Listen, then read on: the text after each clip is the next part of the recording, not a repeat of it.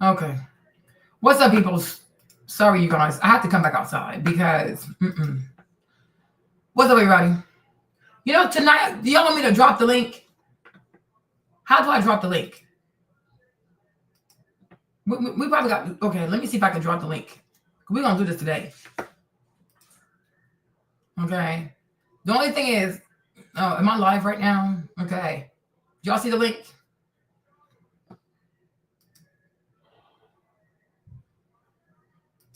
How can I? No. You guys here? Do you see this live? Do you see me? Okay. 2 people. All right. What's up, y'all? Hopefully you see me. Oh, I'm so tired. 1 person, 2 people.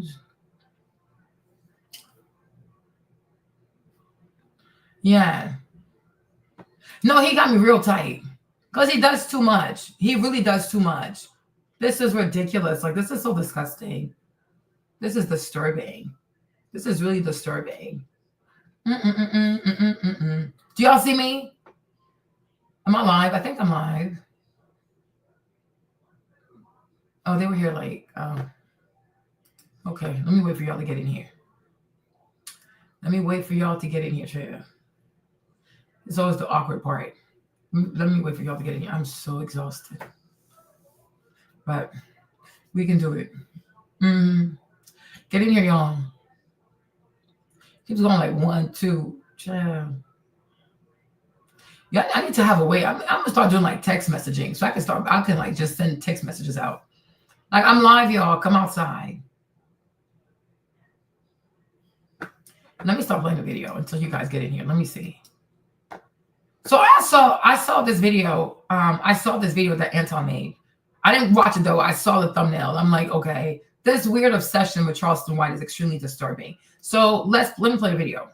Austin Metcalf. You see the boy in Frisco stabbed to death by Carmelo Anthony? Yeah. My heart goes out to the family. They trying to make this a race issue, and this is a right or wrong issue. Okay. So no, real quick, I like where you're going on this, because I'm not even trying to race bait or anything. People are making this about black and white. You see that they're trying to make this kind of like a Trayvon Martin kind of, they're talking about it. But where do you? It is Trayvon Martin. So my thing is, I don't know if you guys have seen me. I'm gonna do the live so that whenever you guys watching the replay, you can keep up with this, right? But this white man is saying, oh, I'm not trying to make this a white or black issue, right? Because they're trying to make it like a black or white issue. But sir, I don't know who this man is. But if this was not a black or white issue, would this white man have Charleston White on his channel, right? Would he have Charleston White on his panel? Would he interview Charleston White? I am very confused. I am seriously confused. Let me show you a video. Or being inappropriate with a woman, but you can go from Kobe Bryant to Mike Tyson to Tupac. Literally have accusations and documentation. Right. So you're saying, and so you just made that statement. This is my persona. I want to be the baddest nigga in America that will be brave enough to come on camera. Where would you find a black man brag about killing white men and raping white women? Where can you find it? I feel like I'm a bad nigga for doing that. Right. And I'm unapologetic about it. Right. But here's one thing. Once I put you on, days later, people were like, why would you do that? This man talked about raping women and this and that. How do you address those comments? I talked about raping and killing white people, white men. I wanted to promote opposite of what's being promoted to us. I actually served time for killing a white person. Y'all, some of y'all hate for me. Some of y'all coming in here, right? I am playing this video of Charleston White. When I tell you that Charleston White is the scum of the earth, this man is utterly disgusting. Charleston White is a grotesque character. Like, he's so disgusting. He is utterly vile. This man is so diabolical, right? Charleston White, I don't know how many times he went to prison, but he definitely went to prison for murder. Okay, now, did he kill one person, multiple people? I don't even know. This man has gone to prison for having murdered one or multiple people. And he went to jail on multiple occasions. He went to prison on multiple occasions. Me, the way I became aware of Charleston White is that he was going around from YouTube panel to Instagram, whoever wants to hear him, right? And talk about how black people should be offing white people and how black people should be raping white women. Do you like this is utterly disgusting. This is so disgusting, right? He was going from panel to panel to panel, saying that we should, as Black people, we should just go out there and find white people to kill, and we should go and Black men should go and find white women to sexually assault. So now I'm really confused. Why is it that in order to have this, like, to galvanize Black people to see Carmelo in a negative light, that this white man decides to have a piece of crap like Charleston White on his show? But then you're going to tell us that, oh, this is not a race thing. It's not a race issue. If it's not a race thing, it's not a race issue. You couldn't find a Black person of a higher moral character with no record, with proper credentials to come and talk about this, right? You went and picked Charleston White.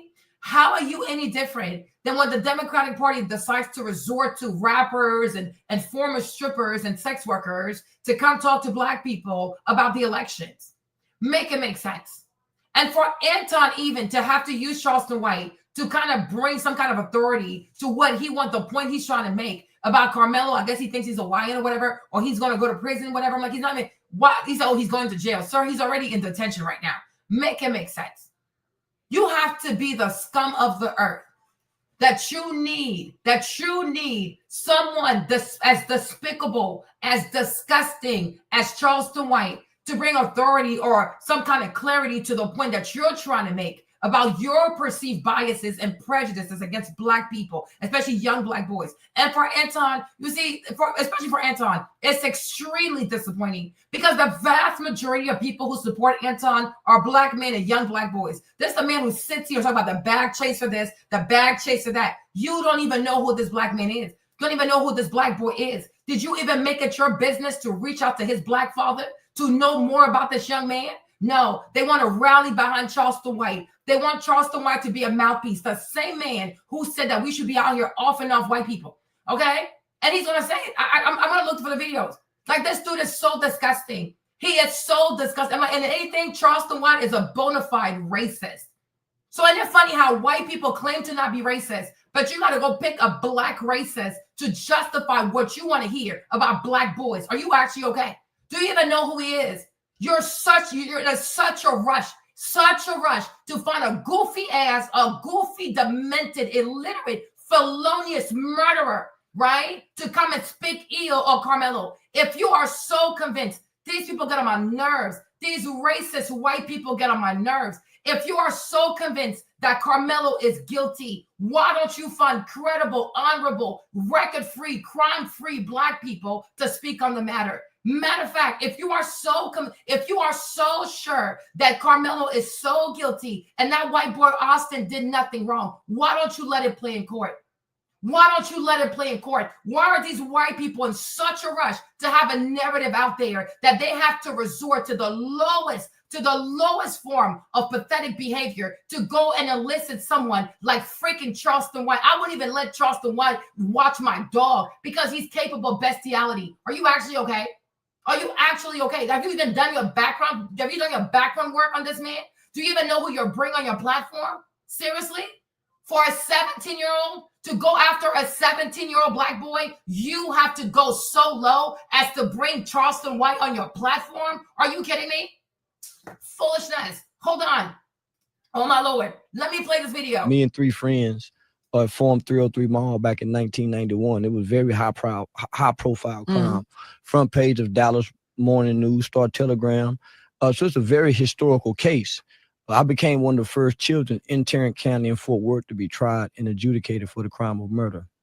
We were charged with capital murder for stealing jackets, stealing starter coats. So I actually committed that crime. Have I ever killed somebody? No. Have I ever raped somebody? No. But this is what I wanted to show the hypocrisy. There's really documentation of me serving time, of killing somebody. Right. There's no documentation, there's no accusation or anything of me ever raping or being inappropriate with a woman. But you can go from Kobe Bryant to Mike Tyson to Tupac, literally have accusations and documentation. Right. So you're saying, and so you just made that statement. This is my persona. I want to be the baddest nigga in America that will be brave enough to come on camera. Where would you find a Black man brag about killing white men and raping white women? Where can you find it? I feel like I'm a bad nigga for doing that. Right. And I'm unapologetic about it. Right. But here's one thing. Once I put you on, days later, people were like, why would you do that? This man talked about raping women and this and that. How do you address those comments? I talked about raping and killing white people, white men. I wanted to promote opposite of what's being promoted to us. I actually served time for killing a white person. Me and 3 friends formed 303 Mall back in 1991. It was very high profile crime. Front page of Dallas Morning News, Star Telegram. So it's a very historical case. I became one of the first children in Tarrant County and Fort Worth to be tried and adjudicated for the crime of murder. We was charged with capital murder for stealing jackets, stealing starter coats. So I actually committed that crime. Have I ever killed somebody? No. Have I ever raped somebody? No. But this is what I wanted to show the hypocrisy. There's really documentation of me serving time, of killing somebody. Right. There's no documentation, there's no accusation or anything of me ever raping or being inappropriate with a woman. But you can go from Kobe Bryant to Mike Tyson to Tupac, literally have accusations and documentation. Right. Yes. I don't often see you upset. Yes. But you were upset over the phone. I just I don't understand how some of these things happen. Yeah. Like, I don't begrudge anybody having an opinion, but when they're that, like, I don't. When This is like this video I'm playing here, right? This video that I'm playing here. This is D.L. Hughley responding to the things that Charleston White was saying, because you guys, he was going around saying that Black people should intentionally off white people. He was going around saying that Black men should go around sexually assaulting white women. This dude is crazy. He is seriously, seriously crazy. So now in an effort to rebrand himself, this is what he's up to. But you need to know who you're dealing with. You need to know who you're dealing with. You need to know who you are dealing with, right? Hold on, because I don't know if Vlad TV, like if he lets you play his stuff. Hold on. somebody talks about fucking a baby Yeah, and raping women yeah, because they have a beef with somebody. yeah. So maybe I'm gonna stop it there, right? Because I don't know about Vlad TV, but you can watch the stuff for yourself, right? Now let me go back to let me play this video again, right? Let's start over. This is Anton's video where he says Carmelo Anthony is going to jail. Let's play this video. Austin Metcalf, you see the boy in Frisco stabbed to death by Carmelo Anthony? Yeah, my heart goes out to the family. They trying to make this a race issue, and this is a right or wrong issue. Okay. So no, real quick, I like where you're going on this, because I'm not even trying to race bait or anything. People are making this about black and white. You see that they're trying to make this kind of like a Trayvon Martin. See, after what you've heard, I'm like, you gotta do your own research, because I'm doing this in a rush, right? You have to do your own research to hear the things that Charleston White has said. Now, if this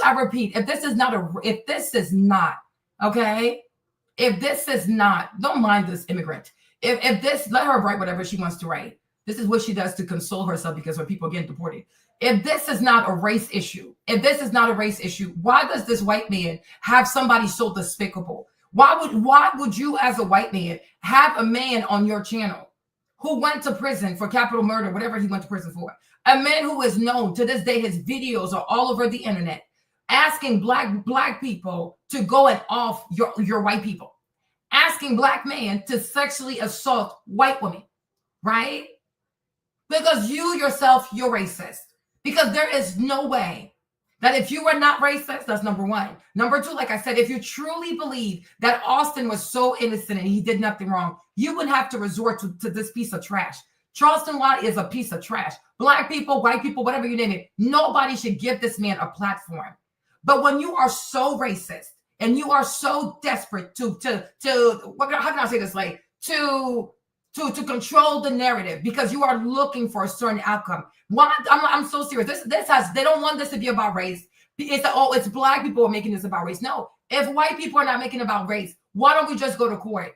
Why are these white people who are so convinced that this white boy Austin did nothing wrong? Why are they in such a rush to have this case tried in the court of public opinion when nobody has all the facts? Nobody has all the facts. If this young white man did nothing wrong, if Carmelo Anthony is fully to blame for this, right? And it was not an act of self-defense, and he intentionally meant to murder this boy, why don't these white people wait to go to court? I am so confused. If everything is on their side, If it's not a race issue, if they're so sure that this white boy did nothing wrong, Carmelo did everything wrong, Carmelo is the YN, Carmelo is the one who was sitting under their tent, no problem, right? Carmelo is so wrong. Then why don't these white people have enough faith in their own court system, the court that they created, the laws that they created, right? And most likely it's going to be a white judge because it's in Frisco, Texas. Most likely it's going to be a white judge. Most likely most of the people in the jury are going to be white people. Why are these people so anxious? Why are these white people so anxious? It is Texas. It is a white state. The governor is white. The majority of the population is white. It is Frisco, Texas. Allegedly, it's a very fancy, bougie place in Texas. So most likely the judge is going to be white. The DA is going to be white. The vast majority of the people in the jury are going to be white. Why do you have anxiety? The victim is also white. So why are you stressed? Why do these people want to try this in the court of public opinion? Why? Why do they want people, oh no, you got to see it this way, you got to see it this way. Are we not going to see it that way also in court? Why don't you wait for people to do their job? What's up, Kirk? What's up, Bailey? What's up, Bailey? What's up? What's up, Yardy? What's up? Right? Why don't you wait for the jury, the white judge, the white DA to do their job? I am so confused. And you telling me it's not about race, but you, a white man, well, you seem like you're a serious white. I mean, you seem like you had a serious job. So you're going to give your platform to a despicable, disgusting, racist POS like Charleston White, a man who's encouraging people to kill your kind. Like you're in such a rush because you heard him say things. Oh, we found a black man who's checking other black people. You're so pathetic. You're just so pathetic. You are so pathetic that you didn't even do your due diligence. This man is a thief. He's a robber. He's a killer for real. This man did hard time in the federal penitentiary. This is a dangerous man you have on your couch. This man goes around saying that we should off white people, that black people should off white people, and that black man should sexually assault white women. Can you imagine? But you're not a racist. Have you done your research on this man? Have you done your research on this man? Can you imagine? Can you imagine? You want people to hate Carmelo so bad that you are willing to sit down with another black racist, because you got to be a white racist. You are willing to sit with a black racist who has built a name on social media telling black people to go murder white people for no reason. Just go kill them. He has built a platform saying two people should abuse babies. People should go and sexually assault. This dude is, you guys, Charleston White is so nasty. He is so vile. He is so cursed. This man is cursed. He is so cursed. He's on social media fighting with children. He's on social media fighting with teenagers. Okay? And let me play the video because some of y'all coming in here. So let me play the video again. Let me play this video because that's the one I could find. So you're saying, and so you just made that statement. This is my persona. I want to be the baddest nigga in America that will be brave enough to come on camera. Where would you find a black man brag about killing white men and raping white women? Where can you find it? I feel like I'm a bad nigga for doing that. Right. And I'm unapologetic about it. Right. But here's one thing. Once I put you on, days later, people were like, why would you do that? You see this? Y'all heard this. You heard this out of his mouth. You can do your own research. I am telling you. Charleston White was going from YouTube platform to TikTok to Instagram with a clarion call to hurt and harm white people. This is utterly disgusting. This is the Charleston White. Everybody in the black community should rebuke someone like Charleston White. He needs to be excommunicated. Okay? That man is a racist. He is disgusting. He's a criminal. He's a crook. There's nothing good about this man. So why are you inviting this man? Of all the black people you could have found to have a conversation about this matter, you went and picked somebody who believes in murdering white people for no reason. Like, if you're black and you see a white person, just go do something to a white person. If you're a black man and you see a white woman, go and do something bad to the white woman. Okay, disprove him how. Nick, what's up? Disprove him how, Nick. Disprove him how. I'm gonna drop the link. Some of y'all can come on. I'm gonna drop the link. This is crazy. You don't have to go find a piece of scum because you need to add authority to what you're saying, because that right there, it takes any credibility away.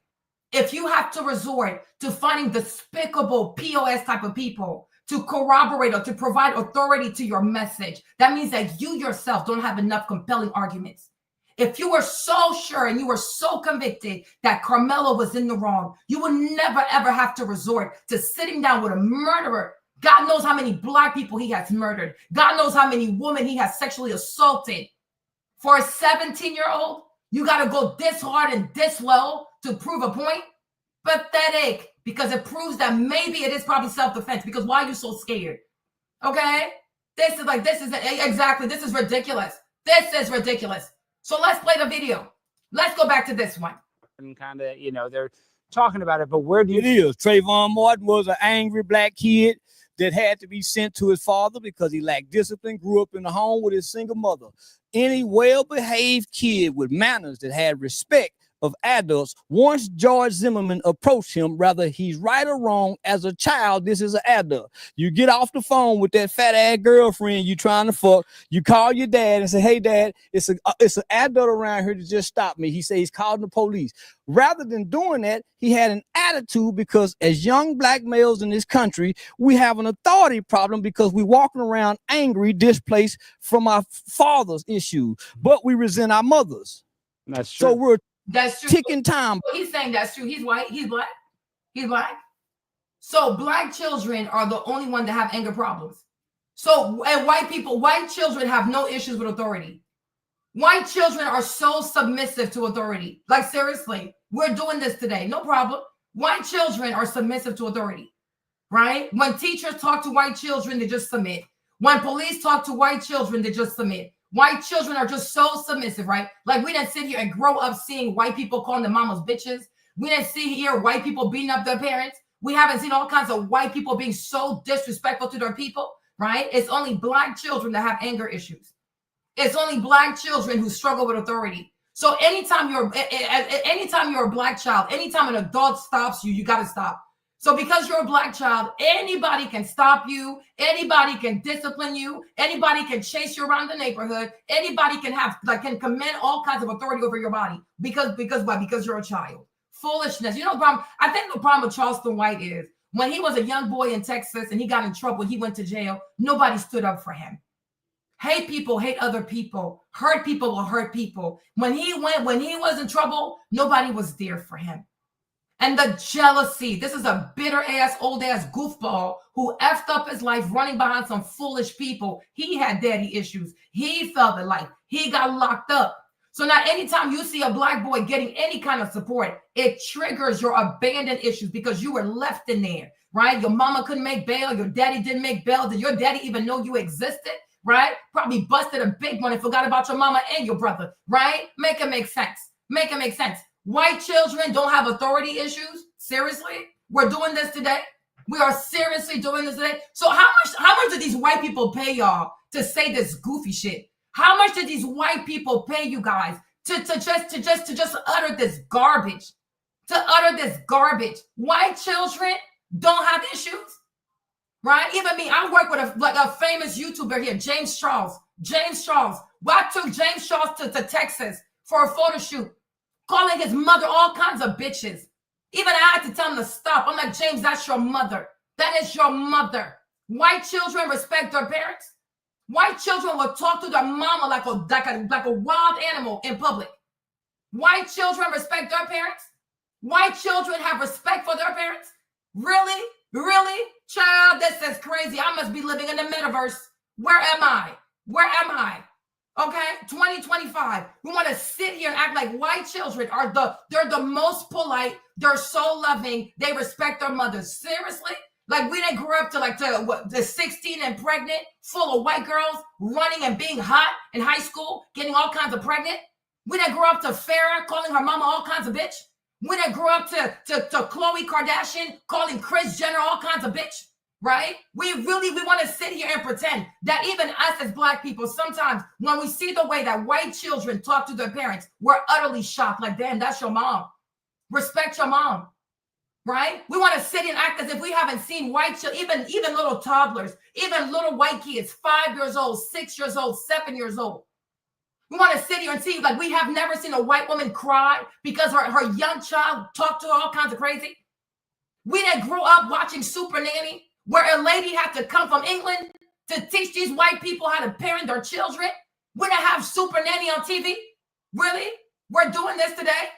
Are we seriously doing this today? We are seriously doing this today? Hold on, wait a minute. This is extremely triggering. Okay? This is extremely okay. So we didn't grow up to this, right? We didn't grow up to Super Nanny. We didn't grow up to this. We didn't have Super Nanny on ABC, where we saw a bunch of white women who couldn't raise their kids, getting beat up by their kids, getting walked over like dogs by their children. Okay? We didn't grow up to Super Nanny. No, they got to stop playing with me. They got to stop playing with me. White children, respectful where? These people are terrorists. They are terrorists. Every school shooting we've had in America was committed by a white boy. Even the young man who tried to kill the president, the young man who tried to kill Donald Trump was a white boy. What are we talking about? What are we talking about? What the heck? What the heck? Okay? That's not a white boy? Huh? Is that his name? Thomas Matthews Crook, whatever his name is? Huh? And this the white boy who tried to kill Donald Trump? And this the white boy who tried to kill Donald Trump? A president. All the way, because these people have no respect. They have no respect for authority. Have you ever seen a black kid try to off a president? Have you ever seen that? Right? We live in constant terror of these white children. In Buffalo, New York, who went there and killed the people? Huh? Foolishness. Yeah? In Buffalo, New York, who went into a Winn-Dixie or whatever it's called, a grocery store? He intentionally went to a predominantly black neighborhood. He goes into a supermarket in a predominantly black neighborhood, and he proceeds to murder all these black people. So he didn't have authority issues? He did not have authority issues? This boy was so well behaved. He was so kind. Was there not a white boy also who went to a black church? Huh? And he shot all the black people in there? Huh? Hold on. Did he not kill a congressman? Hold on. Congressman dead. Hold on. Wait a minute. Right? Isn't this a white boy? This is not a white boy? So this white boy didn't have, so this boy right here. So, okay, hold up. Wait a minute. So this white boy here, he didn't have authority issues? This white boy was so submissive? This white boy had a daddy in his life? He had a mama in his life? Are we really doing this today? I mean, listen. Me, Marlene, I really try to be at peace with white people. But if y'all don't want peace, we don't have to have peace. Because one thing we will not do in 2025 is gaslight people and put everything on the back of black boys. We will not be doing this today. Okay? Because white people have now raised monsters in this country. Jeffrey Dahmer, he was not a white person. Okay? All right? Make it make sense. So this white boy right there, he didn't have authority issues. He intentionally, what's the Dylan Roof? There you go. He intentionally goes into a black church. He intentionally goes into a black church. And the part that is so sick about this, the part that is so sick is that he sat there. He sat there with the people. He sat there with them because they went through Bible study. This black congressman, he murdered this man. He's a senator, right? Yeah. A state senator. He killed a state senator. He intentionally chose a black church. Even in the house of worship. Hold on, wait a minute. Even in the house of worship, black people are not safe. Even in a house of worship, black people are not safe. At the grocery store, black people are not safe. What did these people do to this man? Look at all the people he killed. Look at all the people that he killed. Why do white people have so much hatred for us like this? I don't understand. Right? He murdered all these people because they really thought he was coming in there for Bible study. So they prayed with him, you guys. They prayed with him. They had Bible study. Then once the Bible study was over, he just started shooting. What is this? What is this? Huh? What is this? Are we seriously doing this? Right? Okay. Is this not Luigi Mangione who goes in downtown? He goes downtown New York City and he murdered a CEO at cold blood in front of his hotel room. Like this boy, he's a valedictorian. His parents have so much money. He went to a private school in Baltimore. Tuition's like $50,000 a year. Was he not valedictorian? Did he not have two parents in his life? How can you walk downtown and track a man and then murder the man in cold blood?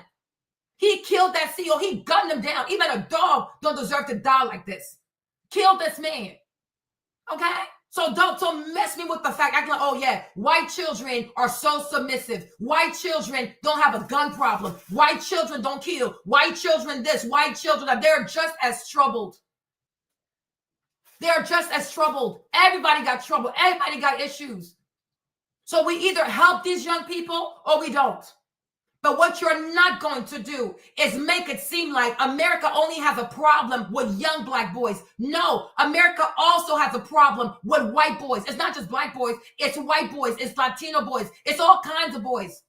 It's enough. Always trying to put all the evil stuff on a black person. Always trying to make the most violent crimes to be born by a black person. Seriously?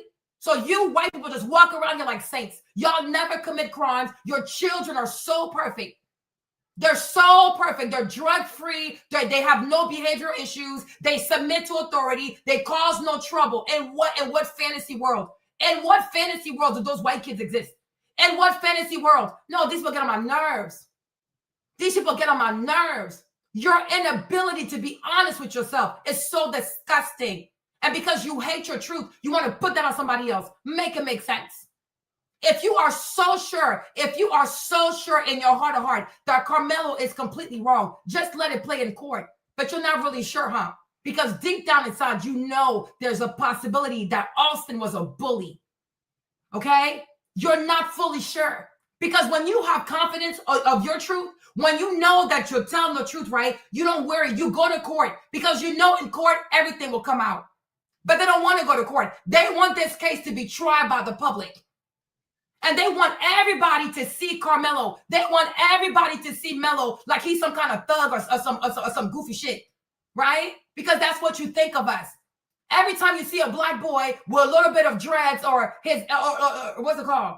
Or what's it called again? Or a little bit of whatever, right? He has to be a thug. He has to be something. No, you will not put this image out there. We will not allow you to put this image out there. We will not allow you to run this narrative of this young black man. It will not happen. He's a high school student. His parents have money. He lives in a big house. He got a Lexus for his birthday. He got a Wrangler for his other birthday. You will not smear this young man. You will not destroy this young man because you hate us so much. You white people, you are so afraid of Obama 2.0.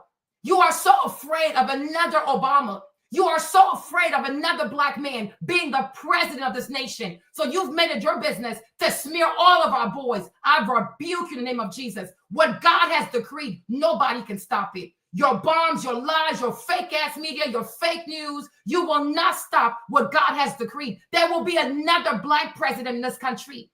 You will not get the whole world to believe that black boys in this country are up to nothing and they have no purpose. They have a purpose. The same way you fight for your goofy ass white boys, we're going to fight for our sons. We're going to fight for our nephews. You're so triggered because you see people raising money for him, because you understand the game. For so long, you have told black people that the court is so fair. The court is fair. The law is fair. But you know damn well that the court ain't blind. It sees. And one thing it sees skin color and it sees the green of the dollar bill, right? Because you know what money a person can get the best attorney that come around. This young black man, not only is he going to make bail, he will have the best criminal attorney that money can buy. And if the money runs out, the vast majority of black people who are criminal attorneys, we will stand up behind this boy. He will have lawyers for days. He will have lawyers for days. Black people, your days are over. Your days of hegemony, your days of whatever. Today, there are a bunch of black lawyers, you know? Bunch of racist people. Once upon a time in this country, to be a lawyer, all you had to do was go to law school. But once you realize the genius of black children, once you realize the genius of black scholars, once you realize that your law schools were starting to get full of black children, you start to say, oh, now we got to take a test. Now you got to pass the bar because you thought we couldn't make it. And we did, per usual. Just like with slavery, you thought we couldn't survive, but we did, and we multiplied. And you can't stand to see us. Huh? How somebody that you brought people here to suffer, to serve you, and guess what? They didn't die. Right? And just like you, we all have a citizenship. We are all U.S. citizen, and you hate that, right? Big bank take low bank, right? If you are so sure that Austin did nothing wrong, then chill. You ain't got to worry. We should be the one going from platform to platform telling people, oh my gosh, feel sorry for Carmelo, right? The young man, if you're so sure that Austin did nothing wrong, why are you tripping? Why you have so much anxiety? And I'm telling you this, if you're black, if you are black and you're watching this live today, you need to donate to this young man. It's called Give, Send, Go. You need to donate to his fundraiser. You need to make sure that this young black boy has over $1 million. You need to make sure he has over $1 million. They did it for Zimmerman. They do it all the time. Even for Luigi, they raised the million. They're always raising money for presumed killers. Don't feel no type of way. Think about this boy. See yourself in him. See your sons in him. See your nephews in him. If you are a young black man and you went to prison or you were incarcerated and nobody was there for you, right? Think about what you would have want somebody to do for you. Think about what you would have want somebody to do for you. You understand? And even if you see this video and you happen to be behind bars, if you're a black man and you're currently behind bars, tell your family, don't put money on my books this week, right? Don't put money on my book this week. Send money to Carmelo. Send money to Melo because he needs somebody. Somebody got to stick it to these people. Imagine being so triggered because black people want to make sure that a young black man has access to the best lawyer possible. And then you say you're not racist. And then you say you're not racist. Joe Biden went above and beyond for Hunter Biden, even though he was a criminal. Joe Biden went above and beyond for his son. Of all the things he knows and all the things he forgot, and all of his dementia and his cognitive decline, Joe Biden went above and beyond for his son. Huh? He went above and beyond for his son to make sure his son will never see this. What's it called? Hold on. The pardon, right? Hold on. Wait a minute. Right? Above and beyond. All the crimes that Hunter committed. He never saw a single day in jail. Yet his father wrote the crime bill. And for 2 tablespoons of crack cocaine, 5 grams, it might even be a 1 tablespoon. For 1 tablespoon of crack, his father had no problem locking up black men by the masses. 5 years, 10 years, 20 years, 35, 50 years. Okay? Foolishness. And his son does crack. His son does cocaine. His son takes bribe. Hunter does it all. A cornucopia of effery. Okay? White children. He got a daddy. Why he always breaking the law? Hunter Biden got a daddy. He had a daddy that was a senator. He had a daddy that was vice president. And he had a daddy who became president. And he was still a fuck up. He was still a fuck up. How do you manage to fuck up your life when your father is the president? Explain that to me. Never saw a day in jail. Never saw a damn day in jail because his father went above and beyond. We saw Joe Biden out here saying that he will never give his son a pardon. Did we not? Did we not see Joe Biden say he would not give his son a pardon because he believes in the court, right? But when time came, when push came to shove, he gave the son a pardon. And then he said, oh, because the court is politicized. There you go. There you go. Their sons never go to prison. No matter the indiscretion, no matter the number of murders, their sons never go to prison. And they want us to forsake Carmelo. We will not forsake this boy. Per the Constitution, he has the right to legal representation. He has the right to legal representation. And black people have the right to put their money behind this boy to make sure he has the best legal aid possible. That's it. He has the right to have the best lawyer possible. And if black people want to give that to him, if black people want to gift that to him, what is it to you? What is it to you? Right? If black people want to put money behind this child to make sure he has the best representation possible, what is it to you? Why are you triggered? Especially all these goofy ass black conservative voices. Why are you triggered? Why are you triggered? Y'all believe in free enterprise, the market, the stock market. Well, guess what? In America, money talks. And if you have money, you need to use that to your defense. He is not doing anything. Black people are not giving this young black man access to anything that most white people have not always benefited from. The best damn legal counsel ever. White people always have access to the best lawyers. But because people raise $300,000, they got their pennies in a bunch. For what reason? Because you know damn well the court ain't fair. You know the system is rigged. You understand that. And you know if you get a good lawyer, it's gonna level out the playing field.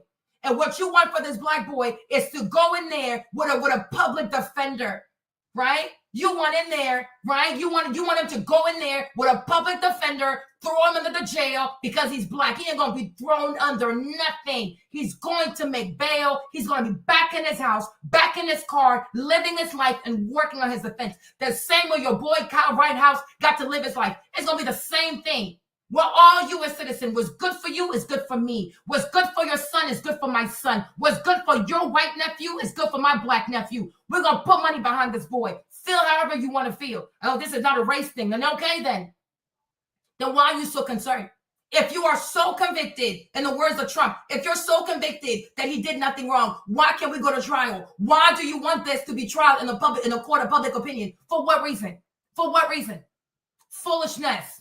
Make it make sense. Anybody who's black, put your money up. This young man, he needs to make bail. He needs to come home. Bomb. And Trayvon Martin could fight. So that's why I say you be careful approaching some of these young kids. What a 13-year-old will kick a 40-year-old's ass. That's true. And that's what happened in that situation. He underestimated this kid and he was looking for trouble. But by law, he was right. And he was judged by his peers. So we can't say nothing once you're judged by your peers. Well, what do you think's going to happen in this Austin Metcalf thing? You think he's Metcalf ass go, well, no, that boy going Carmelo to jail. Anthony's going to go to jail. Carmelo going to jail. Because listen, you cannot bring a weapon to school. Right. So you can't say I was what if he says self-defense? There's no self-defense, because if you are afraid the day before where you have to take a weapon to school, why not notify your parents? Parents, you notify the school teacher. School teacher that's bringing these kids in here and resolve this issue is called conflict resolution. We was taught in homes that has morals and values, you tell the teacher. Somebody fucking with you, you tell the teacher. Let the teachers know, so when y'all have an altercation, you're cleared and you're covered. Documentation beats conversation. So work. Okay, let me stop this idiot here. I'm like, yeah, he's a murderer. I imagine, yeah, he deleted someone during the robbery of a car. This dude is an idiot. So what he's saying is because the boy was afraid the night before. How do you know this? Once again, he's an idiot. This dude is illiterate. He was convicted as a teen. He spent almost 20 years in prison. Like this is just like, I'm telling you, this right here, it's so like, it's just so scandalous. This is reminiscent of the Democratic Party always resorting to bringing these black athletes, black rappers, black whatever to convey a message to black people, because they think we speak this language. I don't speak felonious language. I speak sensible language. You don't know this young man. You didn't even talk to him. You are sitting like the rest of us consuming this from the internet. You don't know this young man. You have no idea to say that he was scared the night before. Scared of what? How do you know that he hasn't had this knife for forever? And people have to understand, Texas culture is not everybody else's culture. Like in Texas, people walk openly with guns on their holster, on their waist, whatever. So you gotta take everything in context, right? This young man also, he has a job. The young man works. He works. So who knows? Hold on, let me show you this, right? Give me a second, right? What's the name? Mello. Mello has a job. Mello works, right? No, not this. Hold on. Hold on.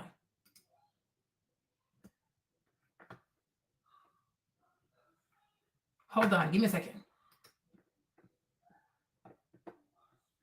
Okay, do y'all see this, right? You see this, right? So he works at the mall. And if you look at his uniform, he works at Foot Locker. Recently, we have seen how these stores are getting robbed. The stores are getting robbed. You don't even know if this boy, the reason why. And first of all, look at his car. So he has this car. He has a red Jeep Wrangler, and the young man also has a Lexus, right? Charleston White, you don't even know this young man. You don't even know what car he drives, because when you were his age, you were rotting in prison, most likely opening your butt cheeks wide enough so you can have enough food from consignment. How do we know you were not selling your butt in prison? Okay? I've heard some things because you do give a little sassy now. Okay, you do give a little sassy, but when you were his age, you were probably in prison, biting your mattress, biting your pillow while getting, from the bum, just so you can get free food from consignment. Okay, because I heard you with somebody's girlfriend in prison. Let's not do this. Let's not do this, okay? This young man, something you will never know, because your father, like I said, he busted a big one. He forgot about you and your mama, okay? This young man, his dad is in his life. Obviously, both mama and daddy, they work, they have money. He has 2 cars. He has this Wrangler and he has a Lexus. He has a Lexus. So imagine a young man, and plus he works at the mall. What if he gets, when the mall closes? The mall closes sometimes at 9 o'clock, 9:30, right? But workers at the mall, they stay late to clean out the stores, to put stuff away. So maybe by the time the store closes at 9 o'clock, the store closes at 9:30, but maybe nephew, he got to get off at 10 o'clock, 10:15. He walked into his car. You just never know. You just never know. There's a lot of violence in Texas. I don't know if you also live in Baton Rouge. There's a lot of crime in Baton Rouge. It could be because of being a young man, the fact that he drives a fancy car, the fact that he's at the mall and he's out here with a Foot Locker jersey. Something could happen in the parking lot. Why do you assume that he was like, the reason why he has a knife is about the track, the little goofy ass track race with a bunch of white kids? What makes you think that? He could have always had a knife. Have you talked to him? No. Just pulling bullshit out of your illiterate child. I don't want to say it. Okay? Them butt cheeks that you sold in prison, that's where you getting your BS from. Like, make it make sense. Right? And also, a lot of these stores, they've been getting robbed lately. You don't know what goes on. From Baltimore to Texas. It's a lot of things in the South, they're not safe. You need to go ask Kevin Gates. Ask Kevin Gates. Ask anybody from Baton Rouge. Baton Rouge today, I think like before New Orleans and after New Orleans, Baton Rouge is like, there's so much crime. There is so much crime. Hold on. Wait a minute. These people just say all kinds of foolishness. Like, what the heck? Okay? Baton Rouge has a problem. Okay? Baton Rouge has a serious problem. Baton Rouge has a serious crime problem. They have a serious crime problem. They really, really do. They truly do. Okay? There is a serious crime problem in Baton Rouge. So you don't even know, because I don't know where he lives. So because he could live in Texas, or he could live in Baton Rouge. What do I know? Right? But my point is, if he lives, sorry you guys, look at this. Look at all these homicides, right? Baton Rouge, I live in Louisiana. Sorry you guys, hold on, wait a minute. Let me stop my screen. Let me restart the screen. Hold on, sorry. All right, no. Which one? Okay, check this out. This is the crime rate in Baton Rouge. I live there. It's really crazy. Hold on, let me stop sharing real quick. Hold on. Let me make sure y'all can see. Can y'all see this? Hold on. Make sure y'all can see this. Can y'all see the graph? Do you see the bar graph right here? Maybe I need to make it bigger. Hold on. Give me a second. This is about too much. Whoa. Okay. Do you see this? Right? Do y'all see this? So Baton Rouge has a serious crime problem. I don't know if he lives in Baton Rouge, or I don't know if he lives in Texas. I don't know. But my thing is, whether it's Baton Rouge or whether it's Texas, because some part of Texas is also not safe, right? We saw them people that they shoot people on the highway. It's all kinds of stuff. But why do you presume that the reason why he had the knife, like the night before, he just went and found the knife and he put that in his book bag so he could take it to the track meet? You're such an idiot. Go back to prison where you belong. Go back to prison. Go find your lover in prison. Go back to prison where you belong. Okay? I don't know. I'm not gonna put money on your books for commissary, but go back to prison where you belong. Go back to prison where you belong. You're just saying all kinds of stupidity, right? You saw this boy pick up a knife the night before because he was scared of a track meet. Why would he be scared of going to a track meet? That makes no sense. Why would he be scared? There are other things he does. And also, like I said, he has luxury cars. The young man has luxury cars. He has this car. Maybe sometime he drives his mama truck, his daddy truck. I don't know. That's a fancy car back there too, huh? You understand? And also, he also has a Lexus. So you just never know. It's in the same Texas that Takeoff was also murdered. So you just never know. You have to protect yourself. He had a knife. He didn't have a gun. But why do you assume that he brought this gun just because he was scared the night before because going to a track meet, saying all kinds of foolishness to placate and appease these white people? How much are they paying you for this? How much are they paying you to be so despicable? How much are they paying you? You make no freaking sense. I even had a friend who called me 2 days ago. She's like, Marlene, I gave my daughter a knife also. She lives in Texas. I have a friend who lives in Texas. She gave her daughter a knife. She's black, daughter black. She gave her daughter a knife because she said her daughter goes to the gym. She goes there really late. So she doesn't want her to not have any kind of weapon on her. So they gave her pepper spray and they gave her a knife. So this is what there's a certain culture in Texas. There's a certain culture in the South. It doesn't mean that, oh my gosh, you brought this here. He's like, oh, and also what he said, like, oh, the school is what? Is knife free. I don't even know what he's talking about. I'm like, what are we talking about? Schools are gun free. Like schools are what? Hold on, let me see. Let me double check.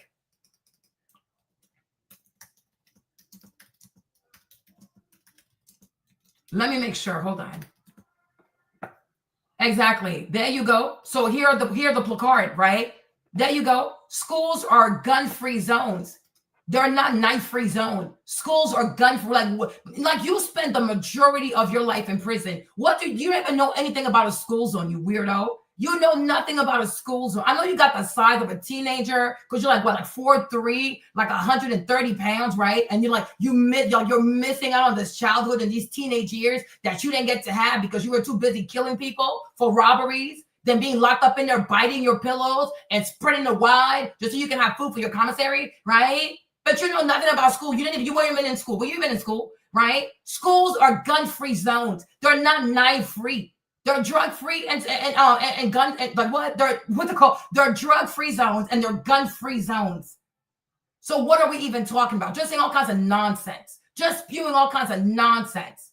Because you're just dying to be validated. Like how much they offer to pay you, like $5,000? Because y'all so damn cheap. You're so broke. You're so desperate. You're so pathetic. You're so hungry, right? You'll never be free. You'll never be free. Okay? Stop saying yourself so cheap. Like, I mean, I know you did in prison, but damn, you're free now, right? Raise the price. But then again, you are a criminal. Once a murderer, always a murderer, right? Killer of your own people, you cane-looking ass. Okay? Make it make sense. Let's go back to this video, y'all. The documentation to say this is self-defense. Charleston be on it. Shout out to my dog. He is on nothing. You are like Anton is so desperate to attract a ratchet crew. He is so desperate for validation. You are so desperate, fam. This is the same man. This is the same Anton. It took him. Are you guys still here? Are you guys here? Can you see me? Can you hear me? Okay. Yeah, they probably do. They probably do. Because he's doing too much. He's doing too damn much. Okay, he's doing too much. This is the same Anton. It took him 12 years to finish community college. Like, make it make sense. Make it make sense. Okay? Make it make sense. Make it make sense. Hold on. This is ridiculous. Hold on, you guys. Foolishness. A bunch of, hold on. I got a video for Anton. Wait a minute. Charleston, I got to get him here for an interview because I got to pick his brain on a lot of things. He is 100%. Imagine a man. This is the same Anton who calls himself a millionaire. This is the same Anton who claims he has so much money. This is the same Anton who claims that he's a bag chaser, that he shows how much money he makes on his Patreon. The man who claims to drive all these fancy cars, but he needs to pick the brains of a murderer. Like this is a lot of people who pay the money to be on this Patreon. I don't know. How do y'all enjoy being scammed like this? Y'all have daddy issues, right? Y'all have daddy issues. This is a man who claims to be a millionaire, the Anton Million Morning Show. I am so rich. I drive all these fancy cars. I show how much I make. One thing, you are what? How many millionaires do you know that sit down with murderers? Like seriously, how many millionaires do you know? How many millionaires do you know that need to pick the brain of a killer? How many millionaires do you know that need to pick the brain of a man who go from platform to platform talking about touching children? Like, you guys, I don't even want to play this because it's not even suitable for YouTube. It's not even suitable for YouTube. The stuff that Charleston White has said, from sexually assaulting babies. He says it's legitimate to sexually assault babies. Charleston White said it was okay to sexually assault women. He even said that it's okay to even sexually assault white women. He said that black people should just walk outside and look for white people to off. Seriously? And this is the kind of man that Anton wants to pick his brain. And these grown-ass men are going to call themselves bag chasers. What kind of honorable businessman will sit with a man like this? You want to pick his brain for what reason? Then he wants to sit here and quote the Bible. This is the same Anton who wants to sit here and quote the Bible, quote scriptures, talk about being married, but he calls his wife a bitch. I wonder why. Look at the company he keeps. When you hang around killers and murderers and felonious sissies from prison, okay, I'm not surprised that your language is like this. Deplorable. Deplorable. There's a man who calls himself a bag chaser. Can you imagine? Can you imagine? What if he was actually chasing grace? What if he was actually chasing integrity? What would it give? Well, I got to pick his brain. You don't know how to pick the brain of somebody of a higher caliber? Like he's a self-hating grifter. When it comes to Anton, I cannot wait for Tariq Nasheed to get your ass. I cannot wait for Tariq Nasheed to come and get your ass. I cannot wait for Tariq Nasheed to come and scoop your ass up. Unbelievable. Unbelievable. I need to pick his brain. Child, there you go. A man who used to walk around Chicago in a wiener. Let me show you something real quick, y'all. Let me show y'all something real quick. Okay? Let me show you something real quick. Okay? This is him. He used to walk out. Sitting on a fucking shelf in Walmart. Exactly. Well, why is this little midget ass sitting on a shelf in Walmart for? What kind of effeminate bitch made ass little pose is this with his hands grasped? What is he doing? Oh, and look, it says 2 for $5. You can get 2 Anton Daniels for just $5. What is that? $5. What the fuck? Whose daddy is this? Did you have Rita take this picture? What is going on? Why, Anton? I have so many questions. Why? What is this? Who said this looked cool? What was the context? What is the was this a thumbnail for a video? No. Are you just showing the white supremacists that your integrity is for sale? Absolutely. I mean, I know they purchased it recently, but goddamn, what is going on? What is this? Mr. Moist Elf on the shelf. Exactly. What is going on? Lord Farquaad vibes. Facts. Yes, Lord Farquaad. Facts. Built like a pregnant roach. Facts. Come on, y'all. Oh, and that's not even a woman. That's a Big Lots, y'all. He ain't even at Wally World. He's sitting up on the shelf at Big Lots, y'all. Yeah, look at this. Damn, and he got a price. It's 2 for $5. Look at this. 2 for $5. A man who want to speak on a 17-year-old. This is a grown-ass man. Anton had to be in his 40s sitting on the Walmart shelf like this. He is sitting on a Walmart shelf, y'all, posing. Like, what is this? This is a man who wants to speak on a 17-year-old. People are bitter as hell because when they were 17, they didn't have none of this. They have none of the support. Hold on, wait a minute. Hold on. This is what he was doing online for 9 years before. It took Anton almost 12 years to hit 100,000 people on YouTube. This man been on the slow track of hype, slow track of success, slow track of weight loss, slow track of intelligence, slow track of degree completion, slow track of accumulating money. He's been on the slow track for everything. Okay? Been born slow, been slow, will continue to be slow. Goofy stuff. His whole life has been delayed. Right? Carmelo is 17. He had a 4.0 GPA. Anton could never. It took Anton 12 years to finish community college. How can it take a grown-ass man 12 years to do 2 years? I see why he feels like he's in good company every time he sits with Charleston White, because they got about the same IQ. They could never. I'm sure Carmelo could even tutor this boy. Make it make sense. What's going on? Make it make sense, right? How can it take somebody 12 years to do 2 years of community college? Make it make sense. Everything he's done in his life, he's always failed. Restaurants failed. YouTube channel, it took him how long? He used to come out with his goofy ass, dirty ass Versace robe, right? Trying to finesse people with them dirty ass Yeezys in the back. He always been a scammer, Tafera. Like he's such a hateful person. Hold up. Let me play this damn video. Just a year ago, he adopted this millionaire mindset and this millionaire lifestyle. Come on. Look at him. Look at this man. What is he about to take a dump? What is he doing? Is he about to take a damn dump? Okay, about to poop your pants? Is he about to poop his pants? He was doing, you guys, his content was so cringe. This guy is such a fraud. His content was so cringe, y'all. He used to walk around Chicago giving white people hugs. He's been dying for white validation. I cannot wait for Tariq Nasheed to come scoop your ass up. They're going to talk about you on Twitter.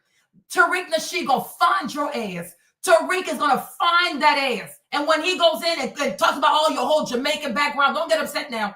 Do not get upset. This is why Tariq Nasheed stays on you people's asses. People think he's mean. No, he's not mean. He sees the BS. The boy is 17 years old. You haven't even heard his side of the story. You're already doing videos saying, oh, he needs to go to jail. He's going to go to jail because you see it makes you money, because that's what white people have an appetite for. Instead of encouraging every bag chaser, instead of encouraging every single bag chaser to help this young man, help this young black man, help this young boy. But y'all the type of black dudes when y'all in prison who take advantage of young black people. Y'all the type of black dudes when you in prison and these young ones come in, instead of mentoring these young ones, being a father figure for these young ones, being a big brother to them, no, you put them in gangs, you have them do all kinds of foolishness. Y'all the black predators that we got to keep our black sons from. Because you people, you have no loyalty to us. You have no loyalty to black children. This is so disgusting. How can any black man in America be against the fact that a young black man is about to hire the best criminal lawyer possible? How can you look at yourself as a black man and not want to do everything in your power for this young black boy to have the best lawyer possible? How many young black boys have been convicted in this country and they never had a fair trial? They never had representation. This is the same country that killed, they put a 14-year-old black boy, huh? Hold on, wait a minute. Huh? This is a country that put they gave the chair. This is the country that gave a chair to a 14-year-old black boy. This is the country that put a 14-year-old black boy on the chair and they killed him. So how can you know, how can anybody know the history of this country? Whether you think he's guilty, whether you think he's innocent, whether you're confused, you don't know. Doesn't matter what you know. If you can help this young man get the best lawyer possible, it doesn't mean you think he's innocent, but you understand that in America, the law, like to have a fair trial, you need money on your side. Why would you not rush? Why would you not encourage everybody who supports you to help this young black boy and say, we got to run the bag? Talking about their bag chaser, your bag depleters, your bag haters, right? This young man out here raising money. They raising money for this young boy. And y'all see the dollar amount and you mad, you big man. Because when you were 17, 16, nobody had your back. Y'all got to stop being bitter. Y'all got to stop being all kinds of, you got to stop being so feminine. You got to stop being, not even feminine. You got to stop being diabolical. Stop being so bitter. Stop being so petty. Stop being so mean. You want God to have favor on you? Do for others as you would have somebody done unto you. It's sad that nobody had your back. I wish I would have known you. I would have put money towards your defense. I promise you. You understand? But we can't do the past. What it is, it is. It already happened. But man, I know there's so many black men who follow Anton who have criminal records. There's so many black men who follow Anton. Your son is right now in juvie. There's so many black men who follow Anton. Your son is probably facing charges. But you go on that goofy ass stream, you write your goofy ass comments, and you entertain the foolishness. Instead of having the heart of a father, instead of having the heart of a brother, you're a black man. Step the F up. And you wonder why nobody respects you out here. You wonder why nobody respects you out here. You're supposed to protect, provide, and nurture. Have you heard his side? Did you talk to him? All you black men who got so much to say. His father is black. He's one of y'all. Why don't y'all call your brother? Say, brother, what happened? Why don't y'all call him? Why don't y'all, like, this is just insanity. Because you want a few views from white people. You want a few super chats from white people. All it takes is a sliver of white validation, and you turn your back on your own people. Make it make sense. Make it make sense. Make it make sense. Foolishness. Utter foolishness. This is utter foolishness. This is such foolishness. Having a lawyer does not mean that you get to just walk off and not have to face consequences. And they ain't got to do nothing with that. Right? Make it make sense. Make it make sense. This is unbelievable. This is seriously unbelievable. Right? This boy, he plays football. He plays football. He runs track. He has a 4.0 GPA. He what's it called? He also works. He has a job. He goes to school. He has a 4.0. He plays football. He runs track. What more? What more does a young black boy have to do for his uncles, his brothers, his big brothers, his cousins to have mercy on his soul? But you're so quick to assume the worst about your own because you think, well, what would you think? Because the way you see yourself, you want to see every black boy the same way. You need to forgive yourself. Forgive yourself and learn to love yourself. Because once you forgive yourself for the foolish stuff you did when you was a teen and you learn to love yourself, it's going to be so much easier for you to love a young black brother. That's your nephew, but that could be your son. That could be your son. That could be your nephew. That could be that. Most likely it's your blood. Make it make sense. Make it make sense. Unbelievable. On this goofy ass stream doing all kinds of foolishness. Hold on, wait a minute. Let's go back over here, y'all. I got time for this. What he was doing. Well, what is this, Anton? Why are you? Are you showing the white supremacists that you can be easily buck broken, guys? Guys, I will not shut up. Oh, what he said? No one's even listened to your channel, right? Nobody's listened, but you're here. Nobody's but you're here. And guess what? I'm going to mute you. Hold on. Let me do something real quick. Okay? Ban you from my channel. Go create another account so you can be here. You're banned. You are banned. Nobody listens, but you found me. Pay for his crime. Yeah, right. Yeah, right. It's self-defense. Go move around. Move around. Okay? Yeah. Foolishness. Other he needs to pay for his crime. So does Hunter Biden. Go find Hunter Biden and make him pay for his crime. You go first. Go find Luigi. Go find Luigi Mangiano and make him pay for his crime. Goofy ass white people.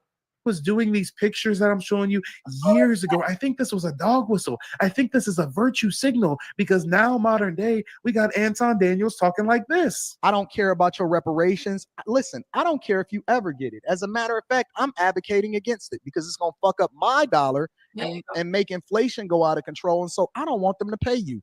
I don't want you to have nothing. Don't give these motherfuckers nothing. As a matter of fact, not only do I not want you to get nothing from reparations, I think that they should tax you for breathing. Oh, wow. Guys, he was virtue signaling for his white supremacists here. He was saying, my integrity is for sale. Look at me bending over for Zaddy. That's why modern day, he's up here talking about we shouldn't get reparations and we should be charged for the air we breathe. Listen to this goddamn tether babble. It's tether babble. Who said you deserved anything? Listen, I hope they don't give you a fucking dime. Now, as a matter of fact, if they create a I'm against reparations committee, I'm gonna be. Oh, if they create a I'm against reparations party, he's gonna be on. Guys, this man was walking around in fucking hot dog costumes. This man was walking around in hot dog costumes, vlogging on YouTube for 9 years unsuccessfully. You probably never thought you'd see Anton Daniels as a hot dog, did you? Yeah. You're probably wondering, what is the context around this, Mike? Why the fuck is this man dressed like a hot dog right now at the baseball park? Y'all, let me show you. We gonna get in. Hold on, look at this. Millionaire masturbate. Look at his house. Maybe 4. Hold on. Don't fall on the floor. No, hold on. Look at this, y'all. It's definitely lights on everywhere. Floors, the wood floors is warped. It's kind of nice. I'm just wondering, are you supposed to be a millionaire right there, Anton? Because those aren't millionaire activities. You weren't riding a Ducati or nothing. I mean, your apartment bedroom looks average as hell. In this video clip, Anton is going to give you a tour of the millionaire master bedroom. This is the millionaire master. Match the Look at this. Purple shirt, blue pants. Look at this. Standard attire. Look at this. Nothing out of the ordinary. Just a couple of the things that I carry with me. I keep 2 cell phones. I run 4 numbers in between it. A little bit of cash or whatever. About 2,000 on me. I don't usually take this. And so he has no nerve calling anybody dusty. Exactly. Bragging about his money. Exactly. Because this master suite is looking dusty. Hold on, let me see about his Dusty is as Dusty does. Hold on. Family Dollar sheets. Yeah. This is him hugging white people. Hold on. Buying hugs for $1. Look, he was begging for white hugs. Hold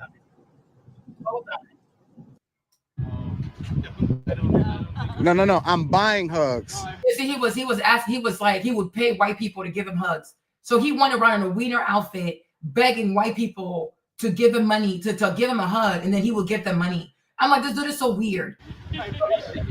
I want to give you $1 for a hug. Is he? Damn, I'm buying hugs for $1. No, I'm good, my guy. I'm good. No, I want to give you money to hug me. No, I'm fine. It's only $1. Give me a hug. No, I'm cool. I'm cool. Anton, this ain't a good. This is what millionaires do. Try to pay people to get hugged. Rita ain't touching you. Rita ain't treating you right. You out here in the streets of Detroit begging, not just begging to have the opportunity to. And then this is his wife. Hold on. Lose his clown ass so sufficiently. What is it like being married to Anton? That's his wife. That's Rita. And he has a tendency of calling Rita all kinds of B words. He calls when he's like, well, he doesn't call her his wife. He said, well, that's my B. That's my bitch. He calls his wife a bitch. He calls his wife a bitch. This is the kind of man they want to follow. He calls his wife a bitch. He's such a hater. He's such a dusty. Hold on. Oh, wow. Times it can be hard and sad and difficult because Anton has a lot of different personalities. Oh, so she's saying he's bipolar? Is she saying he has a multiple personality disorder? She's saying he has multiple personalities and it's hard to deal with him. Hold on. So you have to be a certain type of woman to deal with. Anton is very emotional. He doesn't communicate effectively. I don't think that he has killed anybody before. I think he's capable of it. I've seen him. You see that? She said if he hasn't killed, that's his wife, y'all. That's his wife. She said he's very hard to deal with. And if he hasn't killed anybody before, I believe he is capable of doing it. Listen to her. So his own wife believes that he got murder in him. His own wife believes that he has a murderous spirit. His own wife. Listen, hold on. She gonna say it again. Listen. Owes his clown ass so sufficiently. What is it like being married to Anton? Oh, Jesus. Wow. Times it can be hard and sad and difficult because Anton has a lot of different personalities. And so you have to be a certain type of woman to deal with. Anton is very emotional. He doesn't communicate effectively. I don't think that he has killed anybody before. I think he's capable of it. I've seen him. See, what did she say? Y'all see this? Y'all see this? I don't think he has killed anybody before. I think he's capable. I have seen him. His own wife. That's Rita, right? That's her complexion. That's her face. That's her mole. That's Rita, right? That's Rita. That's his own wife. But he want to talk about somebody. His own wife believes that he has murder in him. Right? Can you imagine? And look at her face. You could tell she's scared. Exactly. You can tell she's scared because of the money that he just started making recently. Right? And that's why he never wants Rita to go outside. Like Rita cannot hang with anybody. Like when what's her name? When Six the Goddess had invited Rita, Big Taylor had invited Rita. He does not allow anybody around Rita because he's hiding stuff. She cannot be around anybody. She cannot hang out with other women. He controls her. And then he calls her my bitch. And he uses the money he has, the little bit he started making money recently because there was a lot of traffic with the election. You know what I'm saying? It was traffic with the election. He uses the money he has to control this lady. Have you ever seen her outside? Do you see her with any other body? Do you see her with any other ladies, any other black women? No. She doesn't talk. He doesn't want anybody to have access to her because she knows a lot. And maybe she has a lot to share. So if she gets too close to another woman, she's going to start saying everything. And that's not good because on social media, he's selling a persona. This millionaire match. What millionaire do you know wants to sit down with a man who committed capital murder? Make it make sense. What millionaire do you know wants the friendships? He's so desperate for Charleston White to like him. Even when there was one point they had an interview, then they fell out. Charleston White was out here cussing him out. I'll play it. Charleston White was out here cussing Anton, dragging Anton. Anton didn't say anything because he wants Charleston White to be his friend so badly. But there's a statement who have no problem calling people hyenas, cussing at people, yelling at people, right? Charleston White insulted him after everything he did for Charleston White. The man started calling him all kinds of names, right? Anton stayed quiet. I don't know what this weird obsession is with Charleston White, but like he wants Charleston White to validate him so much. Like he's so insecure. He's just so insecure. That's why every time he talks, lead attorney rolls his eyes because he knows he's full of it. He knows he's full of it. But you see his wife, she said, I don't think he has killed anybody before. I think he's capable. I have seen him. That's his wife saying this about him. Make it make sense. Angry before. He's just like a totally different person. When he's angry, he blacks out. Oh, she said he blacks out. He blacks out when he gets angry. Hold on. Damn. So you telling me that I went looking on your own channel and I found a video you posted damn near 7 years ago where you sat your wife in front of the camera. Mm-hmm. I guess you thought you sounded hard or something by having her say, oh, I don't know if he's killed anybody, but he's capable of it. He blacks out. You looked like a fucking imbecile. Yep. Your wife exposed your ass and you're the one who sat her down in front of the camera and pushed record. Oh my gosh. Oh my gosh. He don't know how to read the room. But guess what, y'all? I started exposing him for that clip. I started replaying that clip. So he tried to claim that I was violating copyright. But you know what? You know what? He says here that his YouTube video was re-uploaded by me, da-da-da-da-da. Anton, if you so mad, if you so pressed, for one, why did you make that video? Exactly. For two, why did you now delete the video? Oh. Why did you now? The video is video unavailable. This video's been made private. Hold on, ladies and gentlemen. You telling me I only had 200 subs on YouTube? I was only on these YouTube streets for 2 weeks, and I exposed Anton Daniels to the point where he had to come on my show, get exposed face to face, and then I got him deleting his content that he's had on YouTube for several years. Oh my God. Why do I got these motherfuckers deleting content? I got Pearl deleting videos. I got Pocket Watching with JT deleting videos. I got the lead attorney deleting videos. I got these motherfuckers scrubbing through their archives. They playing damage control like a motherfucker. He done deleted the video.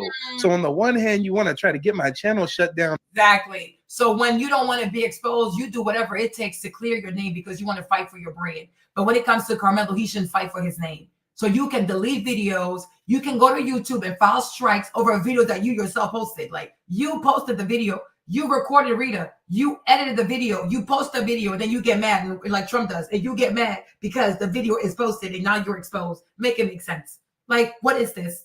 Okay, there were fine people on both sides. Let the video play. Let the video play. What is this? Make it make sense. Foolishness. On overusing the video, but then you delete the video. Ladies and gentlemen, let's effectively. I don't think that he has killed anybody before. I think he's capable of it. I've seen Anton's very emotional. He doesn't communicate effectively. I don't know if he's killed anybody, but I know he's capable of it. You really thought this was a good look, Anton? You really thought that this made you look tough? This made you look like a macho man? Your wife looks scared of you. It can be hard and sad and difficult because Anton has a lot of different personalities, and so you have to be a certain type of woman to deal with. Anton is very emotional. He doesn't communicate effectively. I don't think that he has killed anybody before. I think he's capable of it. I've seen him angry before. He's just like a totally different person. When he's angry, he blacks out. He's like a totally... I'm gonna show you. I'm also gonna show you guys this. I will show you guys his thingy. I'm gonna show you guys his thing. Because there's a video. This guy Mike also made a video where he showed Anton's resume. Right? Look at this. Right? And I'm gonna tell you this. When you have so much to hide, because it's quite plausible. I don't know, but the way Rita talked, it is quite possible that he probably put hands on her before. It is quite plausible. The way he never lets her go outside. She's not allowed to mingle with other women. She's not allowed to be friends with other people. It's very plausible that there has been domestic violence in that relationship. And one thing I will say, because he has never heard the side of Carmelo, everything he's heard is what the media or whatever the social media are saying. We haven't gone to court yet. And I will say this, the boy is 17 years old. And first and foremost, the Bible says, do not bear false witness. How can you speak on the matter when you haven't heard both sides? You only heard one side. You haven't heard the side of Carmelo. So how can you speak on that, right? And how can you even rejoice that he's going to jail when you haven't even heard his voice? That's number one. Number two, the Bible is very clear. Not only does the Bible say, do not bear false witness, but the word of God also says, do not touch my anointed. Carmelo at 14, he saved the life of a 10-year-old. This young man is anointed. And that's why today a bunch of strangers around the world are running to give this young man money that he may not only pay his bond, but he can also acquire the best legal representation possible.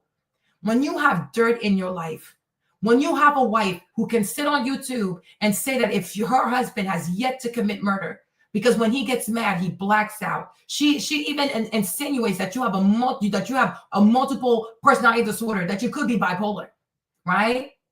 When you get mad, you become different people. She is scared of you. And for your wife to say that, and you claim that you've known her since high school, so who knows you better than Rita?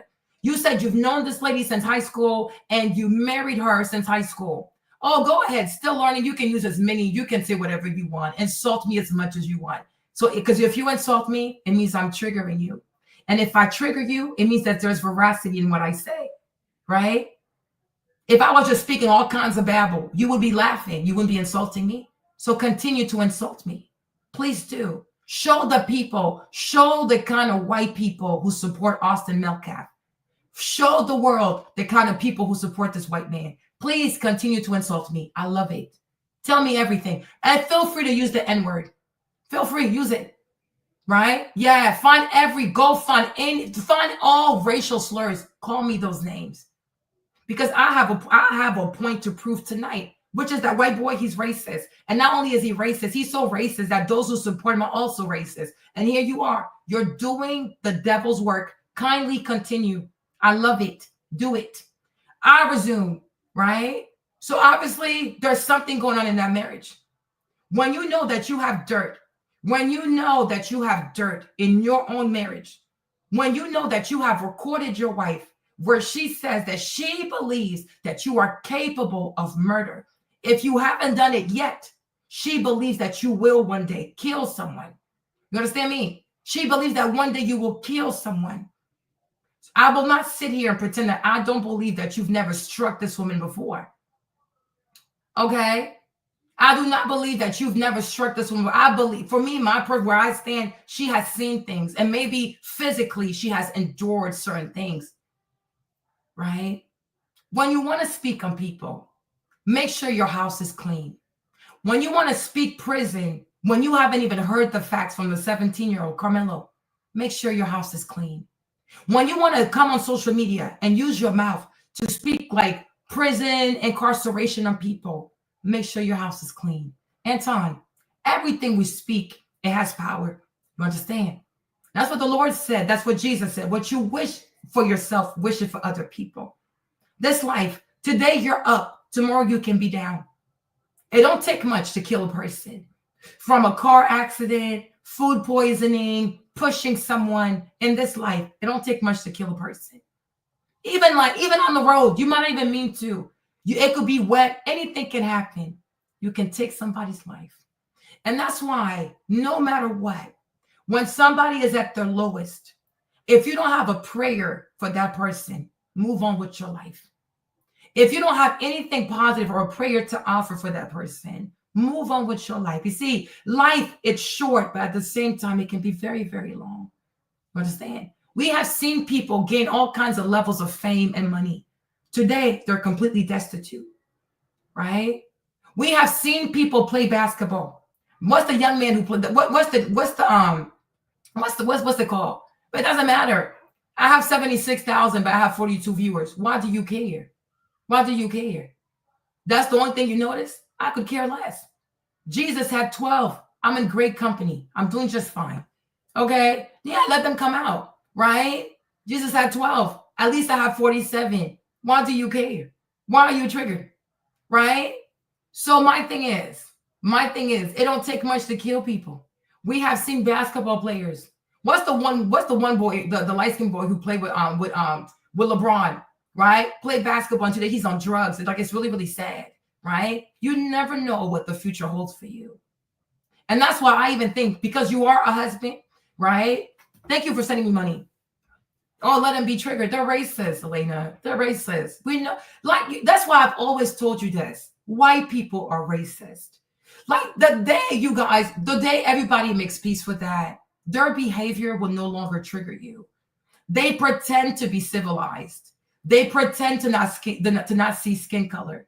They pretend that the justice system is not rigged. They pretend that they're so above. Oh, I'm not racist. I don't see color. I just look at a person's character. One thing. Imagine the people. The case has not even gone to trial. They've already picked a side, right? A case that hasn't even gone to trial.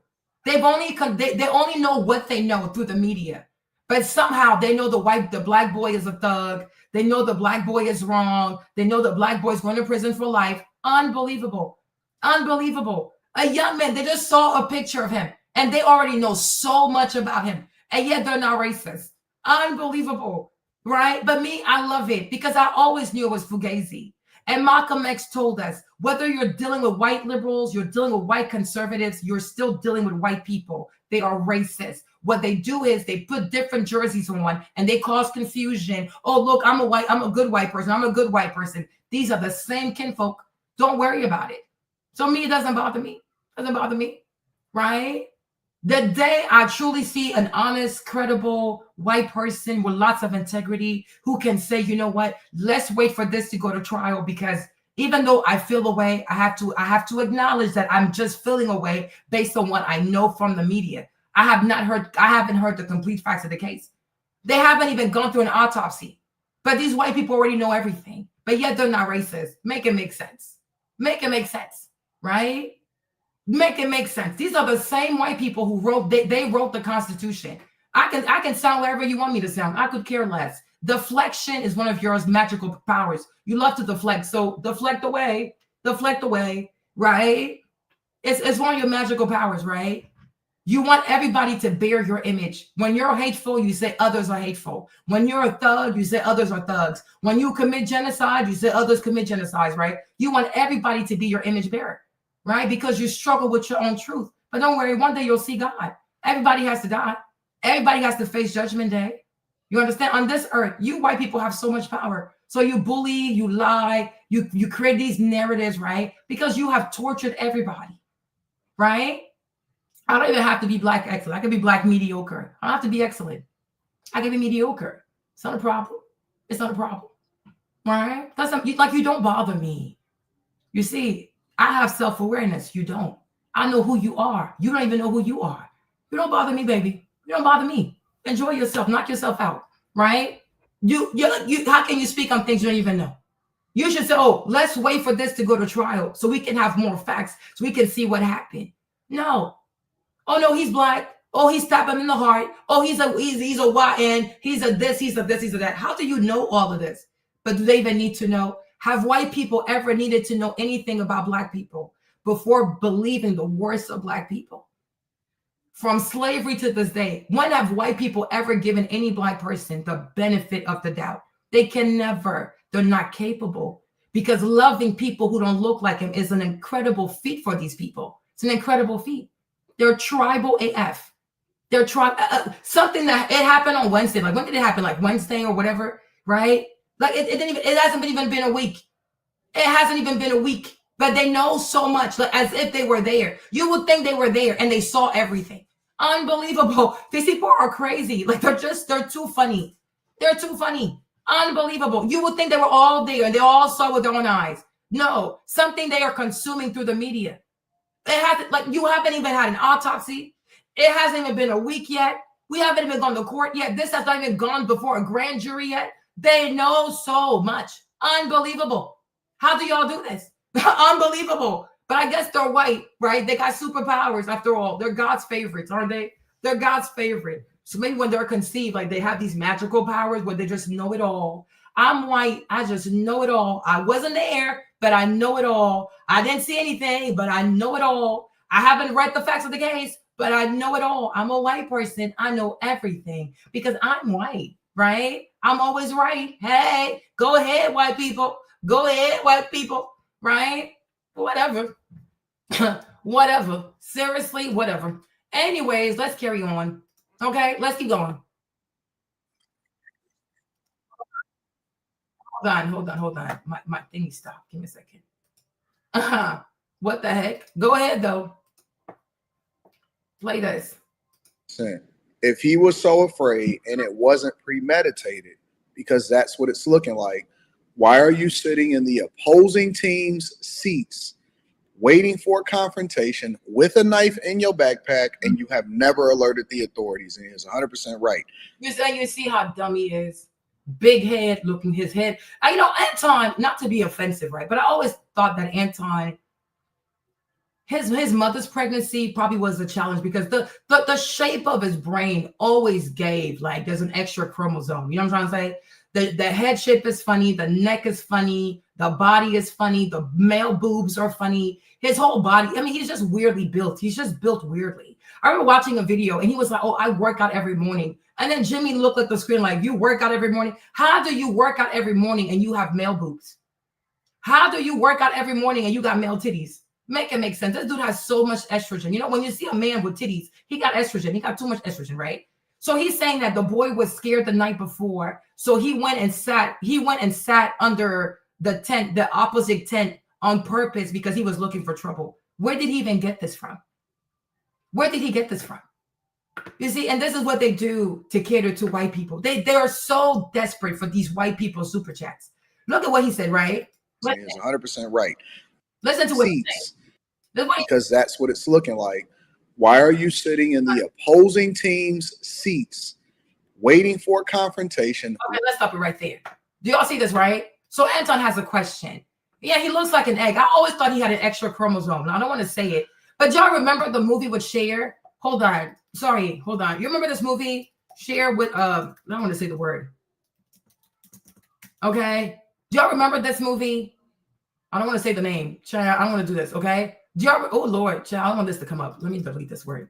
Because I know how to say it. Do you remember this movie? Right? You remember this boy? And like Cher was the mama. Y'all remember this movie? That's Anton to me. Like he always gave like he has an extra chromosome. Y'all see it? You see it? I wish I could do it side by side, but hopefully you can see it. Maybe I'll take a screenshot and I can put it on Canva. Give me a second. Give me a second. Okay, maybe I can take a screenshot. And where is my Canva account? Let me see. Let me go to Canva. Let me go to my Canva real quick. Let me see if I can do it on Canva. Okay, share this tab. Can y'all see this? Okay, let me do it side by side real quick. Because sometimes, let me do this so y'all can see what I'm talking about. Like I was like, every time I look, I'm like, he looks like that little white boy in the Cher movie that had like, you know, a funny shaped head. Come on, pull up. Okay, cool. So where, hold on. Let's stop. Okay, you see this boy right here, right? That's this boy. Where are my uploads? Uploads. Hold on. Because y'all need to see what I'm talking about. Okay, here's Anton. Okay, cool. Do y'all see this? You see what I'm talking about? Do you see it? It always gave an extra chromosome. I don't know. I was like, wow. I wonder if his mama got tested when she was pregnant. Because I'm like, he's like 40 plus, right? I don't know if back then those tests were available. Because sometimes they do test for extra chromosomes, right? But do y'all see this? I don't know. Huh? Do you see this, Elena? You see this, right? Y'all see this? Don't they look alike? Like, isn't like Anton like his black twin? Now I'm like, this head is so funny. I'm like, I remember this like, yes. So you see it, right? You see it. I knew I wasn't crazy. I said, Anton, he like the way he is built, his head, his neck, his weird body, and them boobs he has. I'm like, Did his mama get tested? But then again, it was like what she had him like in the 70s, so I guess it wasn't available, right? But I'm like, it always gave an extra chromosome, right? I don't know what this is, Sha, but it always gave. Yeah, he looks like an egg. Look how he built. Look at his head. Something is off, you guys. Something is off. Don't come for me. I can't help seeing what I see. But I'm like, Anton looks like that boy. He looks like the son in the Cher movie. You know what I'm saying? And I'm like, damn. Okay, so you see it, right, Kevin? There you go. I knew I wasn't crazy. Yeah, he's deformed. He is seriously deformed. That's why he does so much. Like, he needs so much validation. I think he's deformed. I think he has deformities. Because his head is funny. His head is built funny. His head is really, really funny, you know? Not trying to be mean. You know what I'm saying? I'm trying to be mean. But I'm like, damn, why are you built like this? Look at this, y'all. Let me make it bigger. Let me make this bigger. Don't they look alike? They look like twins. Oh my gosh. Oh my Jesus. Oh my Lord. I was like, he looks like that boy in the Cher movie. Unbelievable. I'm like, this is Anton for real. This is Anton for real. Make it make sense. Hold on. You see this? Do y'all see this? Y'all see it better now? Okay. Kevin said, don't drive me in this. Do you see this? Right? You see it? The head, y'all. It's the head for me. It's the head for me. Okay? It's the head for me. But anyways, let me go back to this video quickly. Hold on. Where's ABL? Let's come to this video because Anton has a question, right? Anton is asking a question. We're going to put the question on the floor. He said, why are you sitting on the opposite team's seats waiting for a confrontation? What? Where did you get that from, Anton? Where did you get that from? So let's go to this video. Wait a minute. Let's go to this video. Where's the video again? Okay, we're right here, right? Let's go back. Hold on. Because I have the screenshots. But it's better if the brother says it. No, the media people, right? Let's do it right here. So we can answer Anton's question. Let's go. Arrest report that details the moment officers arrived at the scene. The arresting officer writes when he reported he had an alleged suspect. The officer said Carmelo Anthony said he did it. According to the arrest report, the tragic event began with the suspect sitting under another team's tent as rain fell. Okay. So what's the reason why he was there? What confrontation? No, we're going to play this, right? So Anton said that the young man, this is what Anton said, that he was sitting there. He's saying that Carmelo intentionally went to sit under the opposite teams on their tent, right? Because what's his name? Carmelo was there waiting for confrontation. Because this is what he thinks of Black children. This is so disgusting, right? And I'm like, this information is everywhere. All he had to do was listen to the report. But why would he even bother? Right? Hold on, you guys. Sorry. Give me a second. Right? You understand? The news people are even telling him while he was sitting there. It had nothing to do with a confrontation. Right? He's not sitting there to have a confrontation.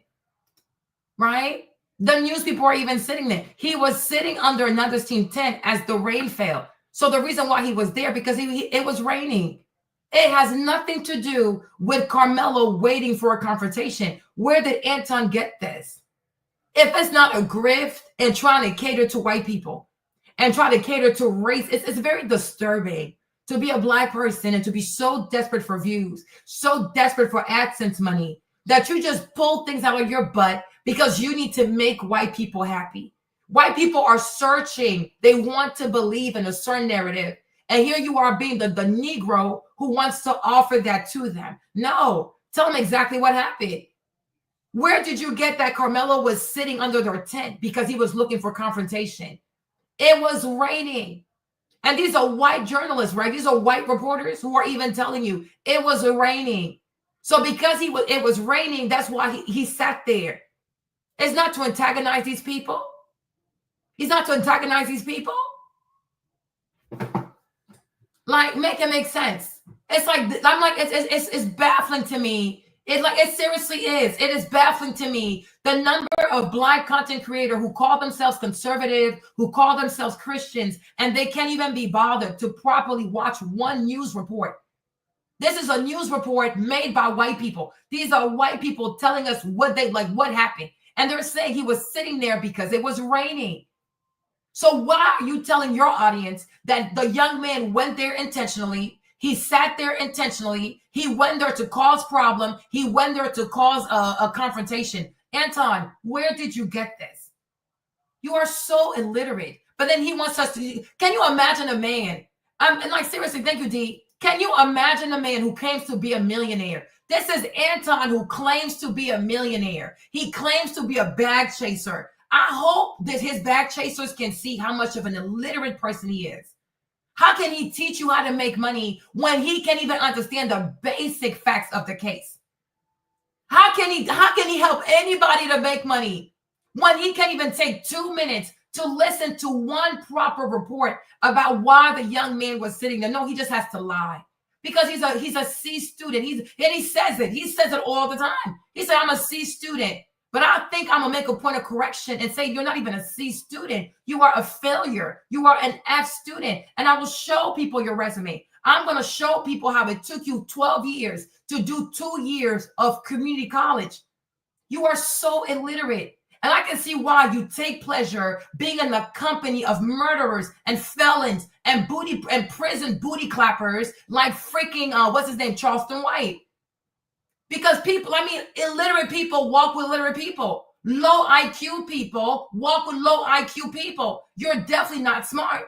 That's why you are so impressed by somebody as despicable and disgusting as Charleston White. What kind of self-respecting man, what kind of Christian, what kind of husband, what kind of man that is a father to a daughter would want to sit next to a man who brags about raping women? This is unbelievable. He goes like, let him do it again. Hold on. You need to see this.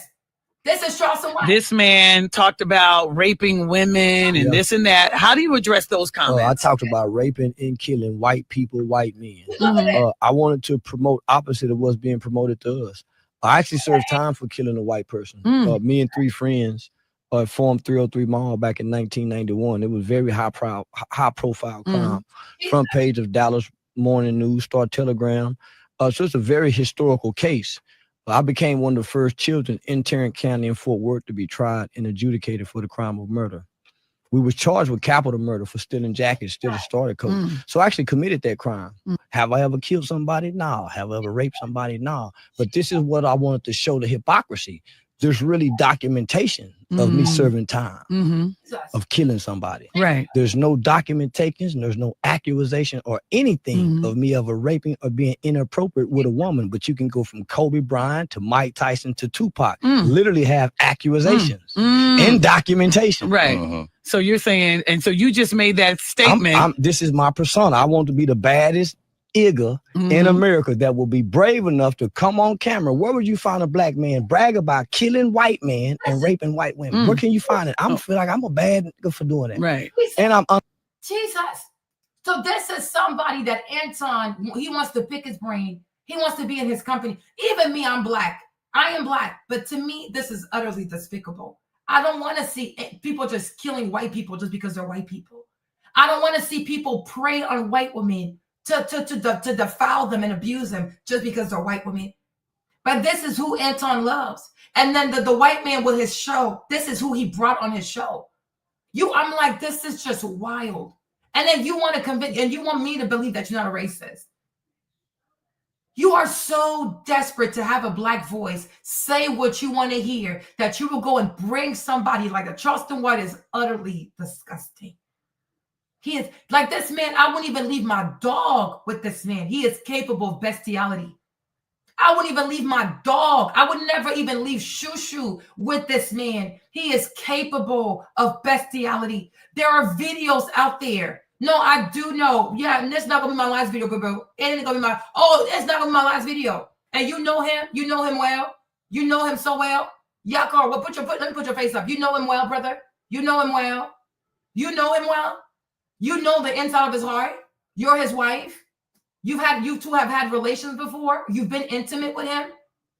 Can you imagine that? You are a grown-ass man and you want to come on a woman's channel and fight for Anton. Anton can fight his own battles, my love. Right? Anton can fight his own battles, boo. Understand me, brother? Right? There's a young black man that is currently detained and he's being accused of murder that is not self-defense. This is what we're focused on. Anton is grown. Anton is an adult. Anton can pull up himself on this live. He has no problem being on all these lives and all these panels with millions of women up until 2 o'clock in the morning. This is a married man. He's on the live with 10 women, 12 women, 3, 4, 5 women at 2 o'clock in the morning, 3 o'clock in the morning. What kind of husband does this? Completely disrespectful. Anton has no problem getting into the ring with women and acting like one. He is more than welcome on this live. You don't have to stand up for him. I promise you, right? Unless you two are intimate. I mean, what is it giving? Right, brother? So please don't. You're new to my channel. You're a black man. I want to love you. I want to respect you. So please, we got to be focused. We truly, truly have to focus over here. Because there is a 17-year-old who's being accused of all kinds of stuff. And we're trying to get to the bottom of this. And we are trying to make sure that this young man has the best representation possible. So either you join me or you don't. But kindly, Anton is grown. Anton is grown.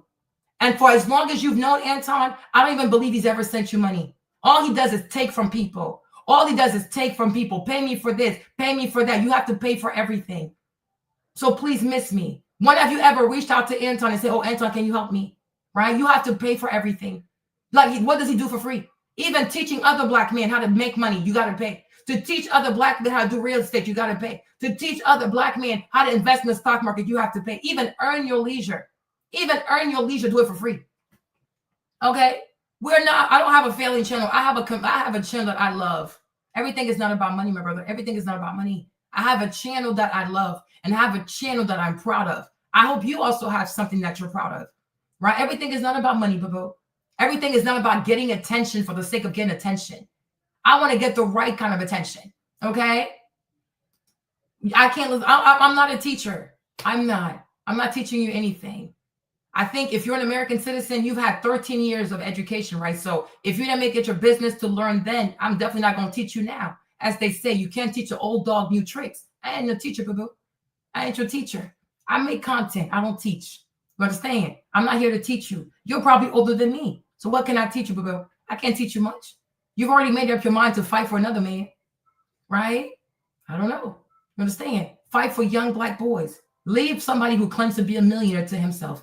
Because if something ever was to happen to you, I doubt that even Anton knows your name. And I doubt that he will care. I don't put it past Anton to call you broke and a dusty and a this. Because that's all he does is insult people all the time.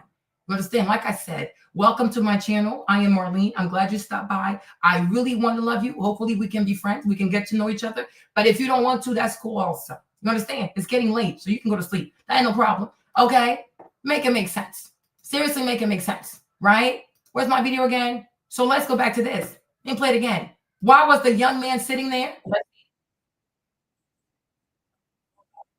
Stop sharing. Hold on. Stop sharing. Give me a second. My stuff keeps dropping. Child. And these are people. And the funny thing about him is that the way he's dressed with the bow tie, like it really does give like Nation of Islam. So I don't know if he's a Muslim or if he dresses like for fun. But when I see a Black man in a bow tie, I'm assuming that maybe he's associated with the Nation of Islam. But obviously not, because with the Nation of Islam, you don't forsake Black boys. You don't forsake Black boys. So maybe this is just the way that he dresses. I don't know. Make it make sense. But anyways, let's watch the video. Carmelo Anthony said he did it. According to the arrest report, the tragic event began with the suspect sitting under another team's tent as rain fell. So it was raining. That's the reason why he was sitting there. So my thing is, a young Black boy can't even seek refuge when it's raining under the tent of white people, because that's a trigger for them. Make it make sense. Like seriously, make it make sense. You don't have to lie. Like, I don't know. Make your money with white people. Find your way to get your cheap reparations from white people. But please do it with integrity. You don't have to lie. You understand? Because tomorrow this could be you. Even Anton, he thinks because he has money, his daughter can get in trouble. Young people do all kinds of stuff. You have no idea. It's only the grace of God.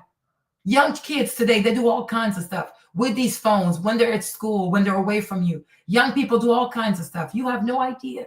So when you're a parent, you also got to have compassion for somebody else's child. You don't have to lie. If you can't be bothered to actually listen to the news and kind of get the facts about, no, I'm not going to brush my nappy hair. I will not brush it. My hair is nappy. I'm Black. I don't have the hair of a dog.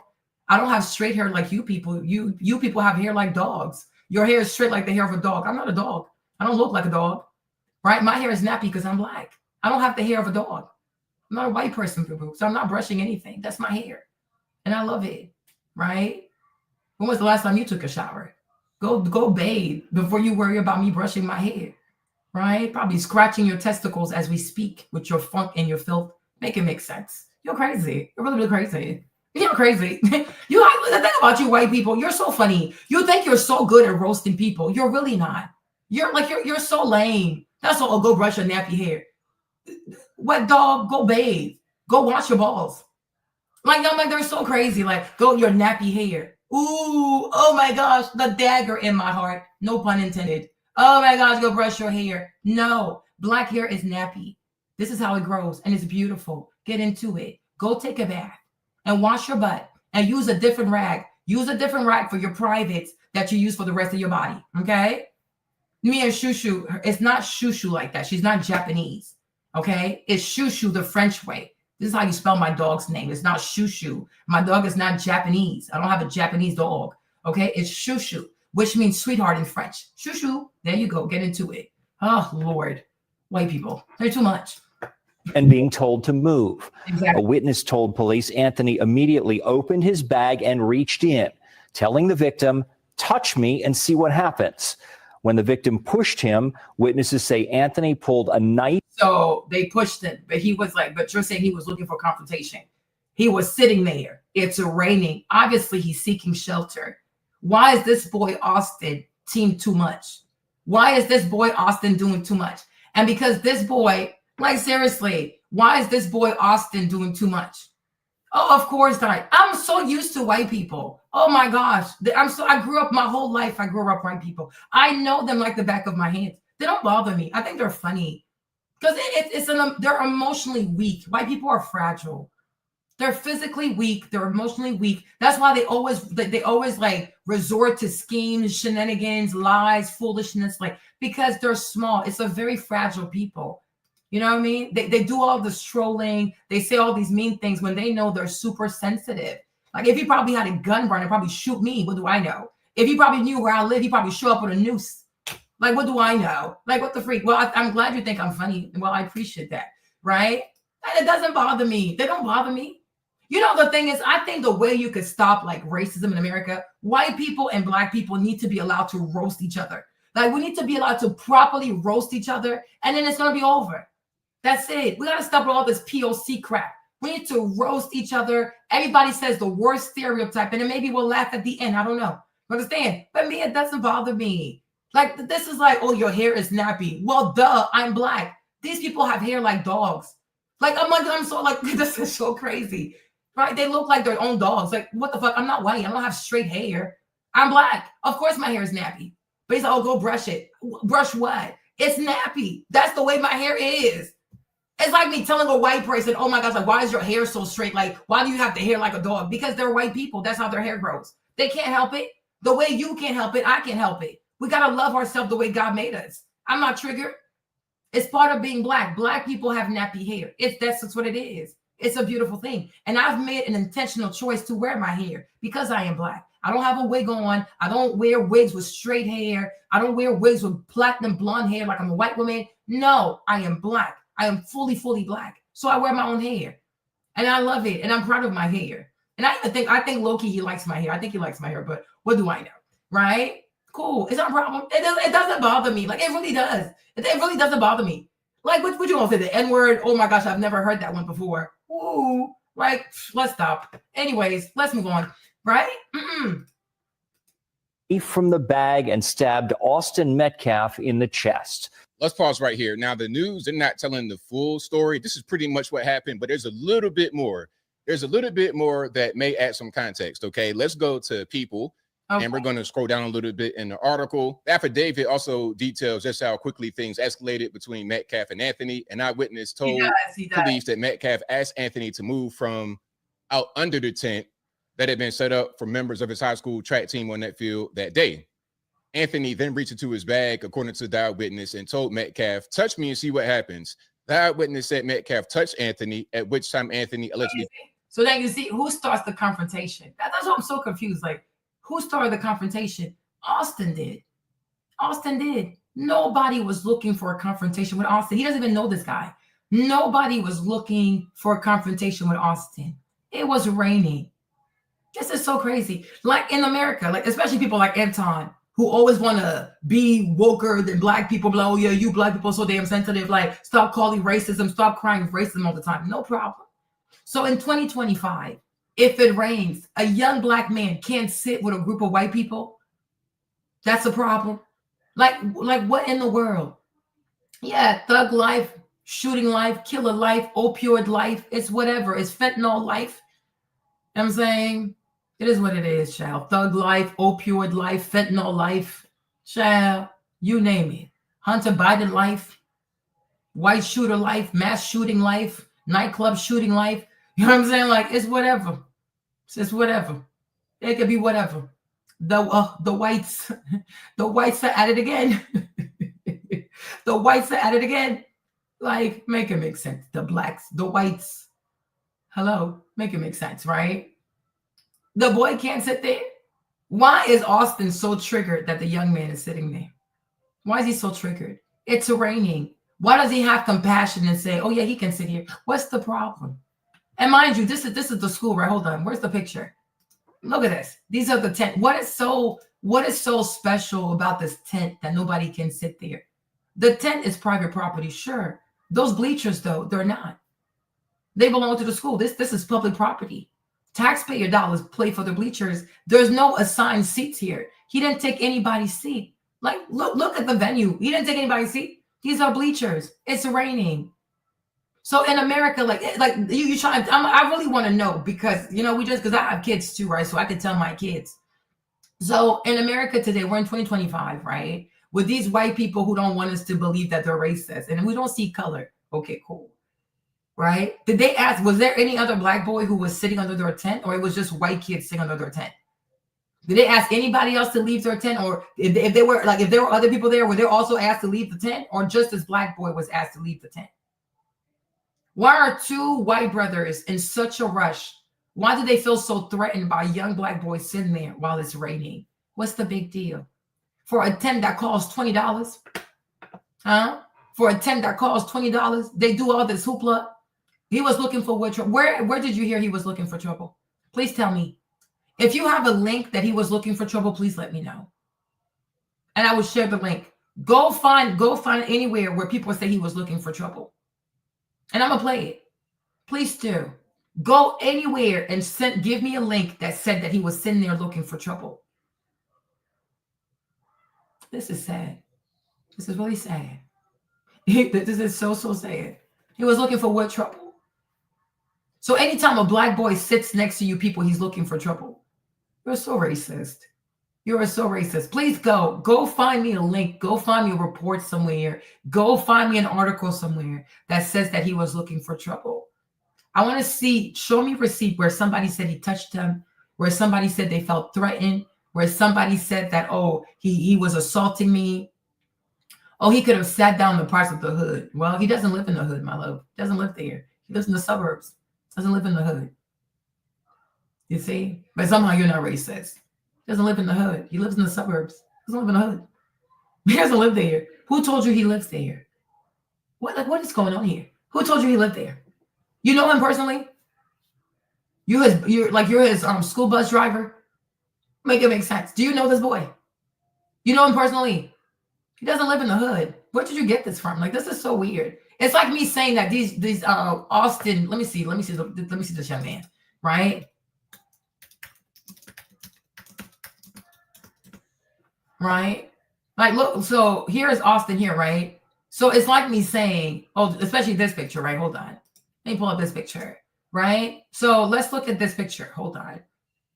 Pull up the picture real quick, Marlene. I'm trying, child. I'm trying, child. I'm trying. Child, this 10 is going to follow me for the rest of my life. Let me see. Where is this picture, child? Hold on. Right? Hold on. I'm trying to get y'all a picture real quick. If I can see the picture. But anyways, you can kind of see it here. So I don't know how to make it bigger. Right? But you can kind of see the house like behind them and stuff like that. Hold on. Let me stop this quickly. Give me a second. Where is this picture though? Where do I see this picture? I'm like looking for this picture. I can't see it. I can't see the picture. Like where? Oh, read more. There you go. Okay, hold on.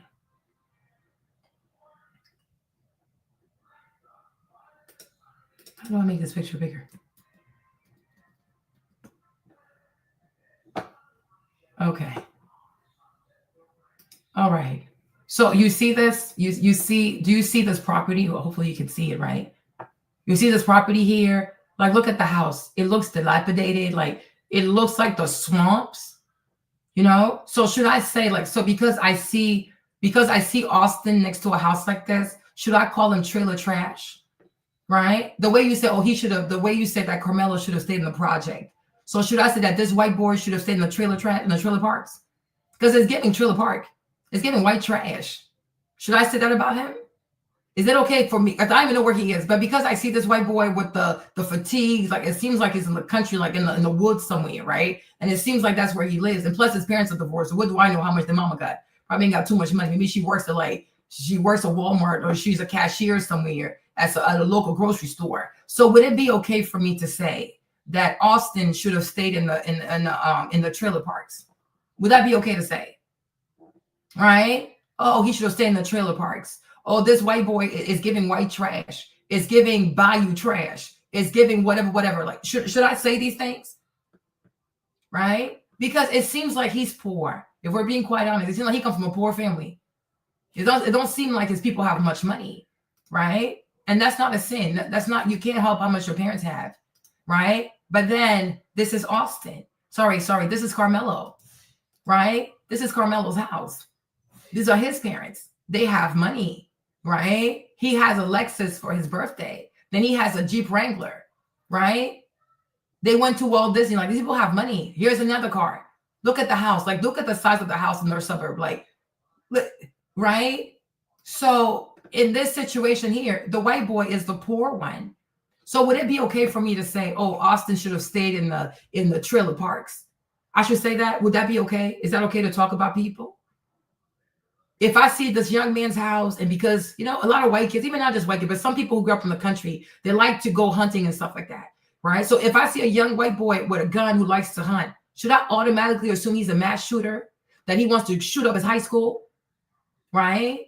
That he has an opioid addiction, that he's on fentanyl? Should I assume that about him? Should I say, oh, the white boy needs to go back to the trailers, or what's it called? How you call it again? How you call those things? The what? The what? Oh, hold on, wait a minute. Here's the picture. So does this make him white trash?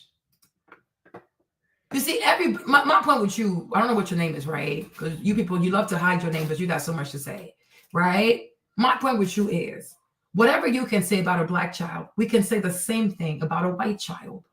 There are poor white children, and there are also poor black children. Children cannot help where they're born.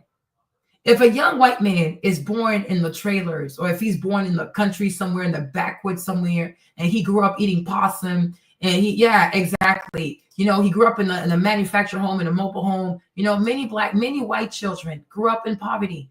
Many white children grew up in filthy homes. Many white children, they grew up to very abusive parents.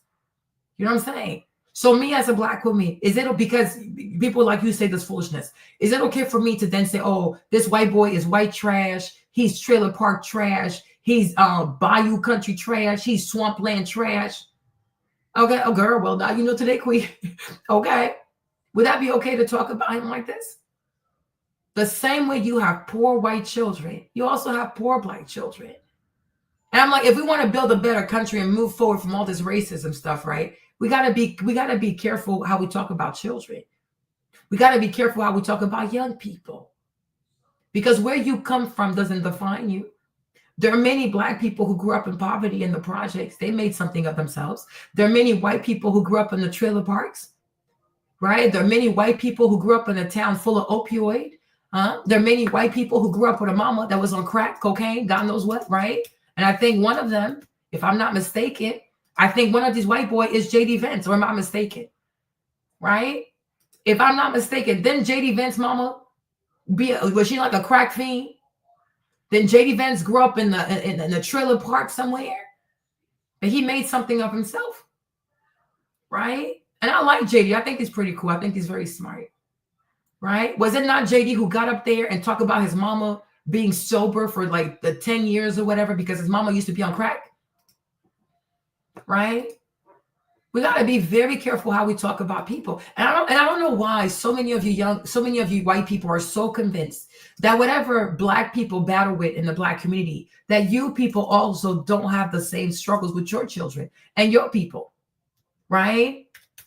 I'm so confused. Make it make sense. Right? We might have the ghettos, but you have the trailers. Right? This is JD, right? Talking about his mother. Is that JD?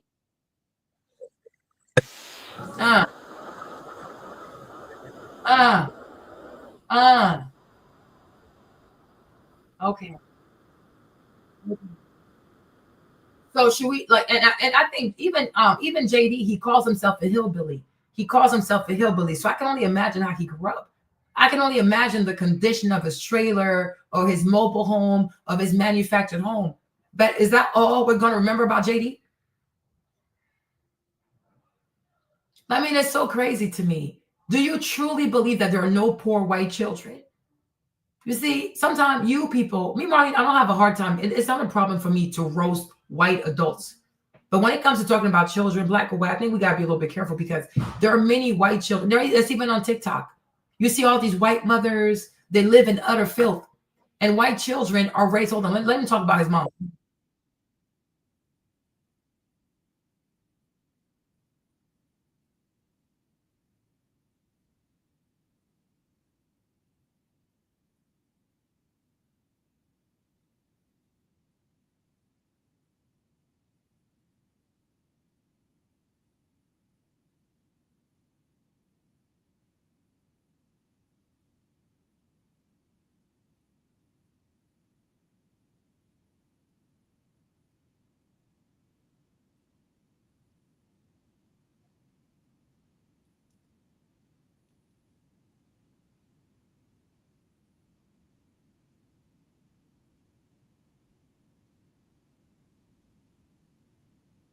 You know, and shout out to him and shout out to his mother. But these are white women who live in filth, right? These are white mothers who live in filth. So these white children are growing up in filth. There's so many white children who go to bed hungry at night. There's so many white children who grew up in what you mean? You don't have, can you hear me? You can't hear me, Kevin? Can you hear me? I'm here. Do you hear me? What you mean no sound? Can you guys hear me or no? Let me make sure you can hear me. Can you hear me? Let me make sure. Oh, there's no sound from JD? Oh, really? You didn't see this one?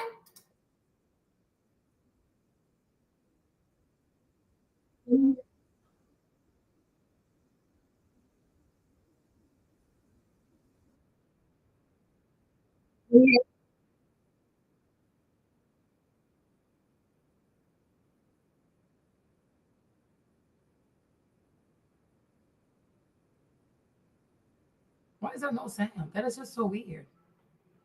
It talks to, hold on. What about this one? What about Hold on. Hold on. Let me see. Let me start over. He talks about his mom's addiction often because his grandmother raised him because his mom was really, really addicted. Hold on. Let me start over. Hold on.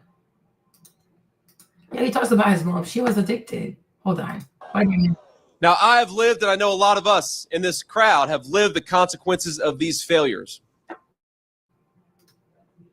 Hold on. Can you hear this? Can you hear him now? Can you hear him now? What about now? Can you hear his voice now? Now you, okay, so it was my stream. Okay, good. Okay. So let's let him talk. And I saw it very personally. My friends, my parents divorced. My family began to struggle. Mm-hmm. My mom, God love her, she found solace in the prescription pain pills that a lot of kids and a lot of adults were getting hooked on. And then eventually she moved on to some harder stuff. Now, I will tell you that I thought I would lose my mom when I was a kid. And I prayed every single day that she would somehow find her way to a second chance. And I'm very proud, my friends, to tell you, not only did my mom find a second chance, but she's here with us today, campaigning with me in the state of Michigan. His mom was doing hard drugs, so his grandmother raised him. Our movement is about single moms like mine who struggled with money and addiction, but never gave up. And I'm proud to say that tonight my mom is here, 10 years clean and sober. I love you, Mom.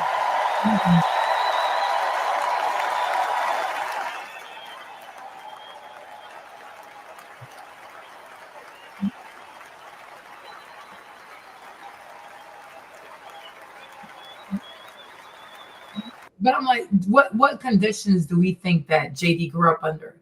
If your mom's on crack cocaine, she's not cleaning, she's not cooking, she's not feeding you. You know, their daddy left just like it was, oh, these black kids don't have a father. JD didn't have a father in his life. His father bailed out on them and he just walked off and he left this woman by herself to raise a kid and she was struggling. So you think she was living in a fancy house? No, trailers, maybe from motel to motel, roaches everywhere. Right? And JD, he calls himself a hillbilly. You know, you have poor white kids, you have poor black children, you have white kids that don't have fathers, you have black kids that don't have fathers. There's nothing that goes on in the black community, good and bad, that doesn't happen to white people also, because people are people. Right? And many people will make the same mistakes. You understand? So I'm like, if I see a picture, sorry. So if I see a picture of Austin like this, should I just say, oh, sorry. If I see a picture, hold on. If I see a picture of Austin, where am I? Hold on. Stop sharing. My thing keeps failing. I don't understand this. This is just so annoying, right? If I see a picture of Austin like this, I should be like, oh, this boy should go back to the swamp. He should go back to the trailers. He should go back to his mobile home. He should go back to, like, what is this? Seriously, what is this? Young people can't help where they live until they're 18 or maybe 22 when they're done with college. They can't help where they live. And maybe I get people are saying that the parents are divorced. So if they're divorced, maybe they live with their mom and that's all she can afford. because maybe she's a cashier somewhere at a grocery store somewhere, and this is all she can afford. So should we clown people like, oh, you from the trailer, you're from a mobile home, you're from a this home? There's nothing unique in the Black community that doesn't happen in the white community. You have rich Black people, you have rich white people, you have uneducated white people, you have uneducated Black people. And whether they be Black or white, uneducated people tend to do the same kind of foolishness. But in this situation, Austin is the one from a poor family. He's the one from a poor family. He's the one who comes from a very dilapidated home, right? He's the one who comes from a broken home. He's the one who has 2 divorced parents. And when his parents got divorced, did Austin ever go to counseling? Because how can somebody sitting under a tent while it's raining trigger you so much? How come nobody is like, I really have questions, right? Because he kind of favors JD a little bit, doesn't he? I think Austin favors JD a little bit, right? But I'm asking an honest question, right? I don't want to see his guns. I don't really care. Right? Hold on. Okay. Here's Austin over here, right? Like people are saying that his parents are divorced. People are saying that his parents are divorced, right? Exactly. But how come nobody's asking when his parents got divorced? I don't know if he lives with dad. I don't know if he lives with mom. I don't know, right? I don't know the custody agreement. But why isn't anybody asking, did Austin and his brother and his twin brother, did they ever receive counseling from their parents' divorce? Why isn't anybody asking if they live with mama? Is daddy even paying child support? Has this man paid child support? We need to check. We need to make sure that Austin's dad is up to date on his child support, because it could also be that he hasn't paid child support. Really, but we don't even know if this man has paid child support, right? Because God forbid we find out that he divorced this lady, left her to raise 2 sons, and he has arrears on his child support. We're gonna find out. And I think like whenever Carmelo gets his lawyers really have to look into that.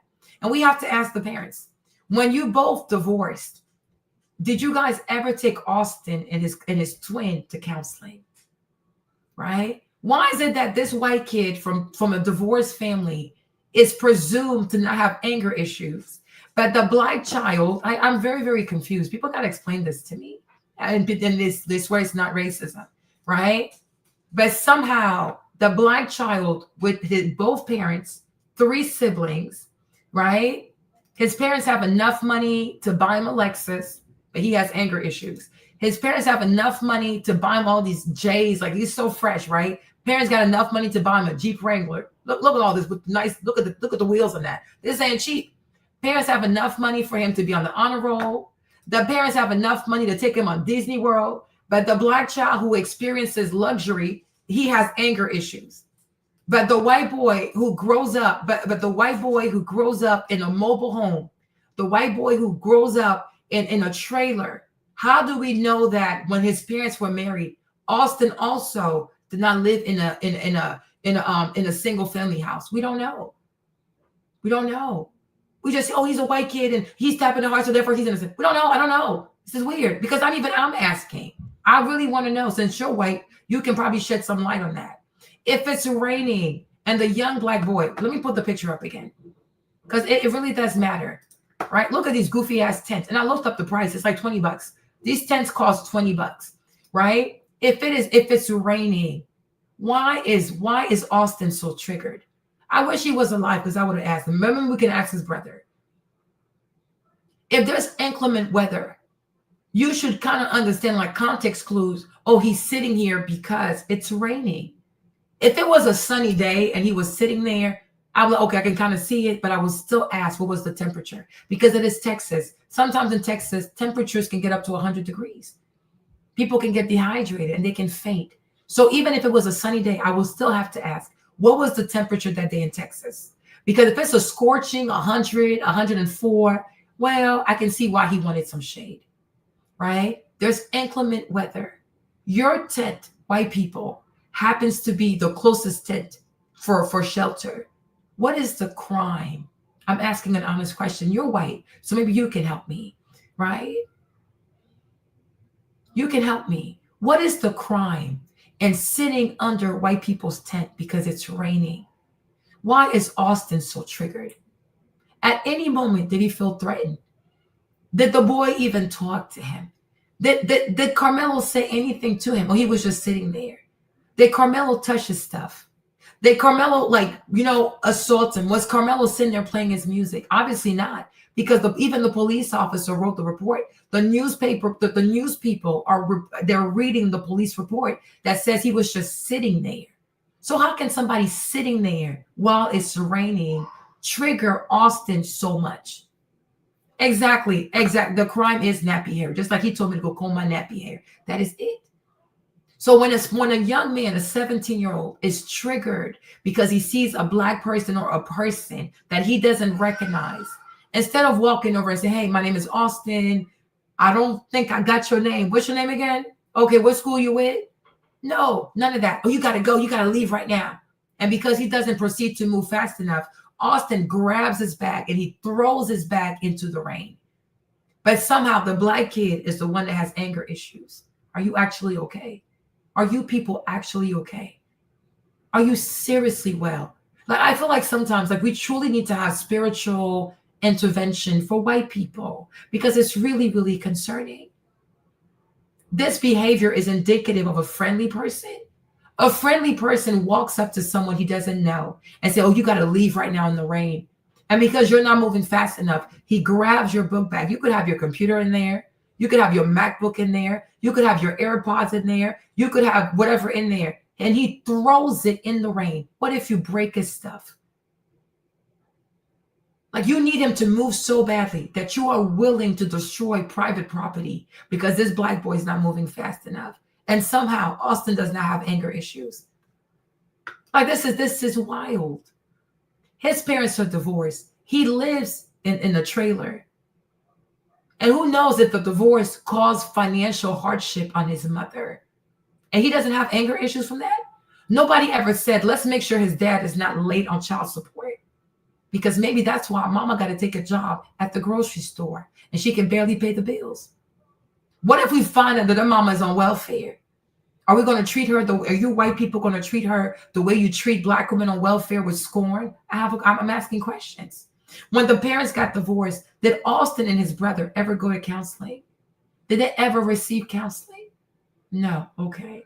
But yet he doesn't have anger issues, right? Because he's white. So white people just know how to self-regulate. White people can cope with the adversities of life and the separation and the rupture of a family better than Black people. I always knew y'all were magical creatures, but to that extent, I had no idea. I truly had no idea. The things you learn every day, unbelievable. In my next life, I kind of feel like I should ask God to make me white, but then I do want to have nappy hair. I do want to come back with nappy hair, so I'm probably not going to make that request. Unbelievable. A Black child who grows up in luxury, he has anger issues. A white boy who grows up in a trailer because his daddy chose to divorce his mama and probably is late on child support. Oh, he doesn't have anger issues, Marlene. He doesn't have any anger issues. He just tells people to leave while it's raining.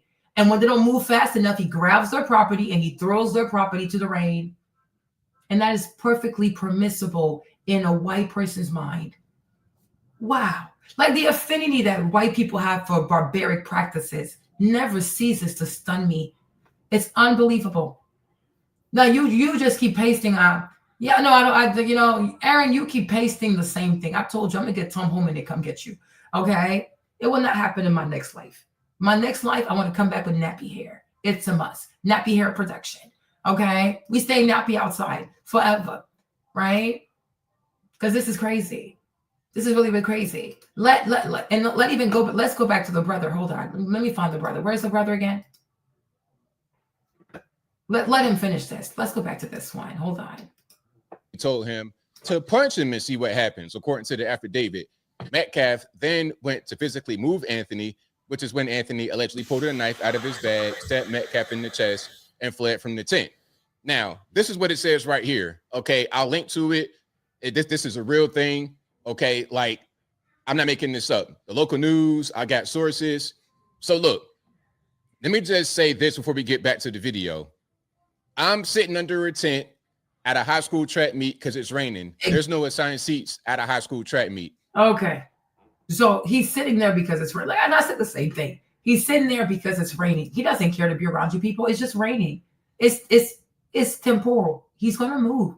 Once the rain dies down, he's going to leave. Why does he have to leave while it's raining? Like, I truly need white people to explain to me Austin's state of mind, because I want to understand that. What does Austin gain by removing this boy right now as it's raining? What does he get out of that? What does that do for him? So the boy didn't touch you. He didn't touch your property. He's not talking to you. Like, this is crazy. He's going to take you where? I don't even know where he's going to take your chair, right?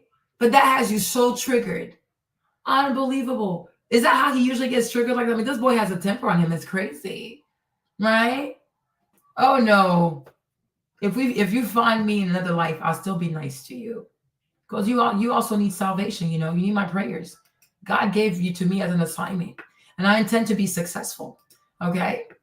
If you come up to me and tell me to move, you're trying to bully me. Exactly. I say, hey, don't touch me. I'm reaching in the bag. Don't touch me. That's a warning right there. You know I got something, and you probably with your brother, your twin brother, and some other guys. I'm not trying to get beat up, jump. Don't touch me. He touches them. That's strike one. Hey, don't do it again. He does it again. Strike two. Now the fight happens.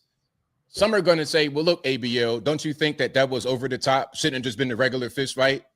Well, we could say that. Sure. We could say it was over the top. Absolutely. But guess what? If you don't touch me, if you respect my wishes to not be touched, then this doesn't happen. As simple as that. It's very simple. And you know what? I've said the same thing before. Matter of fact, we get back to the video in a minute, but remember this from 2023? I posted this September 30th, 2023. There was a YouTuber who got shot in the mall by a guy because the guy did not like the prank that he was trying to do on him. Let's watch this right quick, and then we're going to get back to the news out there in Dallas-Fort Worth.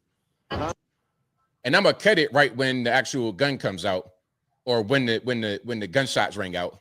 What's that? When thinking about my twinkle. No. When thinking about my twinkle. Get out of my business like half cent. Stop. When thinking about my twinkle. Stop. Now, I cut that part out where the gunshot happened, but you can see right here, there's a gun in this man's hand, and he shoots the YouTuber. Now, the YouTuber did live, so shout out to him. But this man has a gun in a shopping mall and produces it and shoots the man. Now, I'm sure a shopping mall is a gun-free zone, right? The same way that a high school track meet might be a knife-free zone. But the guy who did this, the DoorDasher, minding his business with the gun, he did not get locked up. He beat that case. It was self-defense. And a lot of the comments under this, you can go to my page right now. I'll put it on my website. You can see the comments and what they say. FAFO, don't harass people. But now I think things are just a tad bit different. Just a tad bit different, but let's get back to the video. The murder suspect reportedly asked police on the scene if what happened could be considered self-defense and asking if the victim was going to be okay. So he went there looking for trouble, but then he asked if Austin was going to be okay. These people, man, we're going to get back to Anton. Guerrero takes a closer look at the case and the grief in Collin County. Facing 5 to 99 years in prison if convicted, Carmelo Anthony no longer appearing as emotional as he did after being arrested in the stabbing death of 17-year-old Austin Metcalf. They were twins, identical twins, and his brother was holding on to him, trying to make it stop bleeding, and he died in his brother's arms. The horrifying scene playing out Wednesday morning during a district track meet with over 100 student athletes participating. So there's 100 people there, but you're over here monitoring who's sitting where, who's sitting over. I'm like, this is just ridiculous. This is so ridiculous. Frisco police say Anthony, a Centennial High School student, stabbed Metcalf, a Memorial High School student, during a fight. The victim's family says Anthony was told he was sitting in the wrong spot. So see, he was sitting in the wrong spot. So that triggered all of this. Well, we have to physically remove him. We got to throw his bag. We got to touch him. We got to put hands on him. Like this is, and this is acceptable. It's a track meet. And like I said before, right? To me, Marlene, because it's you keep copying and pasting your foolishness, Aaron. You're so damn silly. Because it's a track meet, Everybody there is young. Everybody's there to compete. And so to me, because it's a sports event, I would expect everybody to not just be hospitable, but I would expect everybody to have some level of sportsmanship. It is raining. What's the issue if a fellow athlete sits under your tent as the rain dies down? Right? It is a track meet. People are there to run. Everybody who's there belongs there. Right? And like I said, even if you don't know who he is, but I don't even know why you would do so much in the rain anyways. Why can't you just walk up to the man and say, oh, what's your name, by the way? I'm Austin. What's your name? Because I didn't catch your name. There's ways to get to know, like, if you feel like, oh, is he a student? Is he here? There are ways to ask questions. Oh, my name is Austin. What's your name again? What school you with? Boom. If he can't answer, then that's the problem, right? But there are ways. No, you don't even ask his name. You don't even see if he belongs there. Is he also a fellow student? Is he a fellow athlete? Oh, no, he got to go. He got to go. He got to go. We don't care if it's raining. We got to go. He got to go. And because you put your hands on him, he's not moving fast enough. So what'd you do? You grabbed his book bag off his body, then you threw his body into the rain. And this is okay behavior. That does not display anger, rage. Oh, this is perfectly normal. It is perfectly normal to walk up to people who are seeking refuge from the rain and tell them that they have to leave and walk in the rain. And if they don't walk fast enough, you grab their book bags off their bodies and you throw their property into the rain like they're some dogs. That's perfectly okay. This is crazy. I don't think they did, because I think the other white boy in that picture, it's another white boy. I don't think it's them. I think it's they don't know each other. I think it's a different kind of white boy. The stuff Savvy played, I think the guy made a mistake because they don't look the same. Not that I see they don't look the same, right? But I'm like, what the heck? Make it make sense. So he was in the wrong spot. Okay. Of course, it's raining. If it wasn't raining, would he be here? Like, these people are so remedial. Like 1 + 1 makes 2. If it wasn't raining, would he have been sitting under your tent? No. It's raining. That's why he's sitting there. Context clues. Like Austin, he didn't grow up watching Blue's Clues. We just figured out Blue's Clues. He didn't grow up watching Blue's Clues. His mama couldn't afford cable. His daddy couldn't afford cable. I guess he's 17 now. So when was he born? I guess he didn't. I think that was past his prime. I don't know. Right? I don't care about the likes. That don't bother me. Why would people like it? This is YouTube. This platform is so racist. Why would they like my live? I am standing up for Carmelo. Why would they like my live? Make it make sense. If I was saying, oh yeah, lock them up, Black people do too much, we're violent, we hate white people, I would have like 1 million likes. The heck? That's how it goes. Are you crazy? You think somebody can come on a white-owned platform, speak the truth, and have likes? Are you serious? Like, are you actually okay? Do you know how that works? You are insane. If I was doing like pew pew stuff, or if I was twerking, right? Because you white people, you love to see Black folks at their worst. I would have all kinds of likes, all kinds of views, right? But the problem is I'm not doing any of that. I am standing up for Carmelo and the right to have a defense, and he has the right to have the best defense money can buy. So of course, not gonna like it. Make it make sense. I make too much sense. This is America. People don't like stuff that actually makes sense. People want to be tribal.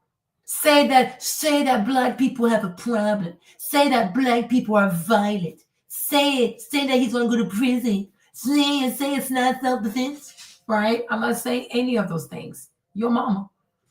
Make it make sense. Your mama. And that the teens did not know each other. Okay. Frisco police and the school district declining to provide new information or interviews. The district also not responding to questions raised by a lot of parents about what kind of security these daytime track meets have. And instead of asking what was security, let's start blaming the Black boy from a 2-parent household in a suburb with 2 cars. Make it make sense. Chaba. Whether student athletes' bags are checked. Now, there's more to this video, but you get the general idea of what's happening here. Again, rest in peace to Austin Metcalf. Prayers out to his family. Prayers out to his twin brother who was right there.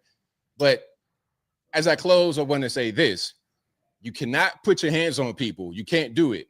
We can say that it was an overreaction, and you're right about that. But I was always taught, hey, if you pick a fight with somebody, if you touch somebody first, then you can't really dictate or regulate the way that they react to you.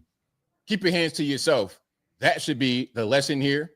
Mm-hmm. And I know people are not going to like that, but it's the truth. Same thing I said with the case in the mall. Okay, stop harassing people. Get out of my face. Leave me alone. I'm trying to leave. I'm giving you warnings. You're not leaving me alone. Okay, now the gun comes out. Some say it was over the top, but the jury of his peers said it was okay because they let him beat the case. That's kind of what happens. And then some are going to say that I'm defending this guy because he's black. Meanwhile, I defended Daniel Penny. And the Daniel Penny case was actually worse because Jordan Neely didn't attack anybody. He was just menacing like he was going to attack somebody. I said that Daniel Penny is a hero because he came in and restrained him to prevent him from crashing out, which he had done before. And unfortunately, Jordan Neely died, but that was not Daniel Penny's fault. The same way that if we get into a fight and then somebody gets hurt, it's not my fault if I was the one who was aggressed upon first. And I think I'll leave that right there for now. And what say you? Do you think? Okay, no, let me even play the part with the brother talk. Where's the brother? Hold on. Where's the part with the brother? Hold on.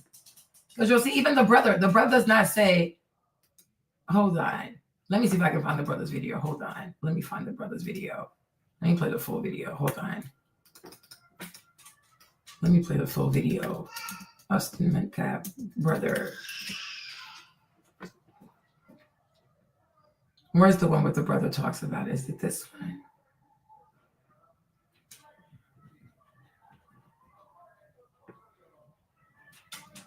Where's the one with the brother? Where's the, oh, this one. Listen, hold on. Hey, look at this white woman in her tears. Look at her lying. Listen to this white. These people just love to lie. Like when I tell you, hold on, these people have a mental illness. Like white people really have a mental illness. This is insanity. Listen to this woman just lying. Hey, look at her. Hey, you look at her small lips. You knew she was getting ready to lie. Listen to her. Just because the kid was mad. Just because the kid was mad. You see? And I can see why. You know, my kids are like, yeah, I have a baby. Of course, like they scream, what the heck? What the heck? Child, you're Mexican. I know your house is loud. Y'all got like 12 folks to a house. Bastante niños. Cállate, por favor. Por favor. Look, my kids are loud. Imagine a Mexican telling you kids are loud. What? Girl, you tried it. Child, 24 people in a 3-bedroom house with 2 bathrooms. Por favor. Anyways, so the lady says, oh, because the kid was mad. He was mad how? Right? You don't even tell her nothing. She's Mexican. She told us earlier she was Mexican. Look at her last name, right? She's Mexican. Imagine a Mexican telling you kids are screaming. These people live 24 people to a house. 12 people in a 3-bedroom house with 2 baños, with 2 bathrooms. Like, make it make sense. Don't worry about her. Yeah, she's Mexican. Like, don't worry about it. They got bastante niños all over the place. All the niños over here, niños over here. Come on now. Don't worry about her, child. She's Mexican. She's trying to be funny. Anyways, right? You see how this lady's lying like this? Oh, he was mad. He was mad for what reason, man? He was just mad. But the part, what does it say? He was sitting there. And it's funny how she doesn't say it. Oh, he's telling the right tent. She starts off with, oh, he was mad. You see this? White people, white woman, Karens. You see? So from this moment, we got to believe that her son is also going to lie. So I can see how people who watch this interview first are so triggered and they believe that Carmelo is a YN because this lady came outside and said, oh, the boy was mad. Like he was just erratic, out of control, just ready to stab somebody, right? This is a grown-ass woman lying like this. I can see why your husband divorced you. The truth is not in you. You're not fit to be a wife, right? An honest person would say the young man sat under our tent. It was raining and we asked him to move. Because she knows it's embarrassing. She knows it's embarrassing. She knows as a woman, as a mother, it lacks humility. Why doesn't she say he was sitting under our tent while it was raining and my sons asked him to move while it was still raining? And because he didn't move, my son touched him, grabbed his bag and threw his bag into the rain. But she's white though with them small lips. The truth ain't in her. That's why maybe that's why he divorced her, you know? Who knows? Because I'm like, this is crazy. This is crazy. My son is not here anymore. Mm-hmm. And I don't understand it. The garage is about to cry. There you go. Unbelievable. These people are too funny. You can't make this up. Just tell me about what happened today. I don't know. I got a phone call from Hunter. So these people are crazy. So she doesn't know.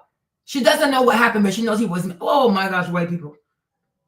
You don't know what happened. You were not there, but you know he was mad. So what you're saying about Carmelo is hearsay. Let me start from the beginning. But I'm telling you, these white women, there has to be a law on the books. Like there has to be something to protect citizens from white women in their lives. There has to be something. I told you they have a problem. They're always lying. I don't know what this is, right? And you know what, you guys, we are so lucky. I'm telling you this, y'all. Listen to me carefully. We are so lucky that this is happening in 2025. If this had happened in Texas in 1965, if this had happened in 1920 in Texas, if this had happened in the 1800s in Texas, they would have lynched Carmelo tonight. You hear me? Do you see how quickly white people run with the lie because they want to believe the worst about Black people? Hear me well, right? Do you hear me well? You guys, we are so lucky this is happening in 2025.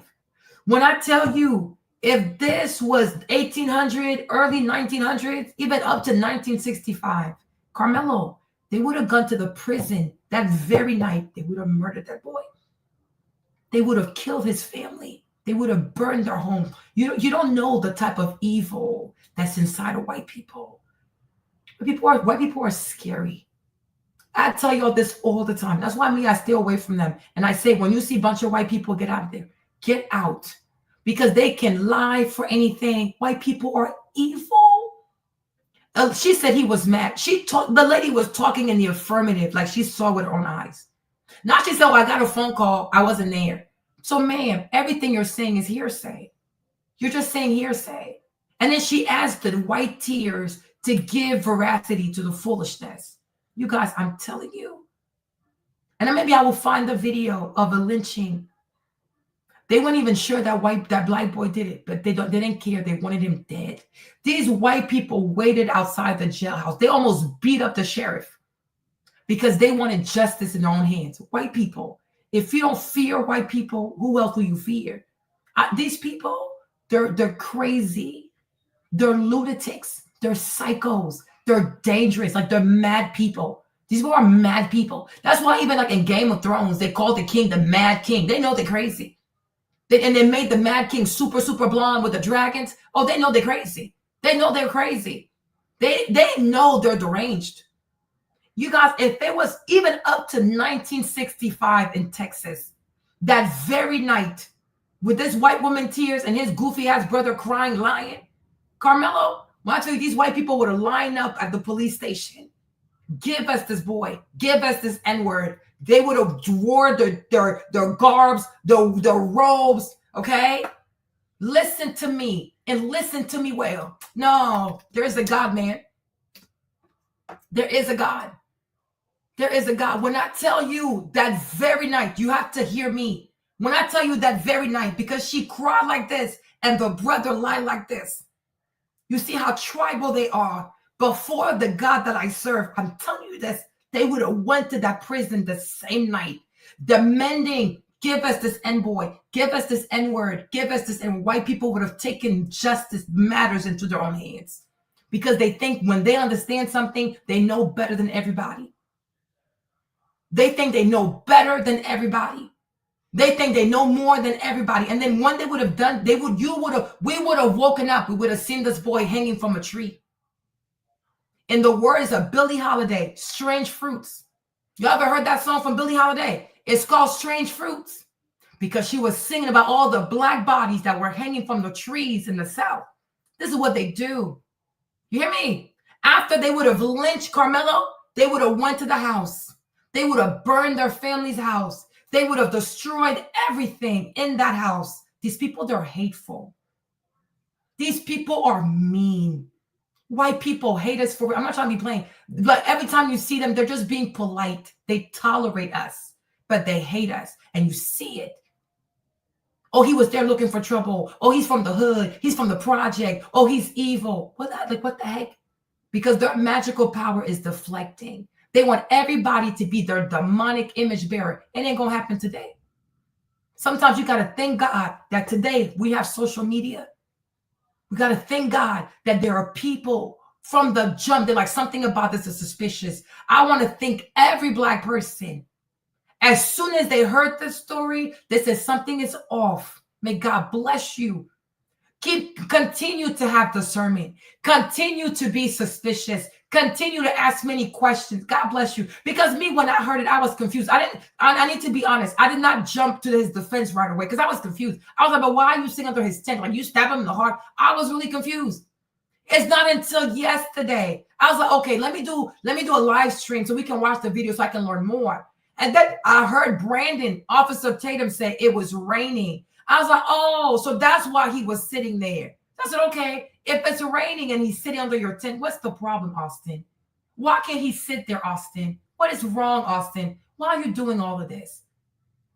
You know what I'm saying? And even these white people, because it's so normal for them to be barbarians, they don't even say, yeah, it's true. It was raining. Like, why can't the boy sit there because it's raining? Oh, no, he's looking for trouble. He's looking for trouble.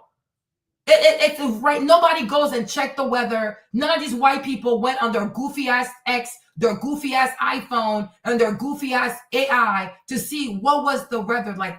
How much trepidation was coming out? How much rain happened during the track meet? Nobody went to check because it's irrelevant. Because they need to see this the way they want to see it, that they can take justice into their own hand. Ask yourself this.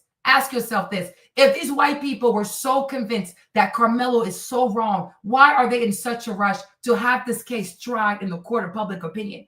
We haven't even received an autopsy. Because see, Carmelo could have stabbed Austin straight into the heart. It's possible. Carmelo could have stabbed Carmelo could have stabbed Austin on the side of the heart. Like, he could have stabbed him on the side, right? He could have stabbed him here. He could have stabbed him here. He could have stabbed. There are many ways he could have punctured his heart. Until we have an autopsy, we don't know how he stabbed him. Because God forbid these white people then find out that he stabbed them this way. So what does that mean? Austin was on top of Carmelo. That's why I say, why these white people tell you about their science. Oh, we have to trust the science. We have to trust the science, because they cannot wait to wear their garbs of hatred. They cannot wait to burn their tiki torches, to burn the cross of Jesus, to have their noose. They have these noose ready for us. They have the noose ready for us. The same white people, the science, trust the science. Why don't they even wait for a final autopsy to see how exactly, what's his name, Austin heart was punctured? Because what angle the heart was punctured matters. Because what if then the autopsy comes out and how the heart was punctured means that Austin was on top of Carmelo? Then what you gonna say? Why was he on top of him? You see? And this is how throughout American history, countless of Black boys have been murdered. And we will never forget Emmett Till. They didn't ask the boy any questions. There was no trial. A white woman said you looked at her. These people went behind a 13-year-old boy. They grabbed a 13-year-old boy. They beat that child because even if he looked at her, oh my God. So white women are so beautiful? Yeah, the fuck right. White women are so beautiful. People who age like cottage cheese. These people age like cottage cheese. Have you seen a white woman age? These people are just so damn beautiful. They're beautiful to you. That's fine. If you're a white man and you like white women, that's cool. They're beautiful to you, but they're not beautiful to anybody else. Like, white women are not a beautiful sight for the eyes. Oh my gosh, look at her. She's white. Nobody cares. No one cares. You be in love with your white woman. Nobody gives a fuck. Like, they truly are relentless barbarians. Like, they truly have a problem. They truly have a problem. Even if he looked at her. Okay, and they grabbed the 13-year-old boy. They dragged him to the bayous. They beat him. They molested him. Then they lynched him. They took the body down. They tied him to the back of a pickup truck. Then they drove his body to the body. These people are sick as hell. And they want to give people the crimes that these white boys have committed in this country. People who fed babies to alligators. They want to give you lessons on ethics and morals and violence. You people, child, the jokes they write themselves, and it's giving white people are funny, but they're really not though. Make it make sense. Make it make sense. I'm telling y'all, if we were not in 2025, if this had happened in 1960, 1920, you think they would have waited to even, they would have gone to the police station with their goofy ass garbs of hatred. Okay. All right. The riders of death, gone to that police station, asked for that little boy. They would have lynched that little boy, bunch of grown ass men with hatred and rage and stuff. Oh yes, they sure would have. And after they killed that boy, and they might probably even drag his daddy so he can see them kill his boy. These people are sick as hell. These people are sick as hell. White people will never rebrand themselves. In my eyes, they will never rebrand themselves because every time they get a chance to prove to you they're not racist, they can't help themselves. They cannot help themselves. When I tell you they would have gone to that house, they would have grabbed Austin's daddy. Sorry, they would have grabbed Carmelo's daddy. And the same father who's, oh, I forgive him, he would have been amongst those people in the garbs. Austin's father would have been wearing the garbs too. They would have grabbed Carmelo's father. They would have dragged him to see. They would have opened his eyes. After they're going to beat his ass too. Well, you raised this N-word. You raised this N-word. They would have beat that man. They would have dragged them to the execution site. They would have opened his eyes so he can see them kill his child. Do you know white people? Do you know white people? Do you know what white people have done on this land? That's why they like to distract us with basketball, Beyonce concert, their goofy stuff on Netflix, right? It's to put us to sleep, because if black people realize what these people truly did, this country will burn. So they constantly give us these goofy ass dopamine hits with music, entertainment, a Grammy, an Oscar. That is to put you to sleep. It's to put you to sleep. It's to put you to sleep. Exactly. Kevin, you already know. They would have burned that house. They would have burned the cars. They would have beat the mother. Do you know white people? Like, do you seriously know white people? I don't think y'all know these people, man. I don't think you know these people. When I tell you they would have gone to the house, they would have grabbed this black man. Y'all, they would have beat this man senseless. They would have grabbed him and beat him up for like 12 hours. They were going to beat him with everything they have. He was going to have like what's it called? What do you call it? Hematomas all over his face. Then they would have dragged him like a dog. These white people, they're capable of putting a noose on the black father and drag him to the execution site. That they would have him look at them kill his son. Do you know what white men are evil. They're so evil. They're just so evil. And it's funny how they're all quiet. It's a bunch of racist whites watching me. And it's funny how they're quiet because they know their history. They know I'm not lying. They talk about my nappy hair, my baby crying. Why are they saying nothing now? Because they know I'm not lying. They know I'm not lying. They know. They know I'm not lying. They know damn well, yep, that's exactly what we've done. They always take justice into their hands because they think they're so smart with their swollen brains. People who don't know how to get anything done without being violent. Bunch of lying people like this. Barbaric people like this. Make it make sense. Make it make sense. Make it make sense. Make it make sense. Okay? Make it make sense. This black sister right here, they would have beat her. Maybe even raped her. And they would have had her daughters watch. They would have had her sons watch. These little boys right here, these little boys you see, they would have made these little boys watch them rape their mother. Do you know white people? Do you know why? Why do you think they made sure to kill every black person that was woke? From the Huey P, the Malcolm X, even Malcolm X, they did not come and kill his dad in front of him. They grabbed his daddy and they tied his daddy to a train track. And then the train rolled all over his father. When they found the dad, Malcolm X, when they found his father the next day, his hands were tied to the train track. His legs were tied, but everything else, it was gone. Like the head over here, his guts all over these people are just insane. They're just insane. It's the grace of God that this is happening in 2025. And for that, we say thank to God. It's the grace of God. Because the white people that I know, they think they know it all. They hear one side and they can already fill in the blanks because they know everything. Oh, we're white. We always know it. We're always right. Our perspective always trumps our mindset. Oh, of course they're quiet, Elena, because they know I'm not lying. Elena, I'm not lying. I'm not lying, Elena. I'm not lying. If this thing had happened in 1965, if this thing had even in 2007, they were still lynching black boys in Mississippi. They were still doing it. They have nooses. Don't play with these people. Many of them have nooses. There are many white people today that are still part of the KKK. This is their story. This is who they are. You have to accept their nature. You can be friends and whatever you want, but you have to expect the nature of a white person. They tolerate you. They will never like you. So when you walk with these people, be careful. No, because I already know, Kev. I know how it goes. I know how it goes. If Emmett Till only looked at a white woman and that's what he got. If all Emmett Till did was look at a white woman, right? Look at this. Look at what they did to a child. Look at his face. Like, seriously, hold on. Right? You see this? Right? Hold on. Let me stop there. Hold on. Give me a second. Hold on. Stop sharing. Give me a second. Hold on. Hold on. Right? This boy looked like this. The boy looks like this, right? When white people were done with him, he looked like this, Kevin. This is a 13-year-old boy.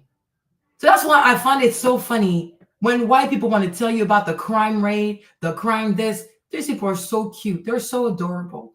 They're so cute. They have a way of truncating data to get the narrative that they seek so desperately because they want to convince themselves that they're not violent. It's so sad. Right? People who are sitting here on stolen land trying to convince other people that they brought here through slavery that they're, oh, you're violent. I'm not violent. I told you deflection is their superpower. Anyways, right? The child, he looked like this, 13 years old, because he looked at a white woman. This is the work of white people. And you know, Miss Mammy Till, when she reached out to the, like, I forgot, I think was it Ebony Magazine? When she reached out to him, she said, not only does she want an open casket, but she wants a picture on the cover of the magazine so that people can see what white people did to her baby. They have no mercy. Even when a black child is 12, 13, even 9, like I'm even sure Maverick is 10 months old, right? If these white people could, they would say Maverick stole something, a 10-month-old baby. If they could accuse my baby of stealing a candy or stealing a white girl's pacifier, they will find a way to brutalize a 10-month-old. They see black people as less than human beings. It's a real thing. You have to understand that. And it's well documented in their nation's history. Dred Scott's case proves that, where they said clearly that a black person is 3/5 of a person. Therefore, the remainder is what? Animal, right? There you go. No other people, including Mexicans, since that girl is there, no other people in America has ever had a Supreme Court decision declare and decree that they are 3/5 human and the remainder is something else. Nobody else has had that. Black people had that. Mexicans haven't had that. Indians haven't had that. Arabs haven't had that. In this nation's history, there was a Supreme Court decision that said that a black person is 3/5 of a person. Therefore, what is the remainder? Animal matter? There you go. White people, right? And to this very day, this is how they continue to look at black people. And that's why they are so desperate to see us as people who are innately savage. But yet they're the ones who conquered the world. They're the ones, hold on. These people are crazy, right? Right? Make it make sense, right? So, and we even got this from Don Told You, right? Because he told us to go look, right? But let's look at this picture, right? This is the world. This is the world. So only 22 countries have never been invaded by Britain. White people. This is their work. This is what people from an island, this is what they've done. But somehow it is black people that are innately violent. These people are so cute. They're so cute. The white fragility. White fragility. Okay? Unbelievable. Great Britain has conquered all of these countries. Only 22 countries were not colonized by the British. Right? And they will make you believe that they were running like English as a second language programs around the world. Oh, we're just trying to teach them English, Marley. We're just like, it's just like it's a dual language kind of like program that they're running around the world. Like they're just trekking the world, just trying to offer English as a second language. Like nothing mean, right? Sure, whatever. Okay? Make it make sense. Are people capable of this? They're not savages, right? But it's the black people who've never done anything slightly remote comparable to this. They're the people who are innately savages. They are the people who are innately violent. You know, I fear for white people because I really think that on Judgment Day, they're not going to make it. They're truly not. They are truly not. Salvation is not for these people, because how can you receive salvation when you're not even capable of asking for forgiveness?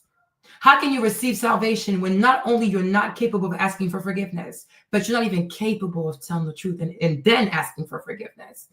Unbelievable. Right? Unbelievable. So like they just went around the world just offering English as a second language. Oh my gosh. And only 22 countries. Oh, you know, it's okay. We don't want to speak English. Thank you though. See you next time. Hey, oh, bye. Right? That's how I went. Get out of here with that. Get out of here with that. These people are just too damn funny. They crack me up. They crack me up. They truly crack me up. Where was I? I forgot where I was. Okay. They truly crack me up. But my point is, had this not happened in 2025, I am telling you, Carmelo, they would have picked them up that very night. And the sheriffs, the people, they would have handed them over. And the father, they would have gone to the house, grape the mama, beat the father, have the kids watch the mama being raped. They would have dragged the father with a noose around his head, and they would have made him watch. If they were really, really evil too, as if that's not evil enough, they would have hung the father and the son right next to each other. This is what they do. Because for a black, what's it called? A black boy killed a white boy that was so sweet and so innocent. Oh yeah, they might even kill the daddy and the son. This is what they do, and they're gonna burn the whole house. By the time you wake up in the morning, that house ashes. The cars, they're gonna incinerate the cars. That lady would have been homeless with her kids, mad, crying. She would have gone mad. She would have gone mad. Listen to me. And remember that one time I played the video, right? They would not leave the jailhouse until the sheriff gave them that black man, even though they had no evidence. Did the same thing in Tulsa, Oklahoma. A white woman claimed that a black boy looked at her in the elevator. And you see the consequence. 3 days, 4 days, 5, 7, 8, 20 days of just arson, just burning up everything, killing people. They hung the vast majority of black men in Tulsa. They hung them all for the most part. Some were able to flee, but even they chased them too because they wanted to go kill them. They still want to kill them because they looked at because allegedly a black boy looked at a white woman in an elevator. So you have to murder everybody like this. So that's why we already know this Austin boy, he was already on 10, doing too much. He was already on 10 because like a lot of these backwards country ass, trailer ass white boys, right? They're full of hatred. They're very illiterate. They have low scores and they spend all day consuming negative stereotypes about black people because that makes them feel better because, you know, they're not rich. So what else do they have to feel white? The only thing a poor white person has to feel white and to feel like a white man in America is to hate black people because he can't, like, what else is he? He ain't got no money. He ain't got no money. That's it. Make it make sense. Seriously, make it make sense. Let's keep watching this mother. Let's start over with the mama. Let's start over. Okay. Hold on. Sorry, you guys. Let me stop. I don't know why my StreamYard keeps doing this. Give me a second. Let me start over. My apologies. Just because the kid was mad, my son is not here anymore. And I don't understand it.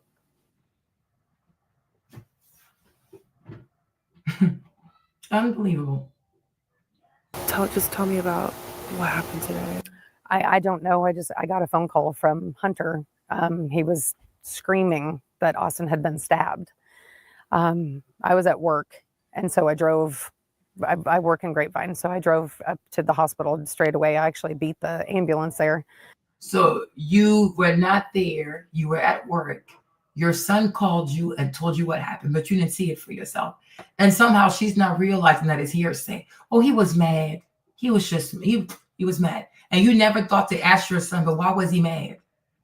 So your son tells you this black kid was mad. He stabbed your son. And you don't say, oh, but why was he mad? You never asked why he was mad. Oh, of course he's black. We're just born mad. We just walk outside of our homes mad. You know, we're black. We walk outside of our homes. We're just mad. We walk around mad. We walk around with knives, right? That's why you didn't ask your son, like, why was he mad? Like, this is crazy. This is really, really crazy. This is insane.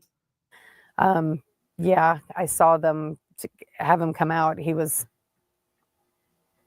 on a lot of machines, and it didn't take long for them to come in to say that he had passed. So not sure, senseless act of a boy that was in the wrong tent, and my son doing the right thing by telling that boy that he needed to be removed from where he was. And so for her son was doing the right thing for telling him. So your son didn't tell you it was raining? Yeah, exactly. She's saying all kinds of, my son was doing the right thing by telling him that he had to move. What about the son? So did your other son, Hunter, tell you it was raining? Did your son also tell you that his brother took the boy's property and threw it in there? Of course, no, she's going to skip that because her son has to be so innocent. You see? Like, this is just insanity. Ma'am, you don't have to lie. If your son died, people are going to feel sorry for you. You don't have to do all this. This is excessive. This is truly excessive. And this is excessive. Just doesn't make any sense. I mean, that's just because the kid was mad, my son is not here anymore. And I don't understand it. Tell me about Austin. What do you want people to know about your boy? Oh, he was the most amazing kid.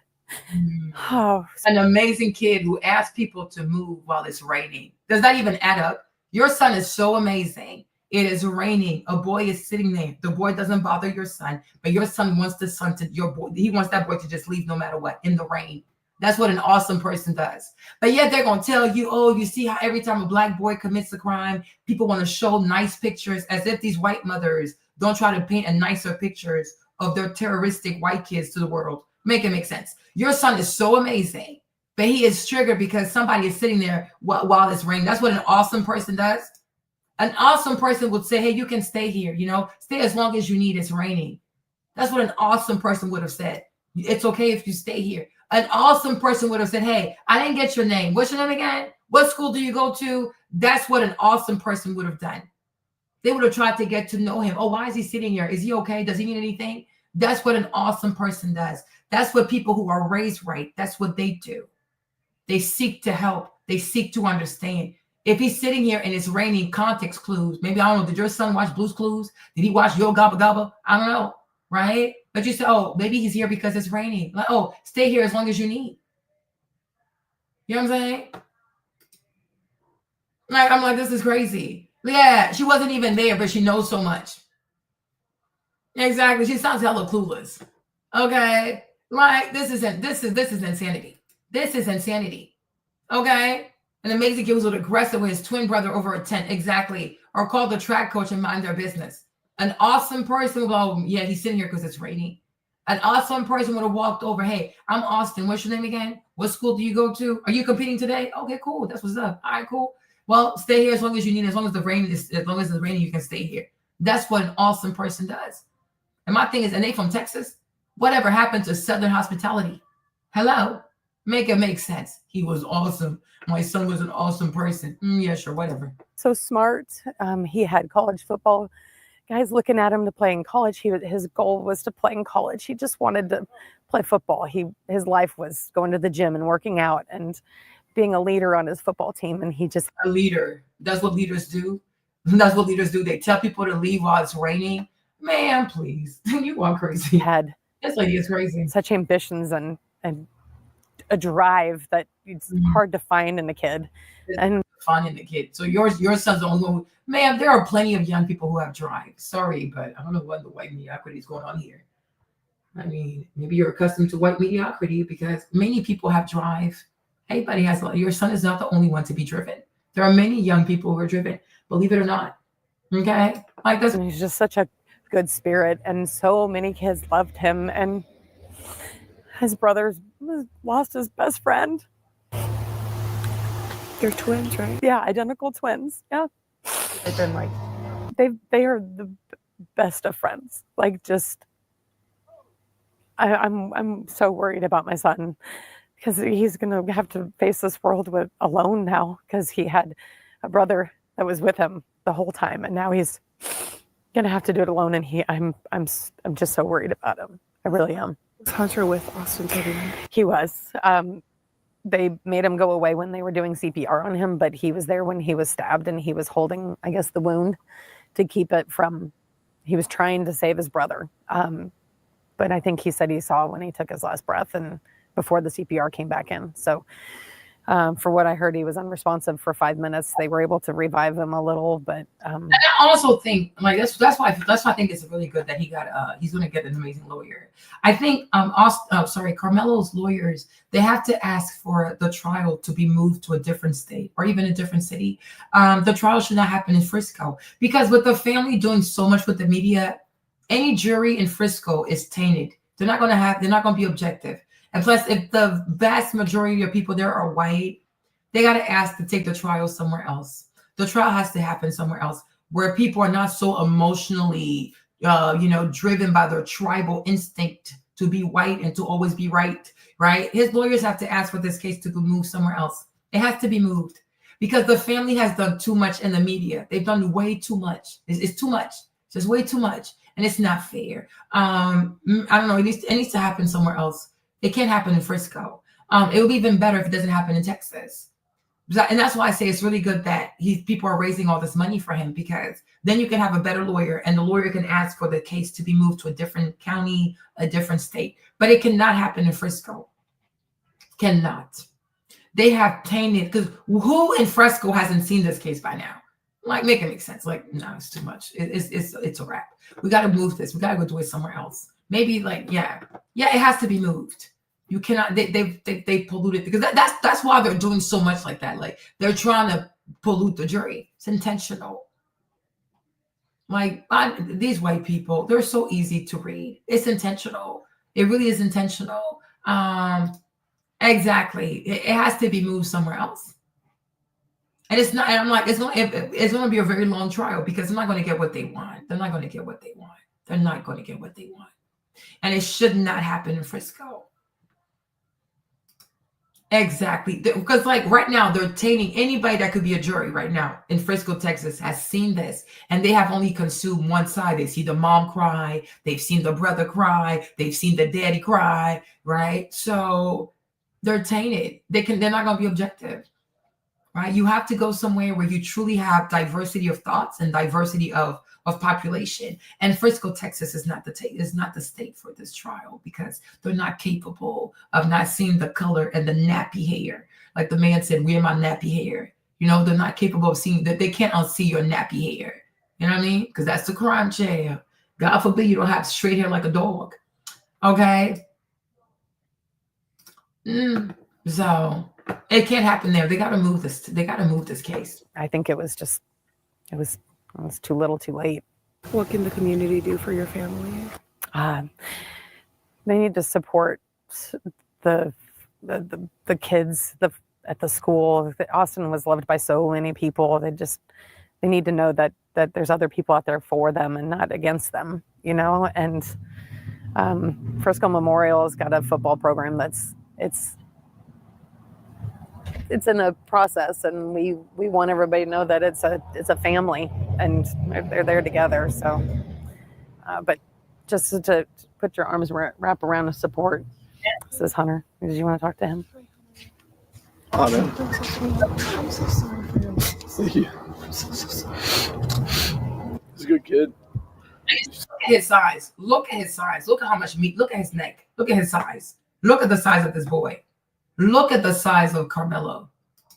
Look, and hold on. And I really hope, I honestly wish, I truly, truly wish I had a criminal law license. I would take this case for free. For free. Okay? But look at this, you guys. Hold on. Give me a second. Sorry, my stuff keeps cutting out. Look at the size. Look at his neck. That boy is big. This is not small. This is not a small person. Hold on. Okay? Look at this young white man. First of all, look at his mom. Look at his height. Even the news lady. Look at the news lady, y'all. And me, Marlene, if I was also the attorney and we were going to trial, I would have him stand next to Carmelo. And I would even ask him to stand in a wife beater. You wear a wife beater, he wears a wife beater. So we can see. This boy has meat on him. Now his twin brother has to be the same size. They're twins. You see how big he is? Look at his neck. That's not a small person, right? Now let's look at Carmelo. He's huge. He's huge, Kevin. These are not small people. And also the good thing we're going to do, because they all play football, we can compare their stats, height, weight, and position. We'll see what position, because Carmelo runs, so he's probably a running back. These boys were probably quarterback, whatever. They're big boys, like they're big. They're stocky. Look at his neck. Look how short these girls are. Right? Now let me show you a picture of Carmelo. Hold up, wait a minute. This is Carmelo. He's very skinny, right? He's like he's not even as tall as his dad, right? Look at him. He's very, very skinny. And these people are so funny. Like it really has to be a thing to really hate yourself. Anton, April, who else is out there? Brandon, y'all so damn pathetic. I feel so sorry for you. Look at this little boy. Look, so this boy had him so threatened. This little skinny little thing, that skinny little boy was sitting there, and these big ass boys were so threatened that 2 of them or 3 of them had to go walk up on this boy. Look how small. Y'all look at his legs. Look at his legs, y'all. Okay, look at the legs. Look at his legs. Look how skinny he is. So most likely he's a running back, right? That's probably why he was there to run. Look at them tiny ass legs. Look at these tiny ass legs. Look at his legs. Look at his arm. Look at his arms. Hold up, wait a minute. Y'all need to see this. Look at his little tiny ass. You, me, and white people, we got time today. Look at his height. He's not that tall. Look at his arms.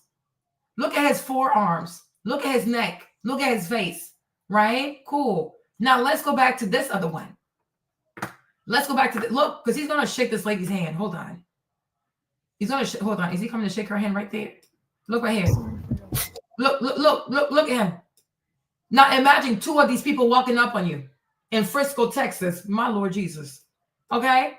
Look how he towers over his mom. He towers over this lady. How tall are these people? Right? Look. Oh, man. Look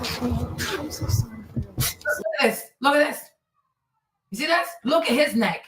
Look at the width of his shoulders. Look at him. Look at him. Right? Then once again, look at Carmelo. Now, 2 of these people, oh no, my love. I know white people. I'm outside with these people, man.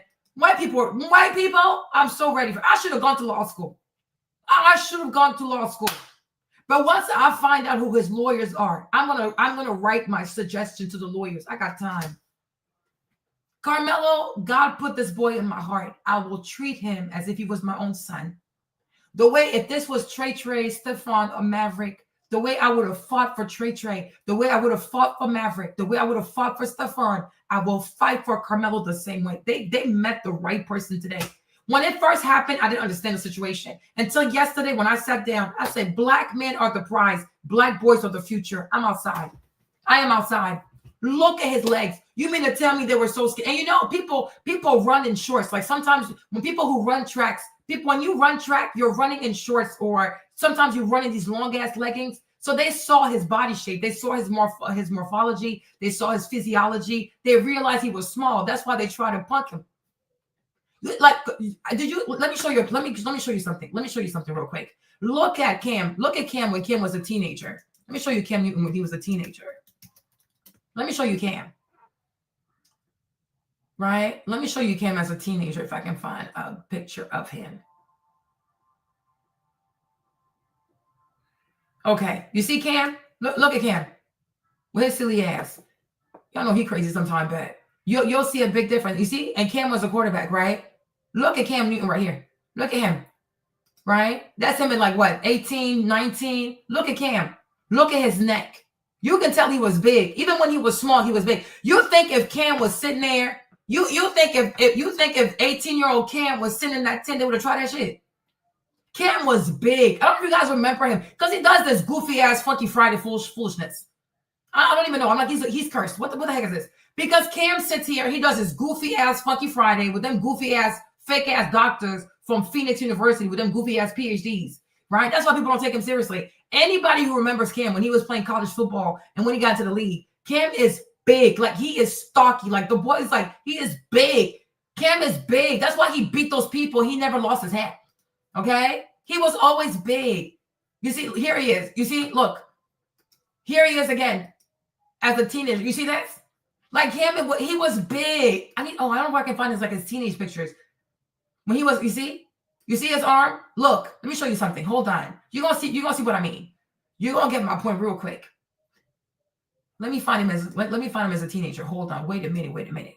Let me give you a good picture so you can see his arms. Okay, except, give me this. Let me see this. Okay. Look at this. You see Cam right here? Right? Do you see his arms? Let me get out the screen. Do you see his arms? Do you see his forearms? Look at this. Look at his neck. Look at his arms. Look at his forearms. Look right here. Look. Would you look at this? Right? Cam was always big. You think if Cam was the one sitting under that tent, they would have tried the shit? Okay? I'm asking you a question. You see Cam, right? Let's go back to Austin. Let's go back to Carmelo. Sorry. Let's go back to Carmelo. Now, here is Carmelo. This is a 17-year-old. The picture I showed you, Cam was also like 18 or 19, so about the same age, maybe 2 years older. But it's like in 2 years, you can't get that big. That's his DNA right there. He's very skinny. That's his DNA. He's gonna stay like this, right? This is Carmelo. This is his body type. This boy's not gonna get any bigger. He's already 17. He's slender. This is a very slender boy. You understand? Exactly. Now let me show you Cam again. This is Cam as a teenager. Do you see the difference? So my question is, if Cam was the one sitting under the tent, would these two white boys have walked up to him like this? Oh, you got to leave and grab this book bag. No, because they saw that Mello was smaller. Because they're bullies, they're cowards. They pick on small people. I got time for this. Let me show you another picture. Hold on. You need to see another picture. You got to see another picture. Cam has always been big. Like this boy is big. Let me see. Okay, here he is again. You see this? You see this? You see Cam? You can tell that's a big boy. That boy is strong. It's not a joke. Look at him also. You see? Teenager. You see this? Look, you see this, right? Teenager, right? Young man, like what, 18, 19, 20? Okay. He's already built.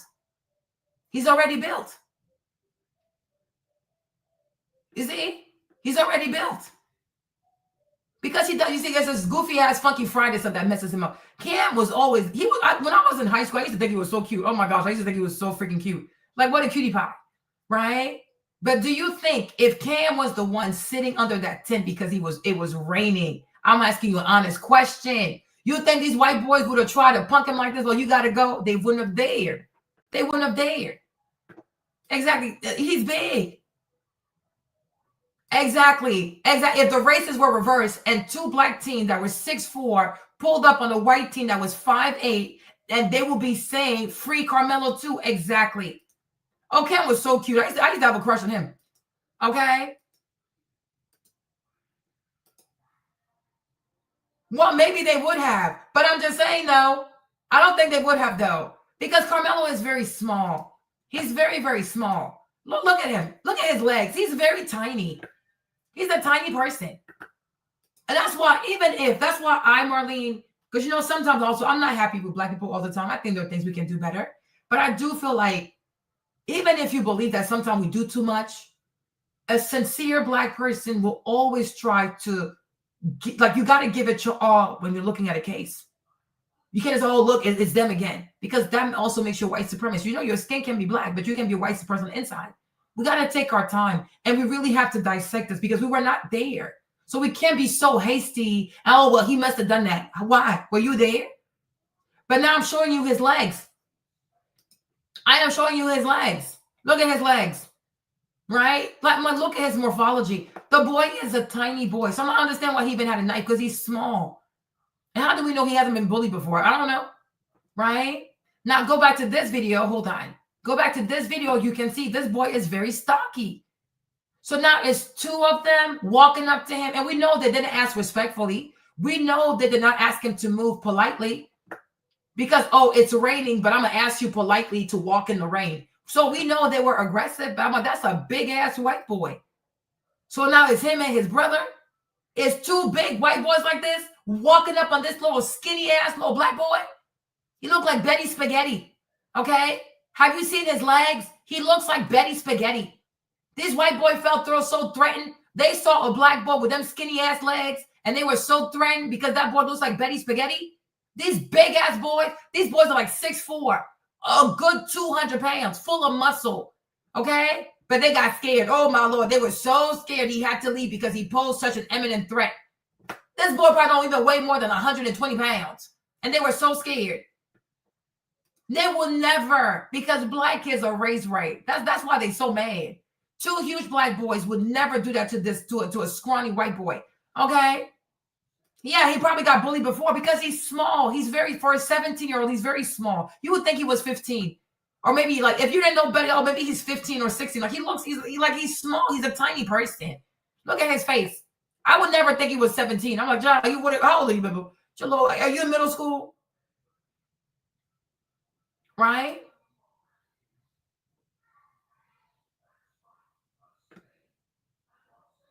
Exactly. They sure did call him the N-word. They sure did. Okay? But I'm like, so two of y'all, these white hulks, they walked up to this black boy. That big ass boy, you built like a damn ox, son. It's a big boy. So you and your brother, you walked up to him in the rain did you politely ask him to move? That's why you have to throw his bag. You're so sweet. You got to help him. Oh, let us help you. Let's throw your bag in the rain. Let's make it quick. Let me help you, please. Get out of here with that. Thank you. He's a good kid. We just got a little altercation, and that's really it. But he has a good heart. Everyone around here knows he's a great kid. He just one mistake from that dude, and just took my brother. He didn't deserve it. No one deserves a loss from a family like that. I know people that lose their family members all the time, but I just didn't know it would be mine so soon. I'm my best friend and my brother my whole life, but if y'all can just not y'all, sorry. Just thank y'all for just comforting us and the first. Okay, so now look at this picture. Look at this picture. Oh, I'm going to write to his lawyers. I got time for this. Where's the picture? Let me show you the picture. Right? Look at their arms. You see this? Look at his arm. This boy, there's no way this boy doesn't do wrestling. There's no way he doesn't just play football. He has to do wrestling. Look at his arms. Look at their arms. Do you see? And this is Austin, right? This is Austin. This is Hunter. This is Austin. Look at his arms, y'all. Look at his arms. You see his arm? You see his forearm? Right? I don't know how old they were in this picture because they seem taller now. But look at that arm. Whatever age he was, look at his arm. Look at that arm. Unbelievable. Now, look, my Lord. Look at Carmelo's arm. Now, does it make sense why he probably used that knife? Is it starting to make more sense? That's why you got to take your time. Like this race to be the white man's favorite, I don't know. I don't want to say it. Y'all got to stop trying to get the Olympic medal. You got to stop trying to get the gold medal with these white people. Stop racing to be the white man's. You got to stop. He said Carmelo is as big as Hunter's arm. Look at his arm. Now, is this starting to make sense why he probably pulled out the knife?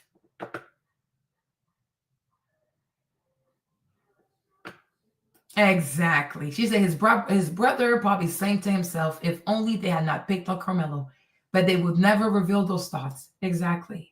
But there's a God. It's going to come out of him. Right? Let me make this bigger so y'all can really look at his arms.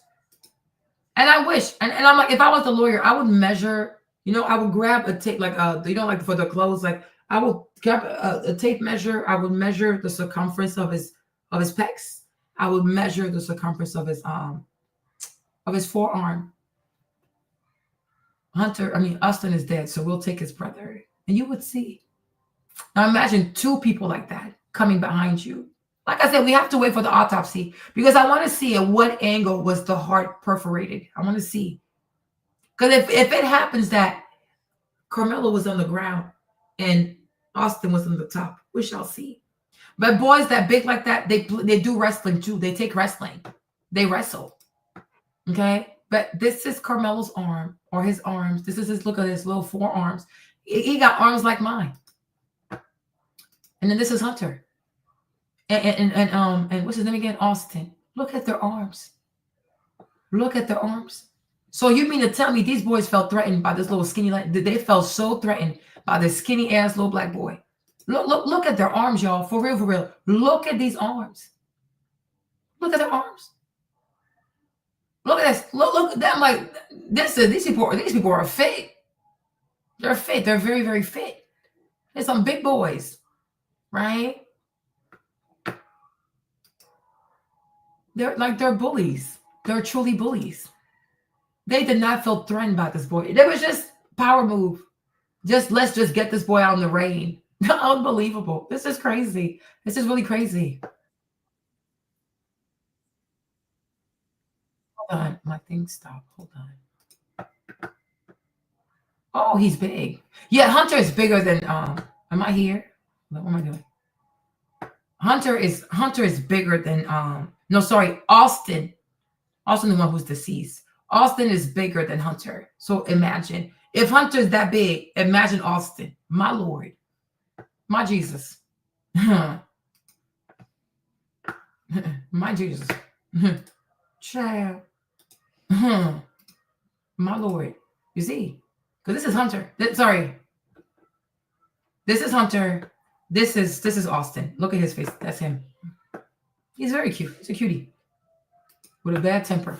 Right? Look at his arm, y'all.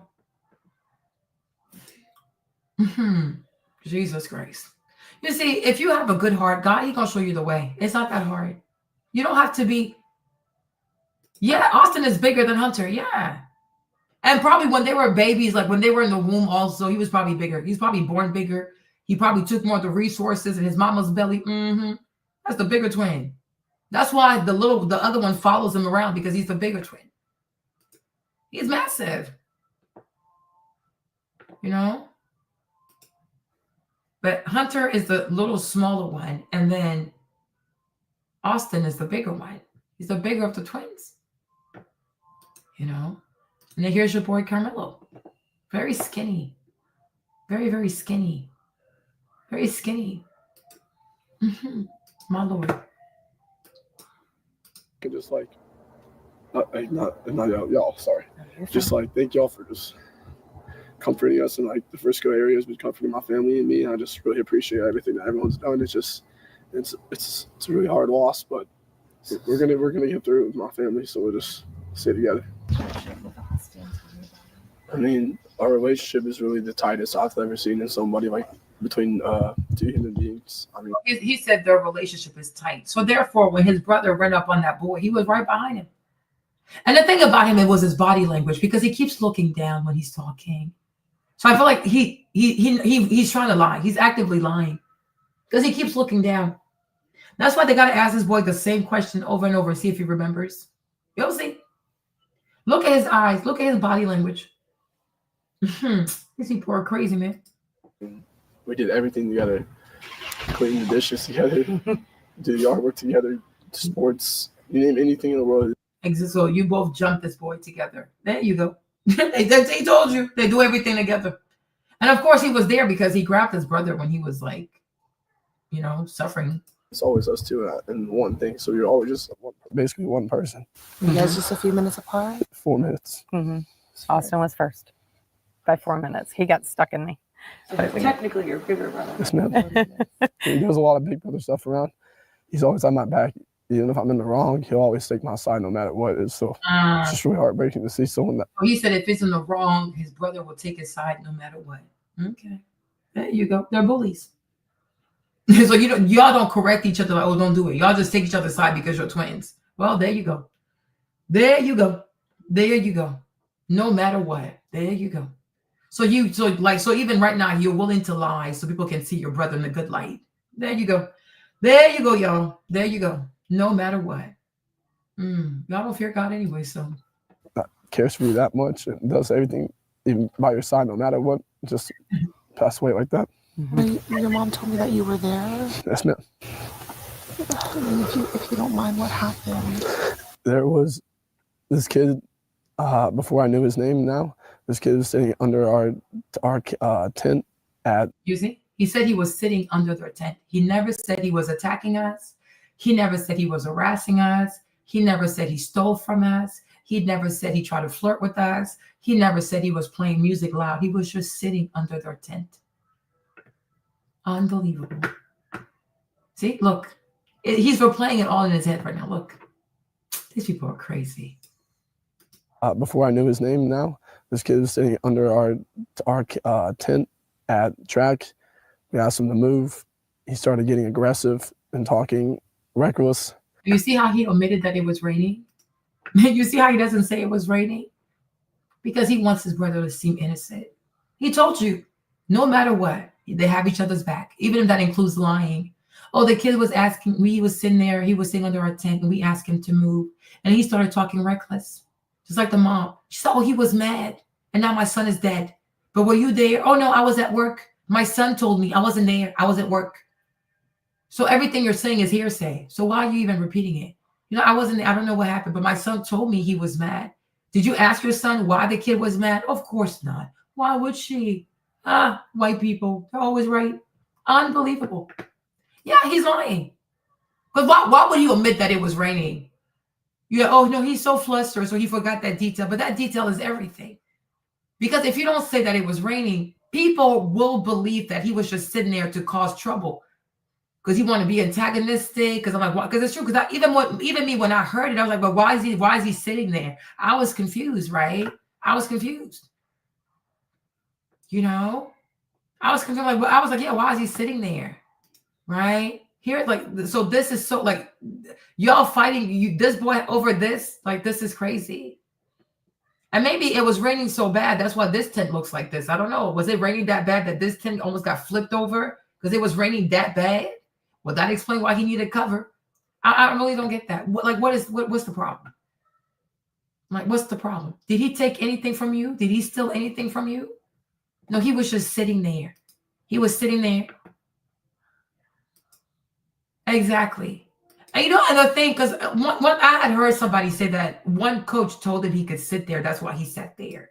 So that's what but we'll see at trial what happened. But from what I heard, there was a coach who said he could sit there. But my thing also says, one thing I said is like, I don't know where the kids were that they ran to this tent. Because we don't even know how I don't know how the young people get under the tent. But what I did say was, with young people, especially when they wear hoodies, or even me or us as women, right? When it rains, what do? We either grab a blanket like this, and what do? We run with our head down, right? We grab a blanket, we grab a towel, or sometimes you grab a plastic bag. You know, many times women, especially Black women, will grab a plastic bag, and then we're running like this. I'm running with my head down. I'm not running with my head up. So for me, it's like the way I would see it too, because most people, because the whole point of running when it's wet is raining, you don't get wet. When people run, when there's the rain and people run, how often do people run like this when it's raining? How often do people run like this when it's raining? When it's raining, people run like this. You run like this. Young people, they put their hood on and they start running like this. This is how you run when it rains. I mean, come on, we'll be outside. Like, what is this? So I'm thinking like he probably didn't even see where he was because they were just running for shelter. I don't know. I don't know, because I really don't know how they get under the tent. But what I do know is it's raining. So maybe he didn't even realize which tent he was in. And that's why I feel as though they should have asked him, hey, what's your name? What school you with? Like, you know, you can make a friendly introduction. Then you can ask him to leave. No, they didn't even introduce themselves. Oh, you got to go. You got to go. And then they grab his stuff. For what reason? Then they put hands on him. He said, don't touch me. He touches him again. He said, don't touch me. See what happened. Then he touches him again. Exactly. You know what I mean? Like this is like this is crazy. But I'm like, if the weather was so bad that this yellow tent is like almost flipping over, then I can see why he was looking for refuge. I can see, because why is the tent flipped over? You see the yellow one? Y'all see the yellow tent? Why is the yellow tent is flipping over and this one is straight? So maybe that's why he sat there, because this yellow one was not sturdy. I don't know. I didn't talk to Carmelo because I'm confused. But nonetheless, right? Maybe he didn't even know he was sitting under the wrong tent, because people are just running, seeking cover. I don't know how they get under the tent. But my point is, at no point does Hunter say he was triggering us, he was harassing us, he tried to steal from us, he tried to take our stuff. He never said any of those things. He said he was sitting there. So my question is, what about him sitting there had you so triggered that you want to fight over bleachers? There's no assigned seats.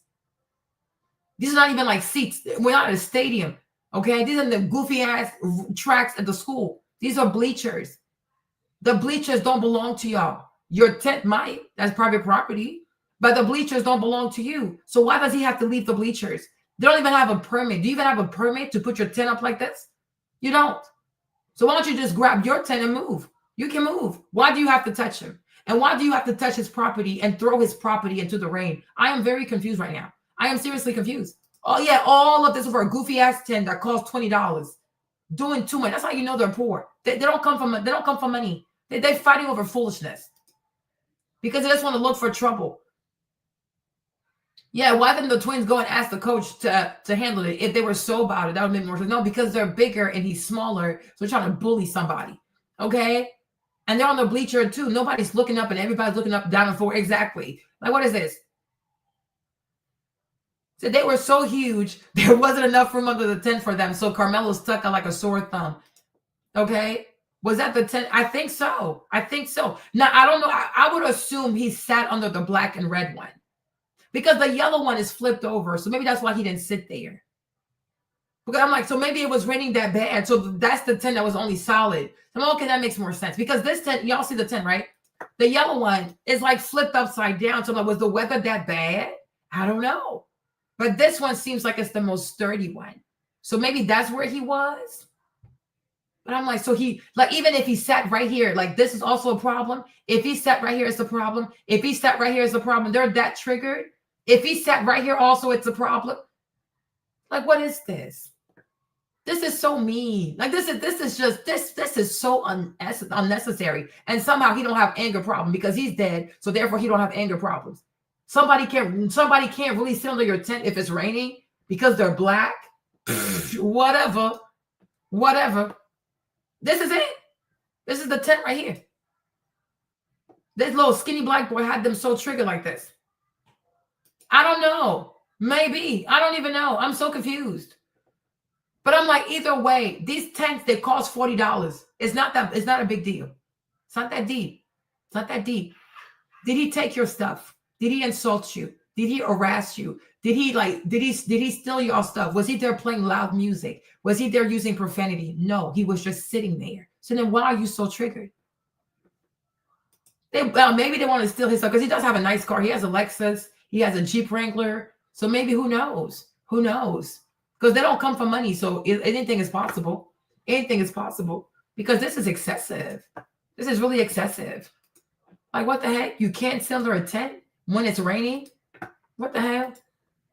And my brother stepped in and said, you need to move. And he's like, make me move. Austin grabbed his backpack. He said Austin grabbed his backpack. Who gave Austin the authority to grab his backpack? I'm so confused. Who gave him the authority to grab his backpack? You see, I look at him, he's like, oh yeah, this is where everything went left. Look at his face. Why is he grabbing his backpack? And in all this, it's raining, huh? But you see, and he doesn't say that it's raining. The mama doesn't say it's raining, right? Because they have to make Carmelo seem crazy. Like he just attacked these innocent white kids who are so good. They're such good kids. White kids. Their kids are always good kids. Their kids are always good kids. Oh, whatever. This kid, I tried to whip around as fast as I could, but I didn't see the stab. But then I looked at my brother, and then I'm not going to talk about the rest. So yeah. That's just what I saw. And I tried to help him, but it was just senseless. It was really senseless. Really, I don't know. They had the lady put words in his mouth. It was senseless. Were you there? How do you know it was senseless? Were you there? So telling a young man to move while it's raining, grabbing his book bag, throwing his book bag into the rain, that makes perfect sense to you. These people, man, they're so racist. They're a bunch of racists. I don't know why a person would do that to someone just over that. So, and my question is, why would someone ask another person to move when it's raining? Was Carmelo sitting on your head? Was Carmelo sitting on your lap? Was Carmelo sitting on your neck? Did you have to physically carry? Like, was he sitting on you? How was he bothering you? I am so confused. They're true savages, right? Here is the picture of the venue. There's all these seats. You want me to believe that him sitting there was obstructing your peace? It was obstructing your joy. He's sitting here talking as if Carmelo was sitting on his lap. Carmelo was sitting on his neck. Carmelo was sitting on his head. What the heck? You and your brother team too much. Team too much. The boy is sitting there. He's not sitting on your lap. He's not sitting on your head. He's not sitting on your neck. He's not sitting on your back. The boy is just sitting on metal bleachers. How does that trigger you? It's raining. Why do you care so much? It is raining. Why does he have to leave urgently? What is the rush? Why? Why can this black boy sit here until the rain cools off? Make it make sense. You live in a trailer. He lives in an all brick single family home. Probably have a beat up car. He has 2 cars, a Lexus and a Jeep Wrangler. Make it make sense. You have nothing that he wants. You're poor. He's not. Your parents are divorced. His are married. I don't even think your family can even afford to take you to Disneyland. He vacations there since he was a child. Make it make sense. Like, seriously, make it make sense. There's nothing you have that he wants. Like, this is insanity. This is really crazy. And I feel like sometimes too, you have some white people who are really triggered when black kids have more than what they have. I really do. Because in their narrative, black people are not supposed to have all this. Only they're supposed to have it. Can you imagine? You live in a trailer. A black boy lives in a fancy suburb with the entire house is all bricked out. Mama got a big car. Daddy got a big car. He gets a Lexus when he's 16. I don't even know. They're triggered by what? Why would you be triggered? It's raining. They don't have other things to worry about. Imagine being triggered. It's raining, but why is he there? You don't have anything else to worry about right now. Can't clean your bags, focus on yourself, meditate, right? I don't know. I don't even know. We got to ask Carmelo if he's met them before. I don't know. The brother, he's lying. He's intentionally omitting stuff, so he's lying. We got to go talk to Carmelo. I don't know, but I'm really confused. It's raining. Maybe it was going to rain for like just 5 more minutes or 10 more minutes. It's Texas. It doesn't rain for like long hours. Like, it's not a place like that. It's Texas. It's hot. Maybe it's going to rain for 5 minutes, 10 minutes. Like, he really can't sit there. He has to go right now. Right now, you have to go. The point that you put hands on him, you grab his stuff, you throw his stuff into the rain, and somehow these make sense to white people. This behavior makes sense. Exactly. There you go. Why is this N-word here? And that's what they don't want to say, like, because the vast majority of them, they don't want N-words to sit next to them. Exactly. Because they saw this boy and the N-word is, oh, he must be an N-word, so he can't sit here. Just like Rosa Parks. I told you earlier, it's giving Rosa Parks. Okay? No, but let him talk, though. The Bible even says that. The Bible says never be quick to defend yourself. Let people talk. So let them talk. They're going to talk so much, they're going to start exposing themselves. Let them do it. Only liars are in a rush to get their side. They want to be the first to get their side out. Let them do it. God, I think, like, Lonnie, one thing I've realized is that we as human beings, we are taken aback by when stuff happens. Like right now, we're shocked, confused. God is never confused. Austin, Hunter, Carmelo, God is responsible for everybody's birthday and the time of birth. Nothing surprises God. Human beings are surprised. God is not surprised. God knew all of this was going to happen. And this right here, this case right here, is going to work out for the glory of God. God will get the glory out of this. I repeat, God will get the glory out of this. I'm going to say it again. God is going to get the glory out of this. So that's it. In all things, God gets the glory. We're shocked. God is not shocked. Like he said, Jeremiah 33, before your mother knew you, before you were conceived in your mother's womb, I knew you and I had plans to prosper you. You understand? The day that young boy was drowning, why God intentionally put Carmelo there. You understand? Exactly. Yeah, I'm 40 years old. I've learned this. We are shocked because we don't know. We're limited. God is omniscient. God knows everything. God knows all. We are shocked. God is not shocked. He knew it would happen. He knew it would happen like this. It's the same thing that happened to Jesus. They grabbed the man. They were quick to lie on the man. They were quick to pull his clothes, spit on him. When he asked for water, they gave him vinegar. We have seen this before. This is the story of Jesus. I have seen this before. They put him at the cross. They crucified him, and they thought they were done. Oh, look, we did it. We did it. But 3 days later, he rose. God lets the enemy do his part. Do lie as much as you want to lie. Tell your story as much. Sell your narrative. Lonnie, I am telling you a thing. David said, I was young, now I'm old.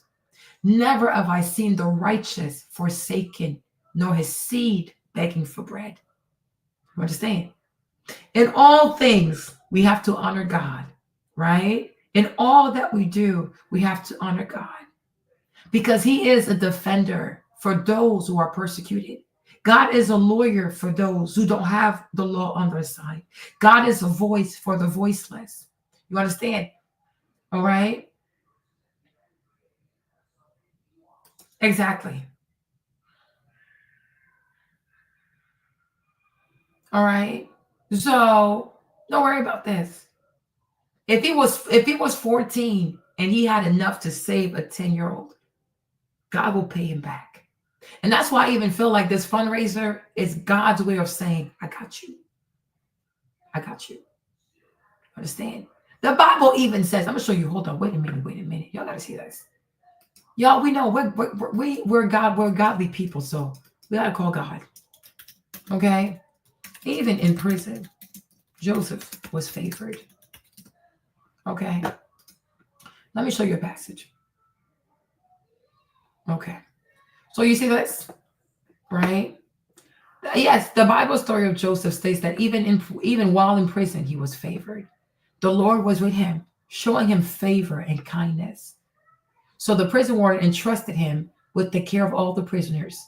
The warden trusted Joseph so much that he no longer had to worry about the prison affairs as Joseph managed everything. Do not worry. You have to understand me.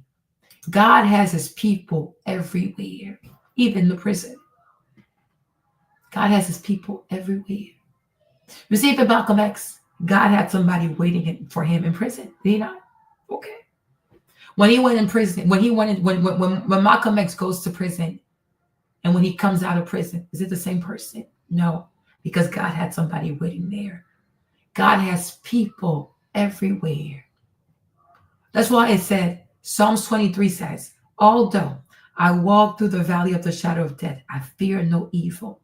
For your rod and your staff, they comfort me. God has people everywhere. You understand? God has people everywhere. You're never alone. The world might want you to feel like you're by yourself. I'm 40 years old. I'm telling you, you're never by yourself. God has people everywhere. And everywhere you go, not only does he have people for you there, there's a provision waiting for you. Fear not, for I am your God. Right? Fear not, because I am your God. I repeat, fear not, for I am your God. Although the waters are troubled, fear not, because I am your God. Right? The people asked Jesus because Jesus, hold on, wait a minute. Y'all gonna make me preach tonight. Okay? Jesus was asleep. All right. You understand me? Right? In the New Testament, the story of Jesus sleeping in a boat during a storm is found in Matthew 8, verses 23 to 27, Mark 4, 35 to 41, Luke 8, 22 to 25, where a sudden storm arises and the disciples are terrified, but Jesus remains asleep, demonstrating his authority over nature when he calms the storm. I know that's right. Don't ever allow your heart to be troubled. When you are chosen, you are chosen. Don't ever allow your heart to be troubled. You hear me? Jesus walked on water. That in your troubled season, you will know. You will never drown. These waters, they shake, they whatever. You will not be taken. You're not going to drown. And he told Peter, walk with me. You see, and Peter was walking until he started to get scared. Don't get scared. God is in control. Nothing is random. But sometimes God has to allow certain things for his name to be magnified. And for that, we give him the glory. I repeat, in this right here, this young man, he will get the glory. God will get the glory. The stuff that's going to come out in court, you're going to be like, oh my gosh, Marlene's are prophetic. Me, God talks to me. You understand? And when I receive like from the angels, like if something is not meant to be bad, I have peace about it. I don't know how to explain it. You don't fear. You don't go for what you see. Let them talk. Let them. The more they talk, the better it is for us. Because the thing about lying, you don't remember your lies. So let them do it. That's why I tell you, white people, they don't bother me. They don't bother me. Because every time they get exposed, you understand? Every time they get exposed. The plans of white people, God always lays those plans asunder. Even Russia, they thought Russia was going to fail in a week. Oh, Vladimir, they lied on that man. They lied on the man. They went and bombed this gas pipeline. They say all kinds of evil things. 3 years, Vladimir is still standing. You see what I'm saying? All their plans, God lays their plan asunder. Now they're saying, oh, let's talk with Vladimir Putin. Let's make peace with him. They tried, right? 3 years. When the war with Russia started, they said, oh, he's only going to last a week. They froze his money. They bombed. He has a North Line gas pipe somewhere. Joe Biden blew that up. They put embargo on him, restrictions on him. They put everything on Russia. They said he's not going to last. You guys see Trump saying, he said, oh, Obama gave Zelensky the sheets. I gave him the javelin. Okay. But did you make it? No. He was president. He left. He came back. Now he changed. Oh, let's talk. Let's have negotiations. I'm sure Russia, you see, they don't make it far. White people, they're like dragons running with one last huff. Ah! They puff one big time, and after that, there's nothing left in the chimney. This is what they do. It's a very zealous people. They're full of bravado. They're full of hatred, but they don't have enough energy. They can't sustain it because you can't sustain a lie. They're like dragons with one last huff. Ah! That's it. I'm telling you, do not fear these people. They're clowns. Usually the Chinese, they're not afraid. No, tear right back. Don't be afraid of them. That's why I'm telling you. We've been here before. We have seen people lie on Jesus. They were in a hurry to kill him. They thought it was over. And what did Jesus say? Father, forgive them because they don't know what they're doing. That's why I tell you, white people, we need a day of spiritual prayer and healing for these people. They don't know what they're doing. It's a godless people. That's why they lie so much. It's not a covenant people. And they don't also believe in circumcision, because circumcision is a covenant. They don't do that. So you already know. Okay? No, Lonnie, you cannot feel bad for him. He's a man. He's a young man. And this right here is going to build him for the rest of his life. They did the same thing to Allen Iverson when he was a teenager. I don't know if you guys remember this. In Hampton, Virginia, they did the same. These goofy white people who like to bully people did the same thing. It was at a bowling alley. Did the same thing to Allen Iverson, right? Did all their foolishness. But at the end of the day, was he not able to fulfill his destiny? Is Allen Iverson now one of the greatest basketball players to ever do it? Is Allen Iverson one of the most swaggy black? Child, that bit is just so fun. He's so damn fine. Even the brat stopped being a lesbian. Make it make sense. Okay, then the brat said she a lesbian. But somehow when she met Allen Iverson, she became straight. Okay, there you go. There you go. Black men are the prize. Right? Right? They did the same thing to Allen Iverson. Right? In Hampton. Y'all forget, huh? That nothing new. And nothing new with these white people. And nothing new. And nothing new. There's nothing new under the sun. Y'all gonna stop. You guys are gonna stop troubling your heart. You will stop troubling your heart. When has God failed us, black people? I'm asking you an honest question. You see, also very, very skinny. Just like Carmelo. When has God ever failed us? Y'all do too much. Y'all gotta laugh at this. Me, the God that I serve, no, I love him too much. I love him too much. Right? And this Allen Iverson. Right? Hold on. Exactly. Oh, exactly. The brat, isn't the brat a lesbian? Then the brat tat. So funkified, okay? She was so damn funkified, she became straight. Y'all, exactly. She was cooking and cleaning. There you go. Then she said she's a lesbian. Okay. Then the brat says she a lesbian. Isn't the brat a lesbian? Miss Functified herself. She was so damn functified. She was electrified. The girl became straight. She said, what? The JJ, I need some, okay. I need some vitamin D in my life. Okay. Miss So Deaf herself. Okay. Then the brat say she a lesbian. Okay. The brat, where you at? The brat said she a lesbian. This girl's so damn funny. Okay. Okay. Oh. Black men are the prize.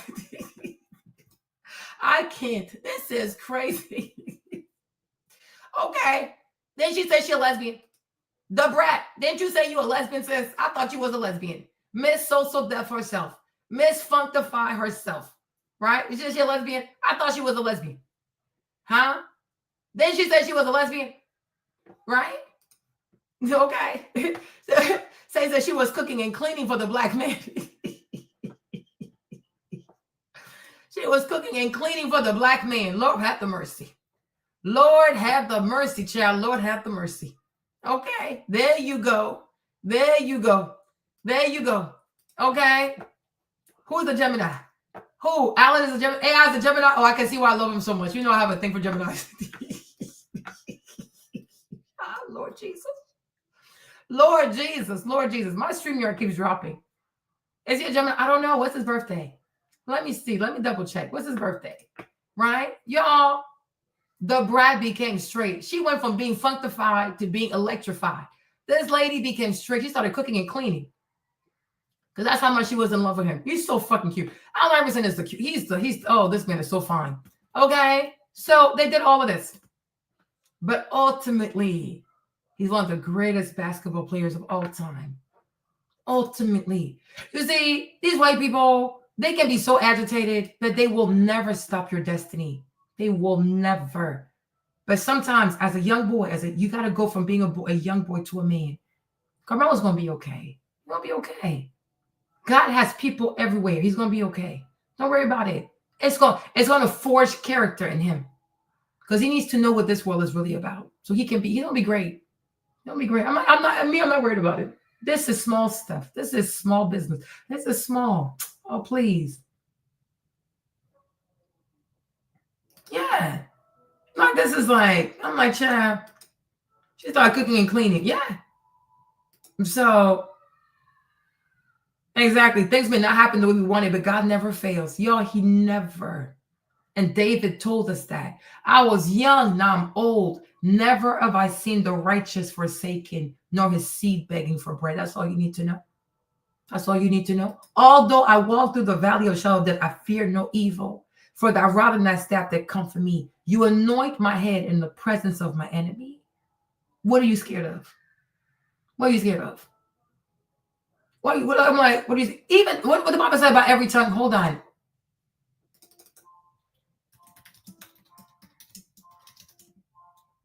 What is that? What the Bible say right here, y'all? Read this. What the Bible say right here? What does the word of God say right here? Okay.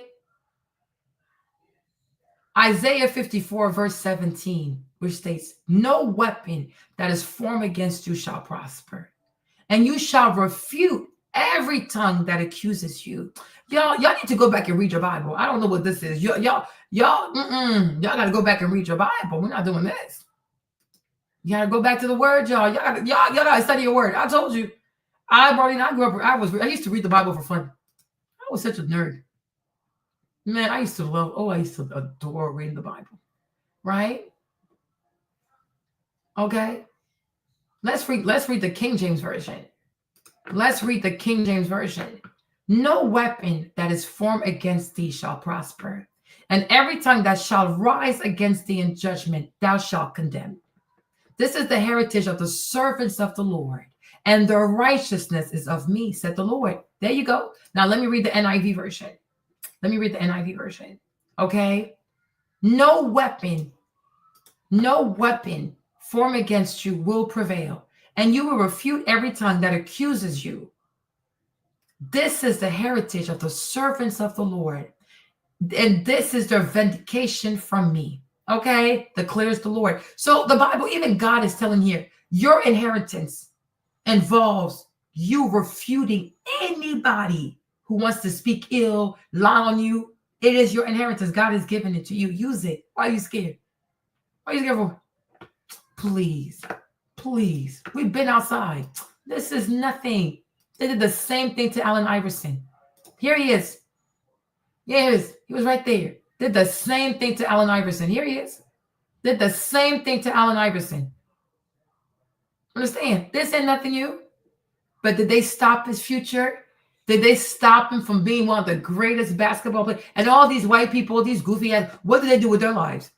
Okay? Did any of them become millionaires? Who talks about these people? Who even knows these people? All the people who lied on him. The judge. Look at these goofy. Look at these goofy ass people. Look at this. You know? And once again, it was white kids who started this foolishness. Once again, it was white children who started this foolishness. It's really alarming to me how quickly people forget Black history out here, child. And mind you, I came to America in 1996, so I wasn't even here. So I don't understand how people who are Black and born here, like, they forget this, like, and they're out here like they don't know that this happened before. Okay?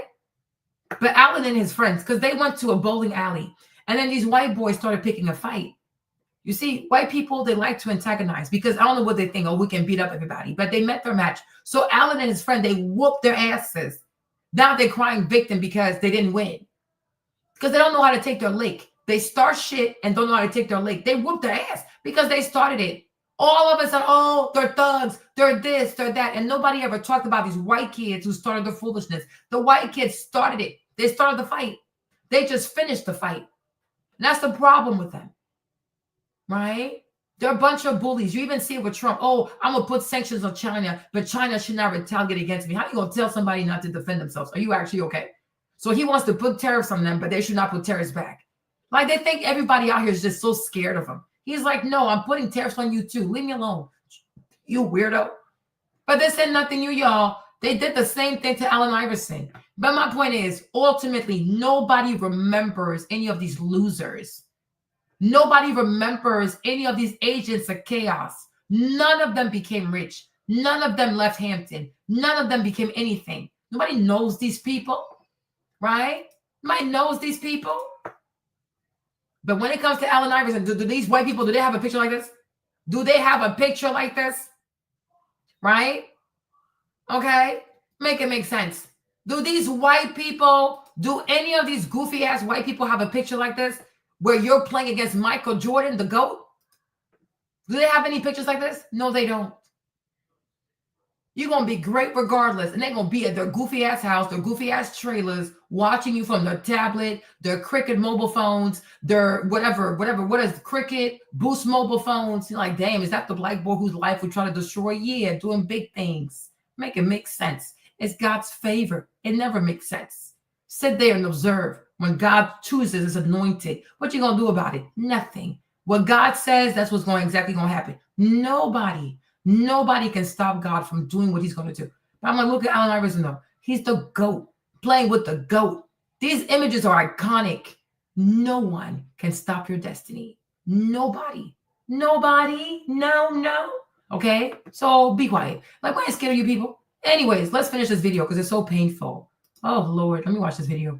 Anyway, let's go. Little argument. It's just crazy in this world nowadays how people just up and do that. Like, a man has a family. That man has people that care about them all the time, and he did everything for our family too. He was a strong man. He was a strong kid. Mm-hmm. I was strong. And brother had to be strong because your father left the home. That's so sad. He did, but that's a lot for a young person. So he had to be the daddy of the house, even though he has a daddy. But your daddy chose to leave, and I'm sure that daddy's an alcoholic, right? So I don't know why you would do that to a person. So why would you want a person to leave in the rain? I'm also confused, Anton. I got questions. But it's sad that your daddy left because your brother grew up a little too quickly. So I can see why he had the rage. Anyway. I know I'm strong too, but he's a little stronger. But he did a lot for our family and a bunch of stuff that we just don't recognize. And it's just like, especially throughout our friends too, like everyone knew, like he was the peacemaker. So I'm saying, like, I heard someone who really makes peace, really calms peace down. He makes everything sail smoothly. And because I I get upset, but then he calms me down. He was just always there for me. So it's just really heartbreaking to see like how this happened. Oh my goodness. You guys are 17. Yeah, they'll be 18 in July. I saw a lot of articles say you guys were 16. And you see, she wants them to be 16. No, they're 17. They were all 17. They're all like, he was 17. Like, so Carmelo was what, like 24? They're all 17. These people are crazy. Yeah, they're 17. Yes, ma'am. Yeah. Yes, ma'am. Yeah. Austin wanted to play football. He wanted to play college football. He would have. For sure. He definitely used his mindset, his skill level, his IQ. The game was probably the best I've seen in the Frisco area. Yeah. As a linebacker, he was a stud, and I always try to fill those shoes. Oh, he was a stud. Oh, so you recognize he was big. Okay. Yeah, well then. With him, play with him, and I had a blast my whole life playing sports with him my whole life. It was just me and him always good against people. And he said he was a stud. Last year, the other was this year, so it's just really heartbreaking not to see him next year on the field. I'm so sorry, my love. Oh my goodness. I saw that he won like linebacker of the year for the Frisco Memorial. He was second team all district, which he should have been first. Yeah. But it's just everyone knows around this area the impacts of what he does for football and what he does for families and friends. I'm so confused. We're talking about football to prove what? So he won all these awards in football. So that means he has good character. I'm so confused. So because you're a good football player, you have good character. He sees a young man sitting there because it's raining. The young man is not bothering him. He proceeds to physically try to remove this boy. He throws his stuff in the rain. So obviously he doesn't have good moral character. Why are we talking about his achievement in football?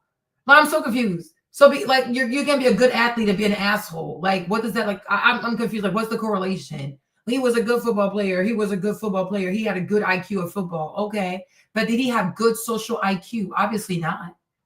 Obviously not. Because why do you want to remove a child? Like, it's you, all of y'all 17, and he's smaller than you. It's raining. Why do you want to remove a young man in the rain? Why do you grab his book bag and throw his book bag in the rain? Why are you trying to damage his property? So he could have had great football IQ. We're not talking about this. Did he have social IQ? Did he have emotional intelligence? Did he have a high emotional IQ? It seems like he didn't. I'm like, why are we talking about all this football stuff? Football.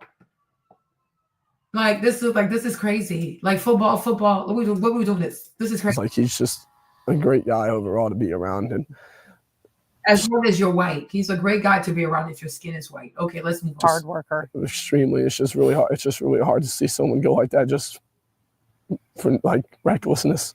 Mm-hmm. My focus of my story is, of course, on Austin. That is what. Why is the focus in your story on Austin? Why? Were you there? Do you even know Austin personally? Or because he's white, you take his side? Or because he's the one who's dead, so therefore you only want to focus on him? This is insanity. What's most important. But what would you say about the suspect and what's next? I don't know anything about him.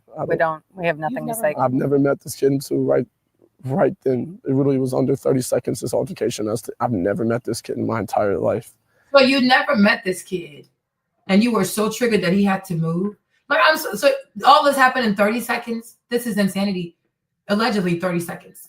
You never met this kid. He's not bothering you, but he has to go. This is insanity. This is really insanity. It's just. And to be honest with you, we don't want to give him any recognition or any care because we have no desire to have anything to do with that man. Why don't you have anything to do with that man? Do you know him? And why do you call him a man? This goofy ass. You see, why does she call him a man? He's 17. Do you call your sons men? You say, oh no, they're 17. He's 17, just like your son. So why do you call him a man?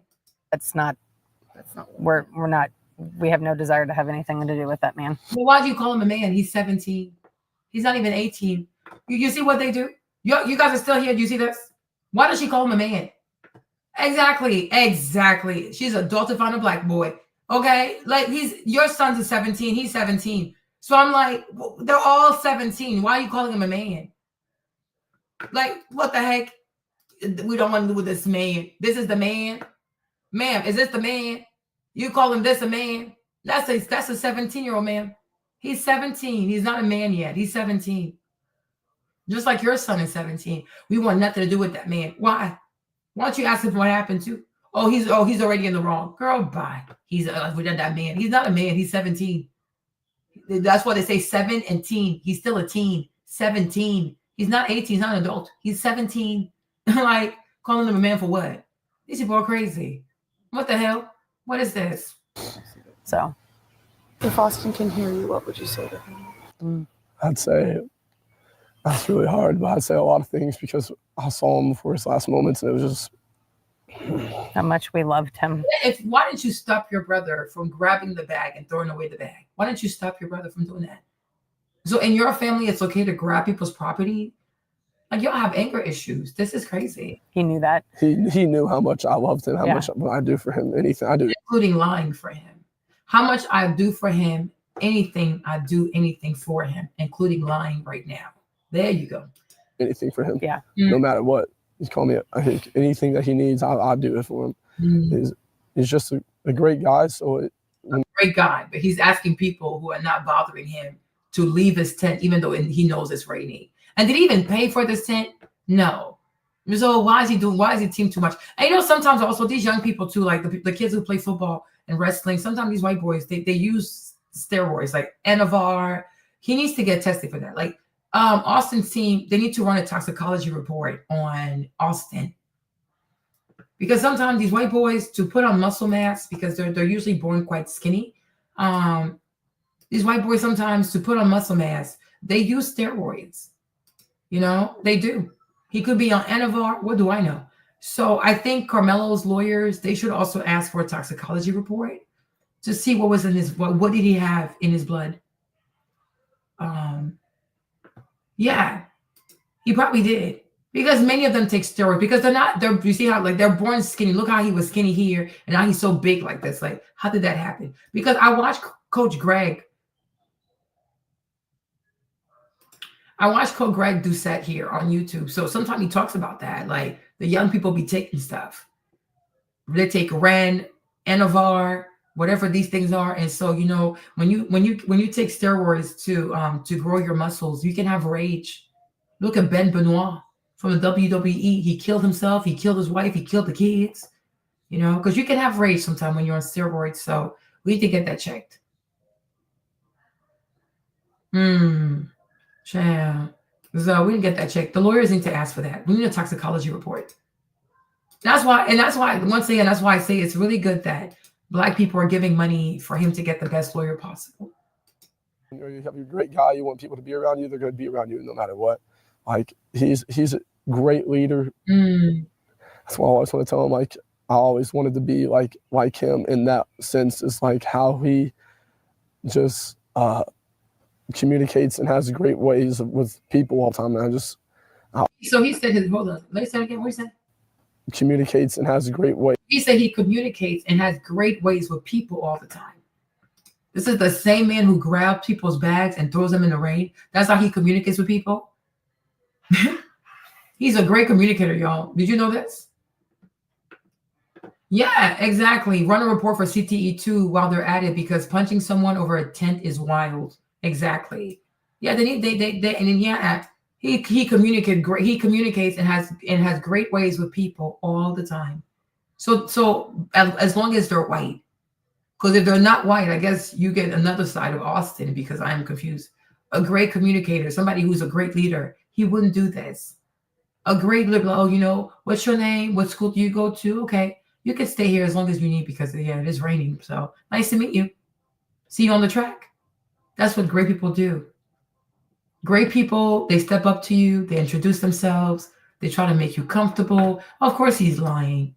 Of course he's lying. They're all, him and his mama are lying. Of course they're lying. That, like, everything he's saying doesn't make sense. Oh, he's an awesome guy. Oh, he loves people. He's a great communicator. He's a great leader. So if it's raining, when the leader said, oh, you can stay here as long as you need. If he's a great leader, wouldn't he have walked up to him and say, oh, I'm Austin. What's your name again? You know, there are ways to make sure, like, who's this guy? Hey, what's up? I'm Austin. What's your name again? Oh, what school do you go to? Okay, that's cool. You run? Okay, how fast you run? Okay, cool. That's what's up. Okay, I see. All right, well, see you on the track. Boom, we're done. Oh, that's so-and-so. He goes to that school. He runs track. I even asked him what his speed is. What the heck? That's what a great leader does. I'm a great leader. So I get to know people. I make sure to memorize people's names. I know how to talk to people because I'm a great leader. Leaders, they make everybody feel comfortable. They don't pick and choose. Oh, if you're white, you can stay under my tent when it rains. If you're black, you got to go when it rains. If you don't move fast enough, I'm going to grab your stuff and throw your stuff into the rain. Oh, you got to send me that clip, Lonnie. Send me that clip. I'm telling you, it's all going to come out. That's why they're running. They know, me personally, the more I consume this content, I truly believe that these people know their sons, brothers. I mean, he was involved. He was involved too. He was involved. Their sons are in the wrong. They know this. That's why they're rushing to put their side out there to have people feel sorry for them.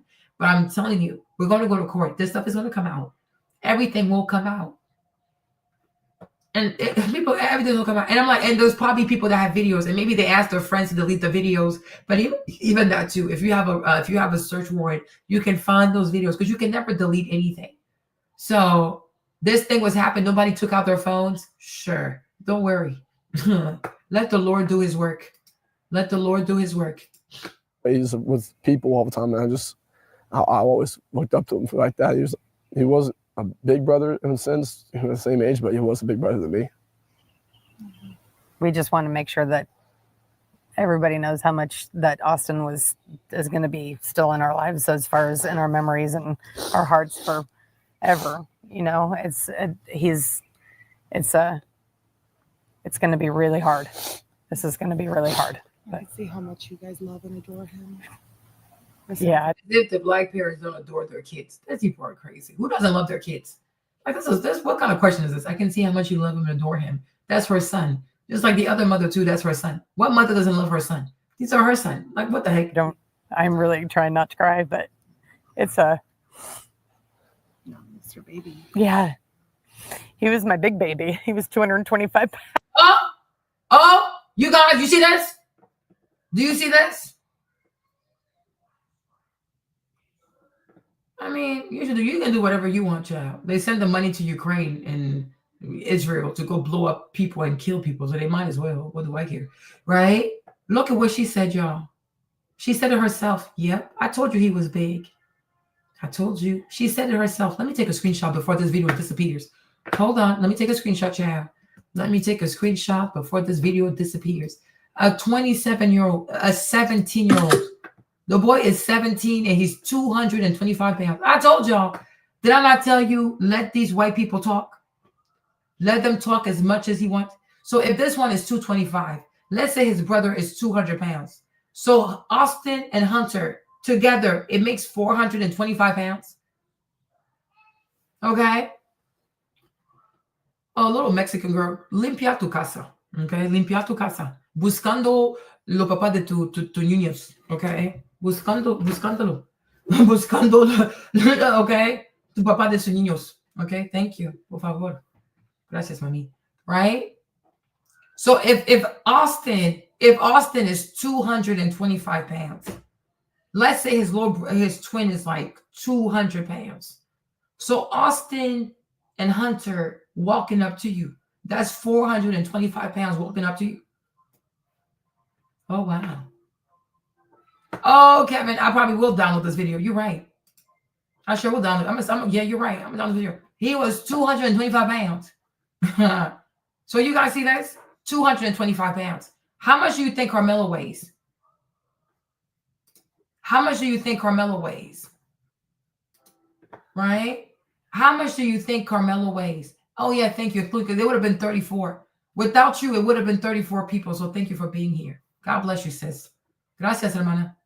Gracias. Thank you for being here. Because if you were not here, I would have 34 people. So God bless you for that. Right? How much do you think? How much do you think Carmelo weighs? Exactly. Like, yeah. And it might even be less than that. Oh, wasn't Peter? No, he can say whatever he wants to say. God bless him for that also. So this 150. He could be like 160, 150. Because we need to know how much he weighs. So,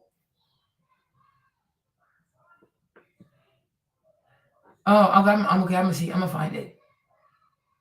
Yeah, exactly. He runs track. They're very lean people. They're very, very skinny. I'm like, how much do you think this boy weighs?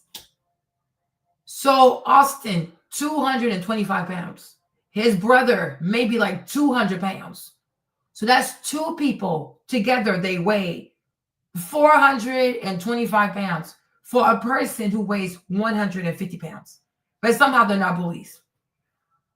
You can't make this shit up. And I can't wait to see how tall they are. I want to know how much. I want to know Carmelo how much he weighs and how tall he is. I want to know his height. I want to know his weight. The brothers, we already know that one is 225. Hunter, I want to know his weight. I want to know their height. But I'm like, they're definitely over 6 feet because they're pretty tall. He's very small. He's very, very small.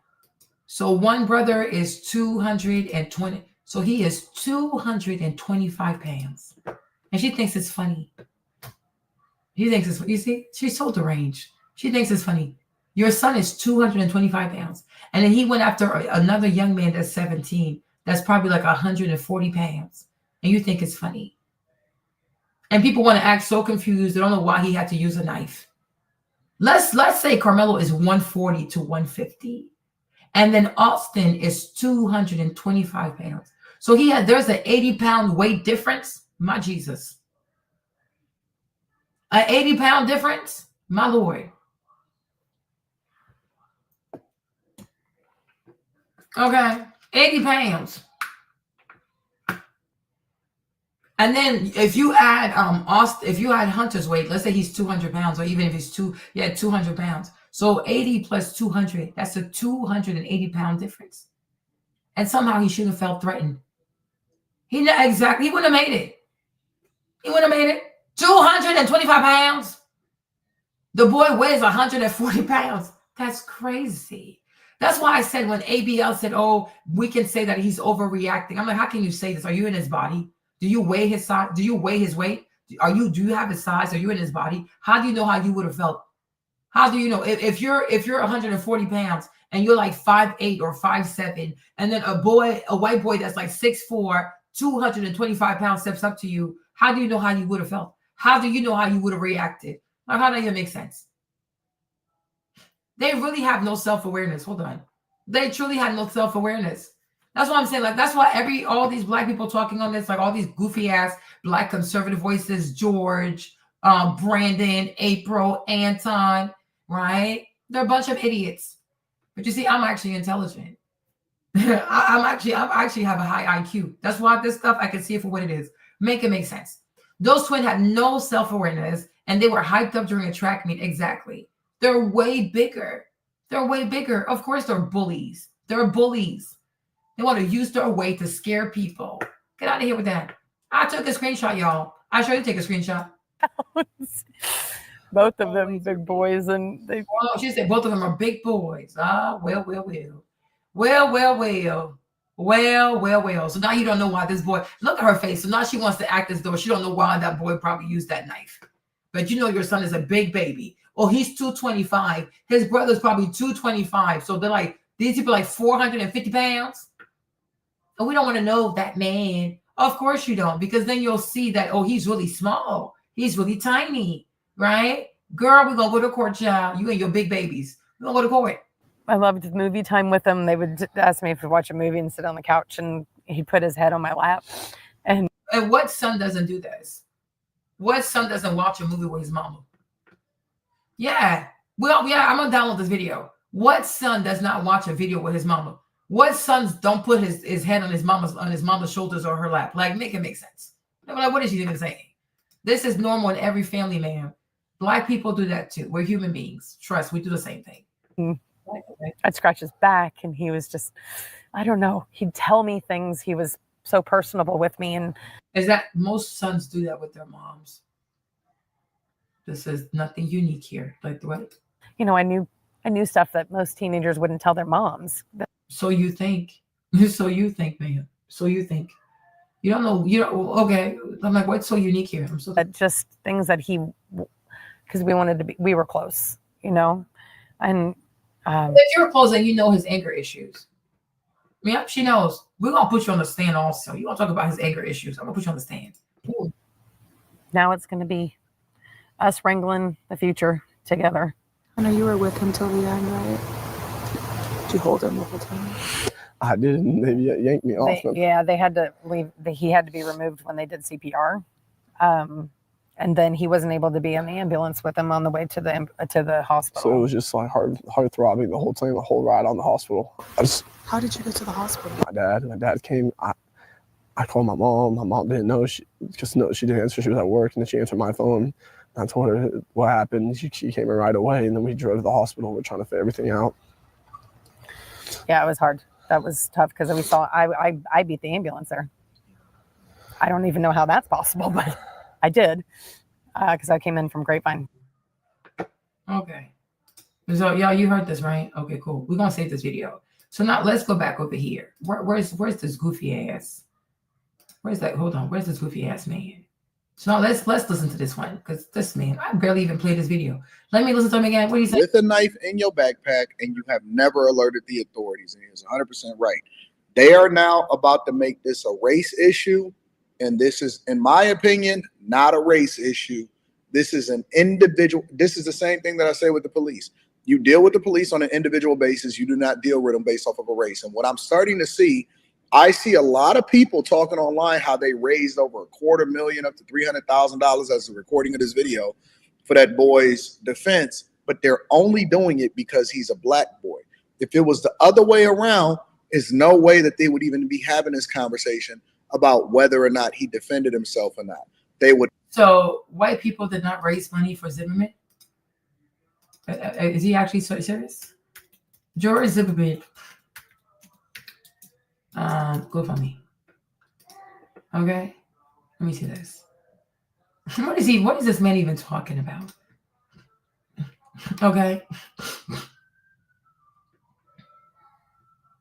They didn't raise money for Zimmerman?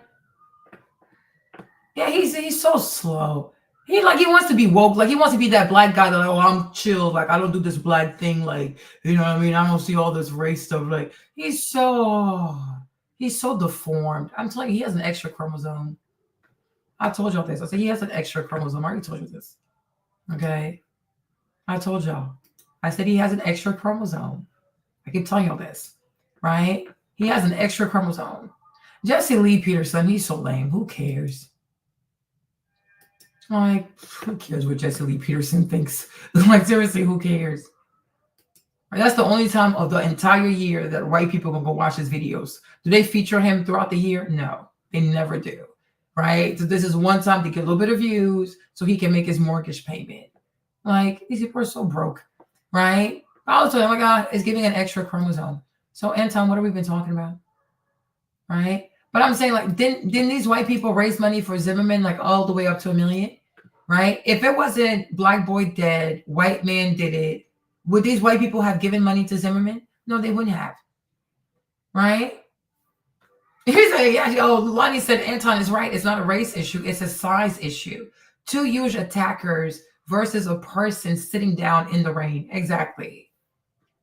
Oh, Jesse's definitely deformed. Okay. Like, make it make sense. White people put money behind Zimmerman out of spite.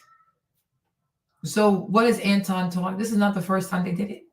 Even Luigi, they raised over $1 million for Luigi. Right? So I'm like, make it make sense. What are we even talking about? Absolutely 100% be looking at it objectively. But the skin color is the thing that keeps people locked away in their emotions, and they never can get past it, which is one of the reasons why they make an emotional decisions. And this. So the back chasers who give you all this money, even though it took you like 12 years to finish community college, it took you over 12 years to get 100,000 subs on YouTube.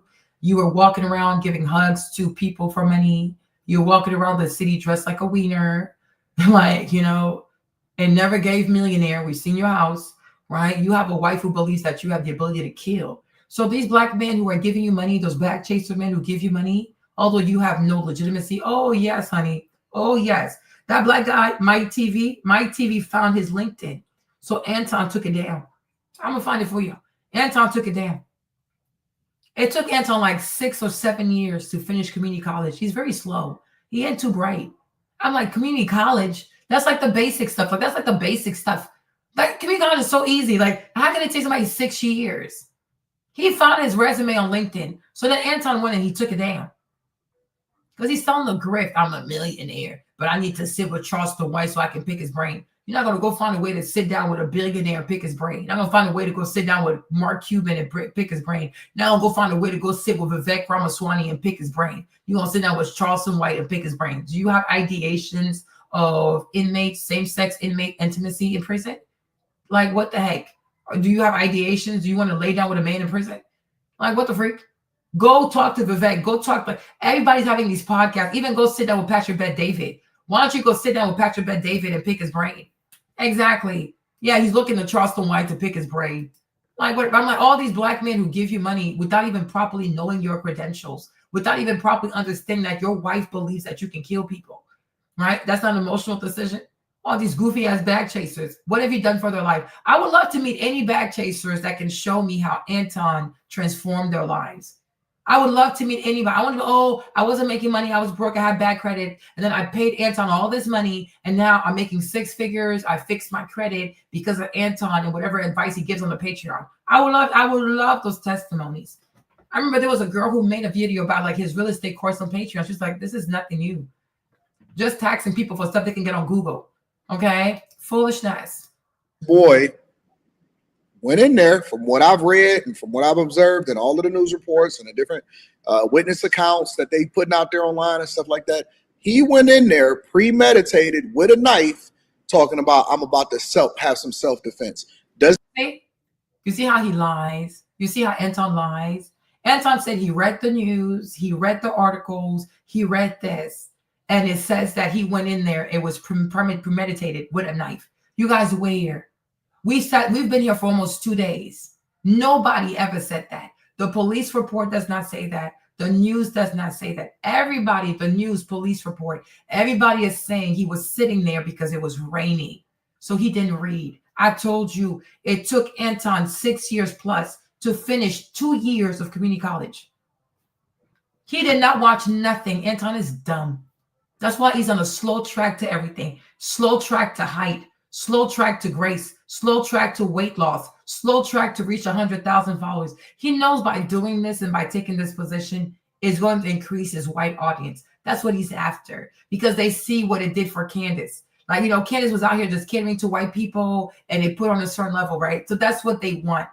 That's what they want, because he couldn't do the whole Kevin Samuel thing. It doesn't work. He's not attractive enough, right? So now it's like, oh, I'm going to be the black guy that checks black people. And I'm like, I don't have emotions. And you know what I'm saying? He's trying to attract a white audience. They want that white bag. They want that white validation, because we spent like 8 hours yesterday. We spent like maybe 8 hours again today. Nobody said not one time that the boy went to that tent and it was premeditated. Even the young boy said, what's his name? Yeah, even the brother Hunter said, we didn't even know this boy. Hunter said, we had never met him. We don't even know him. So how can something be premeditated when these parties don't even know each other? He makes no damn sense. But I'm telling you, when Tariq Nasheed gets his ass, oh, I can't wait for this. Right?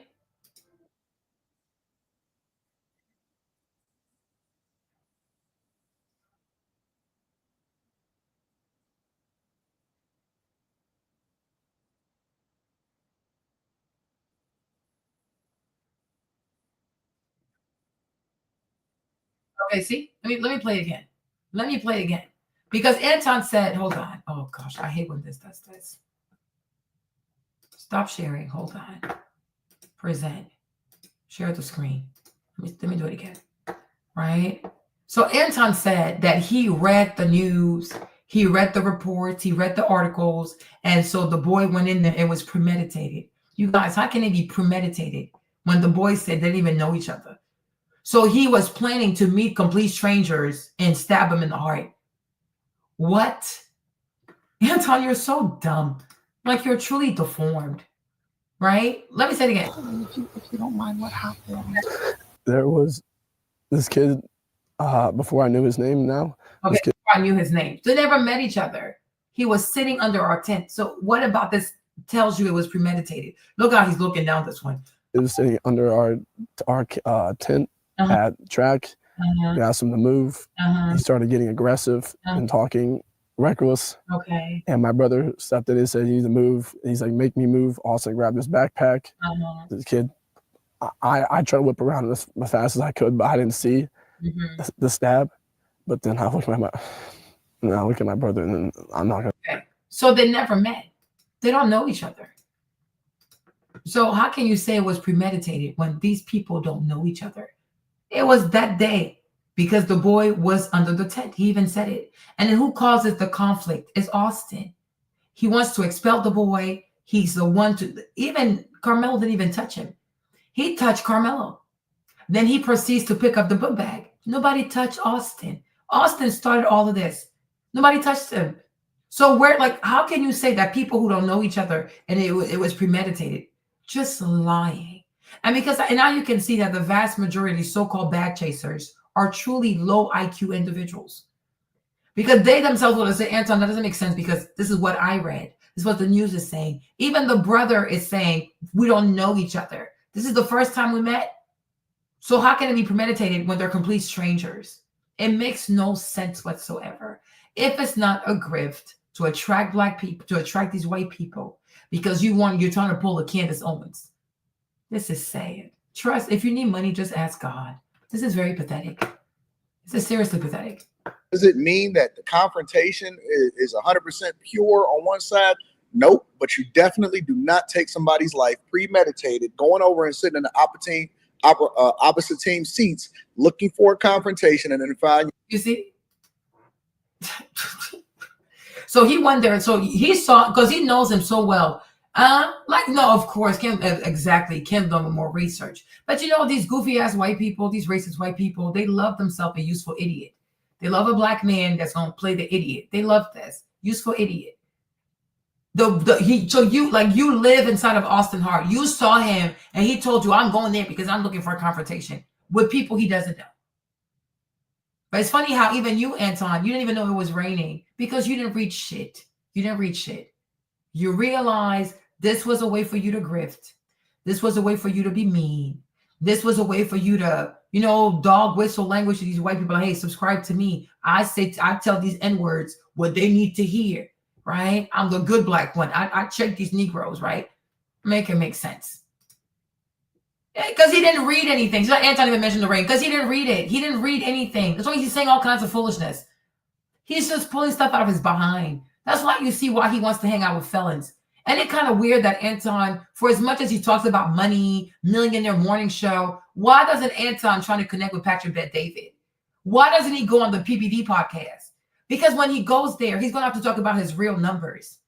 Because Patrick makes way more. And most likely, Patrick can smell a BSer when he sees one and when he hears one. Right? And it's funny how he only stays. Look at Anton. Anton only does panels with Dusties. He only does panels with people that have less money than him. He only does panels with girls who are not married. He only does panels with single moms, right? And it's funny how Anton never puts himself in a room with other men who are competitive, with other men who are married, right? Yeah, you think Anton's tiny, out of shape behind with his breastises. He got breastises. We'll have more empathy for a black boy going against two white Goliath. Exactly, right? Because Anton is weird. He is truly weird. I have never seen this. A man who's a millionaire, but he's out here doing the dating panels with Randy, all kinds of foolishness. His wife is not even there. He stays in the office late at night with women in the office. He's on panel with women until like 2, 3 o'clock in the morning. This is a married man. He goes on trip with other women. Like, this guy is weird. He is seriously weird. He is so weird. But on YouTube, everybody has their day of reckoning. Everything comes up to the light. And no problem, right? But he didn't read anything. And his audience also did not read anything. Because it's funny how he doesn't know that it rained. He's just assuming the black boy just went there because he wanted to start some trouble with people he doesn't know. Because he's black, right? We're always the ones to blame. Because this is the kind of language that these white people want to hear. He wants a wider white audience. That's what he wants. He wants to be invited back to Fox News. He's looking for a moment. He's really silly. Yourself in this situation, and now you claiming race. Charleston is 100% right. 1,000% right on this one. It's a premeditated crime because you took a weapon in fear. Yep. Anticipating to use it. That was premeditated, though. And it said a track meet. You getting ready to run track with other kids and you got a knife on you. No, man, you got to go to jail. You got to go. There's no so when is it all right to kill the bully? I don't give a fuck what the bully did. He don't have a right to die. No. Man, you weak man. That's why I say. So you hear what he said? He said he doesn't care what the bully did. It doesn't matter what the bully did. The bully should not die. So is it because the bully is? So now you went from so before it was kill white people to now it's like, well, if the bully is white, it doesn't matter what he does. He doesn't deserve to die. So what if the bully had sexually assaulted him? Because I'm sure that happened to you in prison. So are you mad because when you were a young man and you were sexually assaulted in prison, you couldn't fight back? You let your bully live because you couldn't fight back? You're like, these people telling themselves. These people telling themselves, right? I'm like, you guys think that because he went to prison young, and he's very small. Charleston is really, really small. So when he was in prison, did somebody come from his butt cheeks and he couldn't fight back? So he couldn't fight back against his bully, so he had to let his bully live? So is that why you want other people to, no matter what somebody does to you, no matter what, like even if you're sexually assaulted by your bully, they should live because that's what you accepted in prison? So you could live your 20-year sentence, however you were there for? You are crazy. You are truly, truly miserable, you know? And this white man who has him on his couch, shame on you. Yeah, exactly. He really does miss his lover. That's why he's hollering like this. And this white man who had him on his couch, shame on you. Truly, truly shame on you. This is so shameful. Because under normal circumstances, you never would have invited a Charleston White on your show. You know, but you're in such a need to hear a Black person say the things that you wish you could say, that you have to go so low to bring someone like Charleston White. This is, yeah, right. Disgusting. So disgusting. Teach the kids how to deal with bullies and this won't happen. We're all not equal. Even in nature, you can be feeding a flock of birds. There's going to always be one bird to come in and take the food from this is nature. Yeah. You cannot get rid of bullies. Teach the kids how to deal with them. Bullies build character. So is Charleston acknowledging that Austin is a bully? Because he keeps saying bully. So is Austin acknowledging that he's acknowledging that that boy is a bully? Because he keeps saying bully, bully, don't kill your bully, don't attack your bully, let your bully live. So is Austin acknowledging that is Charleston White acknowledging that Austin was a bully? Is that what this is? I'm so confused. You go to work, it's going to be a bully supervisor, a bully co-worker. You cannot get rid of the bully. Teach our children conflict resolution. Everything don't have to end in violence. But when you come from the Black culture, everything is disputed in violence. Yeah. And when you come from the white culture, everything is resolved how? Peacefully? You haven't met Benjamin Netanyahu. But then again, you're so dumb, you never watch the news. So that is the problem, though. That's how you... He cooking. I mean, he absolutely 100% is cooking. And most of the only thing Charleston White is cooking is crack and meth and fentanyl. And that's why so many white people came outside, because that is the drug of choice. The only thing Charleston White is cooking, fentanyl, crack, meth, okay? That's it. He ain't cooking nothing else. Not even hibachi, okay? He's cooking crack and meth. Exactly. Remember the one he's like, oh, I will shoot you people. I'm gonna call the police on you people. Exactly. He's so fake. He is so fake. The time we are always looking for solving confrontation by getting into a dispute, a physical dispute with somebody. And now it is escalated to the point to where kids are taking other kids' lives because they were never taught conflict resolution. He is 100% right. So Austin was taught conflict resolution. These people are funny. So only the Black kid needs to have conflict resolution courses? Exactly. I'm like, so Austin, he had conflict resolution skills. He started all of this. He starts all of this. But only the Black boy needs to take conflict resolution courses. Okay, sure. Anton, I cannot wait for Tariq Nasheed to find your ass. And I know that there's going to be a whole bunch of people inside of the chat that go back and forth. And again, they want to make it a white boy, Black boy issue. I can't believe it. He needs to get out. And then they're going to reference all of the previous times where people go back and forth, or what about this person and we march for that person. And honestly, it's just a distraction from the fact that you got a lot of unresolved trauma and somebody put this in you and you never really experienced it for yourself, and now you want to make it. So a child that's from a divorced family that lives in a trailer, his mother is poor, she probably works at a grocery store, he doesn't have trauma. But the black boy from the suburbs with 2 cars, a Lexus and a Wrangler, he's the one that has trauma. Like, what are we even talking about? I am so confused. So white people don't have trauma. White people are not traumatized. Their kids not traumatized. But yet they're so addicted to fentanyl. White people are so perfect. Their kids are so perfect. And yet they're having an opioid crisis. Like, make it make sense. Seriously, make it make sense. The black and white issue. He's 100% cooking, and I agree with him 1,000%. It's the culture. That's the culture, is that's how they solve. When you have a serious issue, they don't even contemplate trying to talk it out. We teach a no snitching rule, right? So our kids are walking around with these mafia rules, codes, and ethics of the streets that's held over children about no snitching. So now I have to take a weapon because I don't want to be a snitch and kill another kid. Oh, it's a simple solution. Don't tell the teacher. Tell your parents. Yeah. It's a simple solution. I know, but tell, motherfucker, tell. But what sounds crazy. We got a code that kids live by that don't know nothing about where it came from, and it's not even applicable to our lives. He cooking. Always. He usually cooks. It sounds so easy, but the thing is, even for the criminal. My thing is, if Carmelo's dad was to meet Anton and he wanted to whoop his ass, I would understand. Because me, if I was a father and I saw another black man, I'm a black man, you don't reach out to me. You don't ask for my son's side of the story. And you just start saying these things about my sons. Like, if Carmelo's dad wanted to whoop Anton's dad, because Anton likes to record himself every time he's outside. So people know where he is. Because he's so loud, he's so braggadocious. But if Carmelo's dad wanted to whoop his ass, I would understand. Because me, if I was a black father and I saw this weird shape, odd body, slow track heifer, talk about my son, when he got an extra chromosome and a whole lot of titties he needs to burn off in the gym, I'll be triggered. You know my son, right? This is a black. Anton has a daughter. Anton is a black father. Carmelo has a dad. Imagine you're a black father and you see another black father talk about your child like this. Unbelievable. No, he's so disgusting. He is so disgusting. He is so disgusting. He is so disgusting. Okay, why are loser guys like this always targeting teens who have better chances of success than him? Exactly. What was his GPA in college? I'm sure he struggled.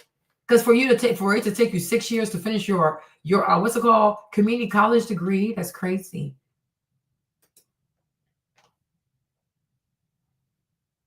I mean, like, this is insane. Yeah, he has a daughter too. What if something happened to his daughter? Oh, this is what these black girls do. They're out here tricking. They're looking for a sugar daddy and this and this and that. How would he feel if somebody put his daughter in a 3 or 4 class? Make it make sense. This is crazy.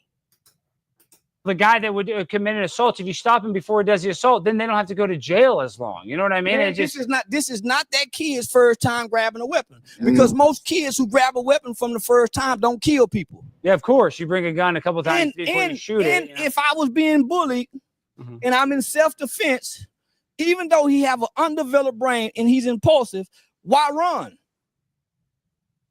I don't know. Why get rid of the knife?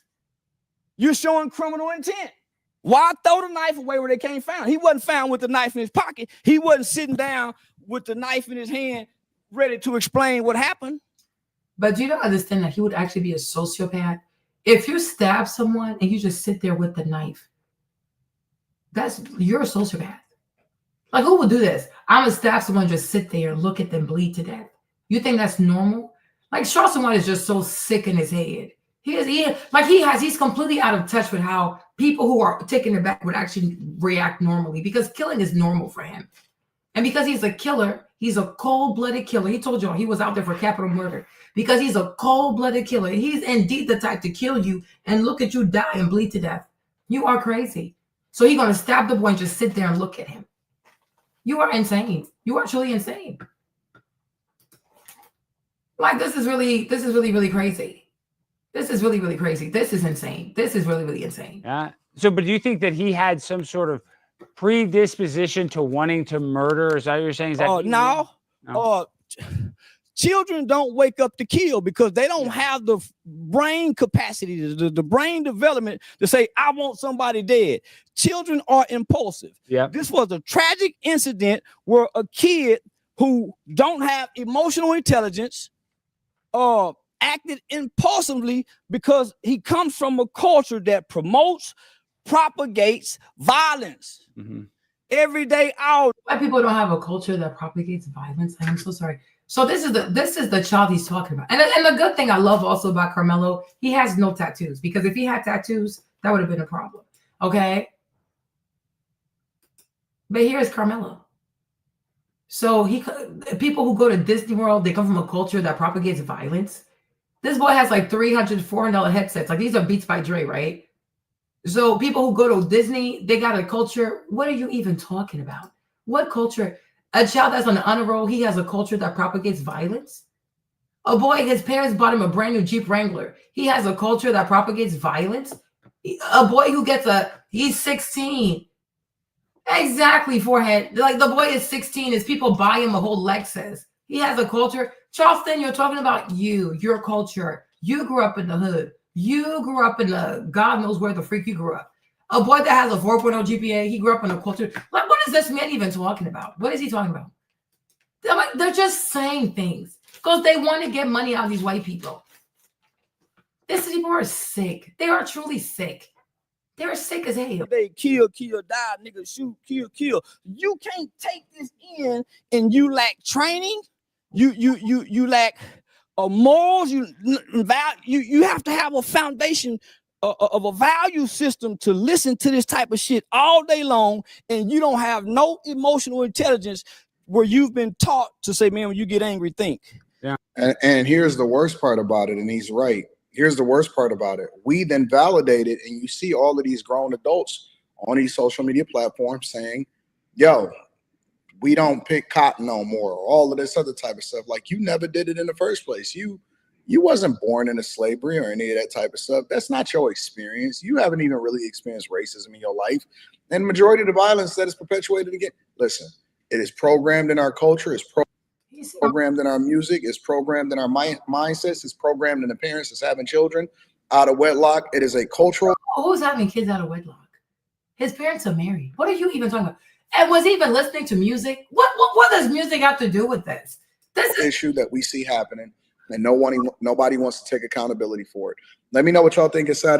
Oh, we're going to check. Okay, so here's the video before I go.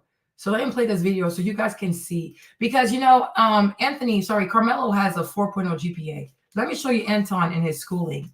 You got to see. Then I got to go after this. Let me show you his education stuff. Hold on. You gonna see. He hasn't deleted it yet, but after this stream, he probably makes some updates because the math ain't fucking mathing. Oh, I'll tell you right now. Teaser, the math ain't mathing. Let me go ahead and zoom in and let's read through his fraudulent ass background. All right. Look at this. Mind you, last time I checked, this man is 43 years old, right? Yeah. 43-year-old man. 43 years. Let's see. Unbelievable. What's going on with Anton Daniels? Oakland Community College, 2008 to 2012. Oh, they took him 4 years to do community college. Like, this dude is crazy. Okay. Oakland Community College. So you graduated community college the same year that I graduated high school? Oh my God.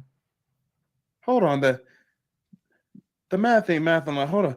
So that was 11 years ago. You're 43 years old. 43 minus 11 is 32. So Anton Daniels was just barely graduating community college at the ripe age of 32. Exactly. This dude finished, Kevin, he finished community college at 32.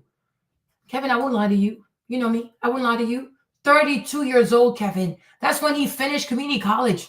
I told you he is deformed. I told you he has an extra chromosome. Look at the way his head is shaped. Something is not right with this kid. Look at his head. Something is off with this man. I told you, Kevin. I'm outside. I see everything. I'm outside. I see everything. Anton, he finished community college. It took him 4 years to finish community college. He was 32 years old.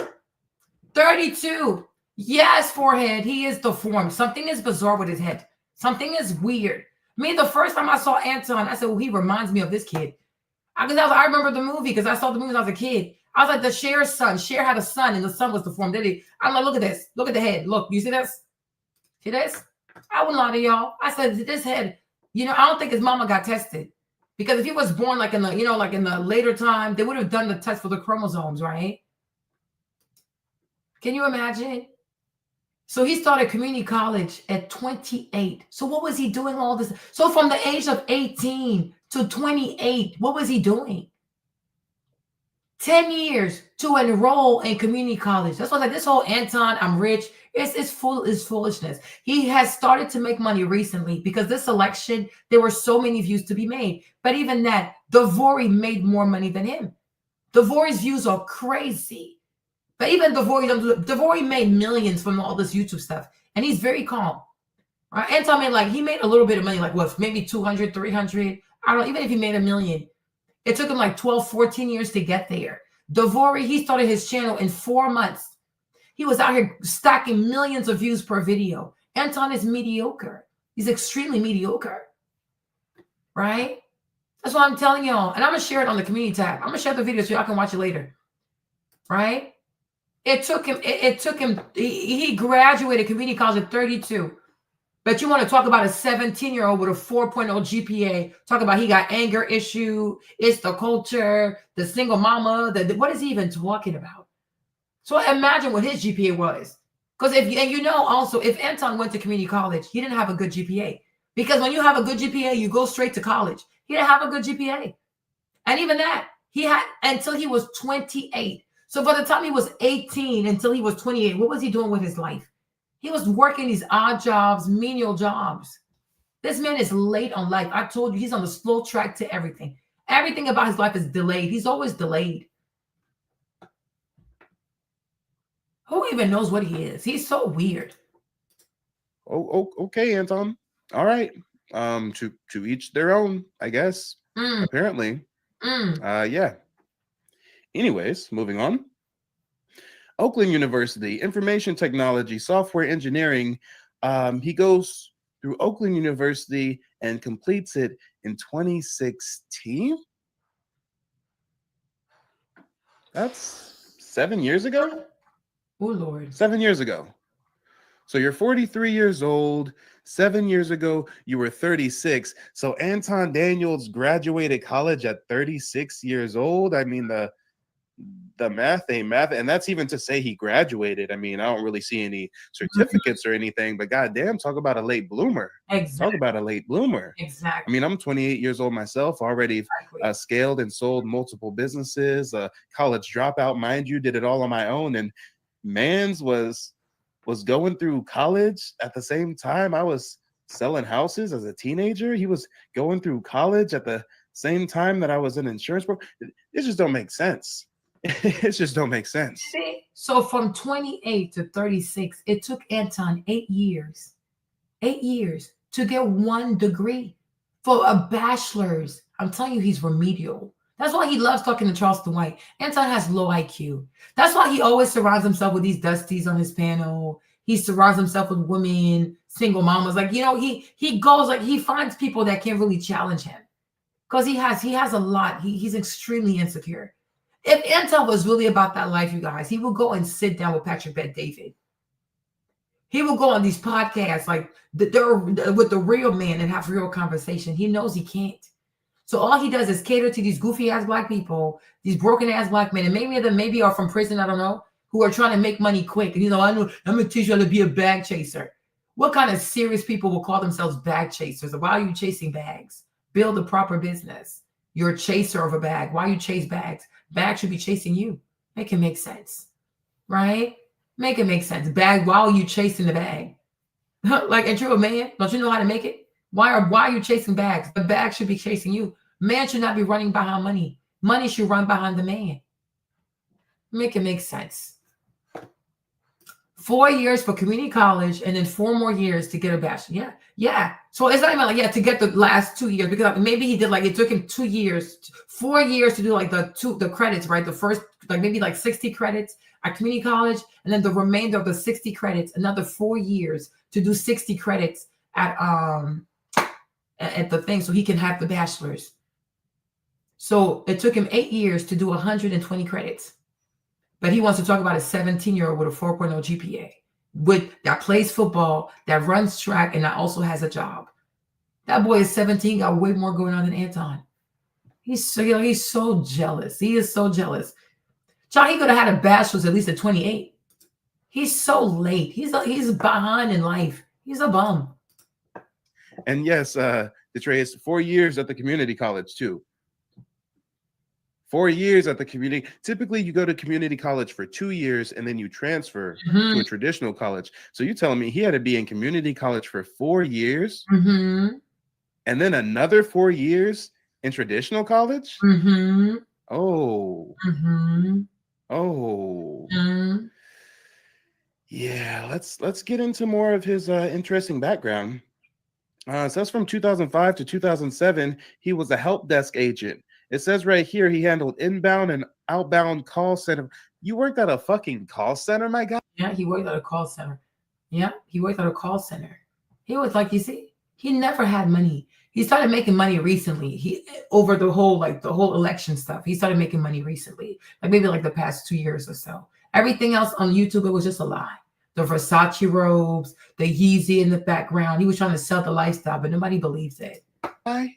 Yeah. You want to get on the internet in a Versace robe that you probably acquired from Alibaba? Yeah. Talking about you're so rich and you're so wealthy and you were working at a call center? Exactly. This doesn't look like the LinkedIn profile of a millionaire. This doesn't look like the track record of a millionaire. What the hell is going on, y'all? A scam. A call center. A call center. Jesus, Jesus, Jesus. Exactly. Let's see where he worked after the call center. Then he was a quality control designer / developer. Did that from 2007 to 2010. Still not seeing no wealth generation here, my guy. It looks like you're a wage earner. It looks like you're working for the man. It looks like you're getting 215s in a 30-minute. I mean, Jesus. Tilo Brown says, I'm 28 too. It only took me 2 years to graduate. Exactly. Exactly. Gamer Baby says he looks like a call center dude. Facts. Yeah. Let's go ahead and get into it, y'all. Mind you, this is his own LinkedIn. It's still up right now. I mean, it's not like I created some fictitious LinkedIn profile. I mean, this is what he's saying he used to do, y'all. Yeah. Project manager, designer, developer at Star Tech Solutions, some random faceless, nameless startup or something. 2 years, 3 months. He trained and mentored employees. Okay. Then he says he was a senior user interface designer. Guys, don't get caught up in the wordplay with the fancy title and shit. He was a fucking programmer or some kind of tech dude for a university. And don't get it twisted with the senior title. Senior user interface designer still ain't making no money. You're working for a university. What you making? 40,000, 50,000? You damn sure ain't making 60,000. So I'm just wondering where the millionaire lifestyle comes in. I'm just really wondering where he becomes a millionaire and he can substantiate the claim that he's richer than your favorite rapper and he's richer than athletes. And, you know, now he has Rolexes and Mercedes and Porsches and stuff. Where did that come from? Oh, wait, I think I know where that came from. R.I.P. to Pop Pop. R.I.P. to Pop Pop. He left you with some coins like every man should do, but you ain't got to go trick off daddy's money like that, Anton. You ain't got to go trick off daddy's money to front for strangers on the internet.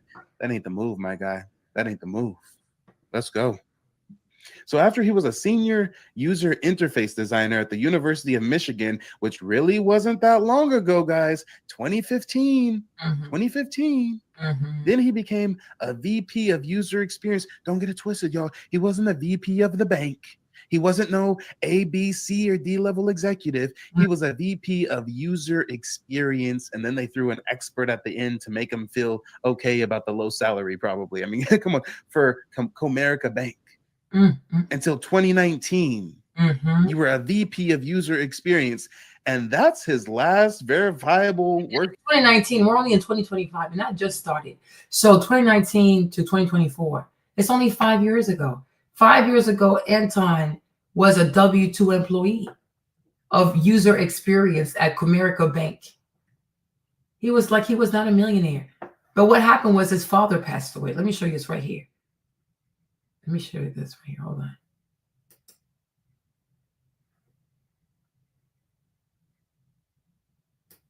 Let me see. That he can try to use for proof of funds to secure the financing was money in trust accounts.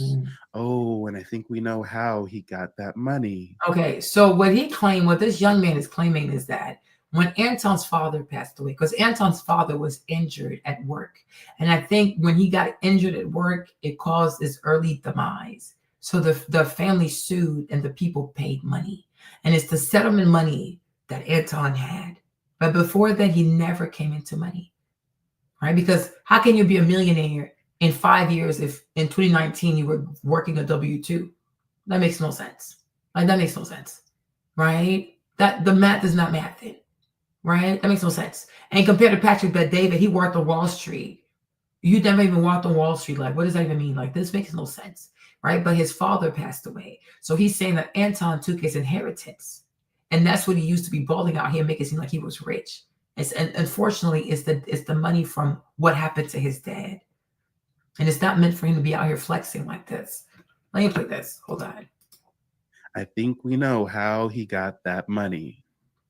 For us, that would directly lead back to me. Either way, I saw he had terrible credit score, very low income, yet he had money he had access to through trust accounts that he was attempting to use as proof of funds. So when I see all this stuff online, when he's claiming to be this huge business mogul, that's total BS. Just like 90% of trust fund kids do, they're insecure about living off their parents as a grown adult, so they lie about their income and even start businesses to make it seem like they're achieving something. And that's where his... What did he just say? He said that he sees it all the time. This person works in finance and he says he sees it all the time. When you're dealing with these trust fund recipients, when you're dealing with these kids that are tricking off mommy and daddy's money, they're what? They're very insecure about it. They're very, very insecure. And what do? They try to start nonprofit organizations. They try to start up failed businesses to do what? To seem like they're doing something on their own, to seem like they actually got something going for themselves. And guess what, y'all?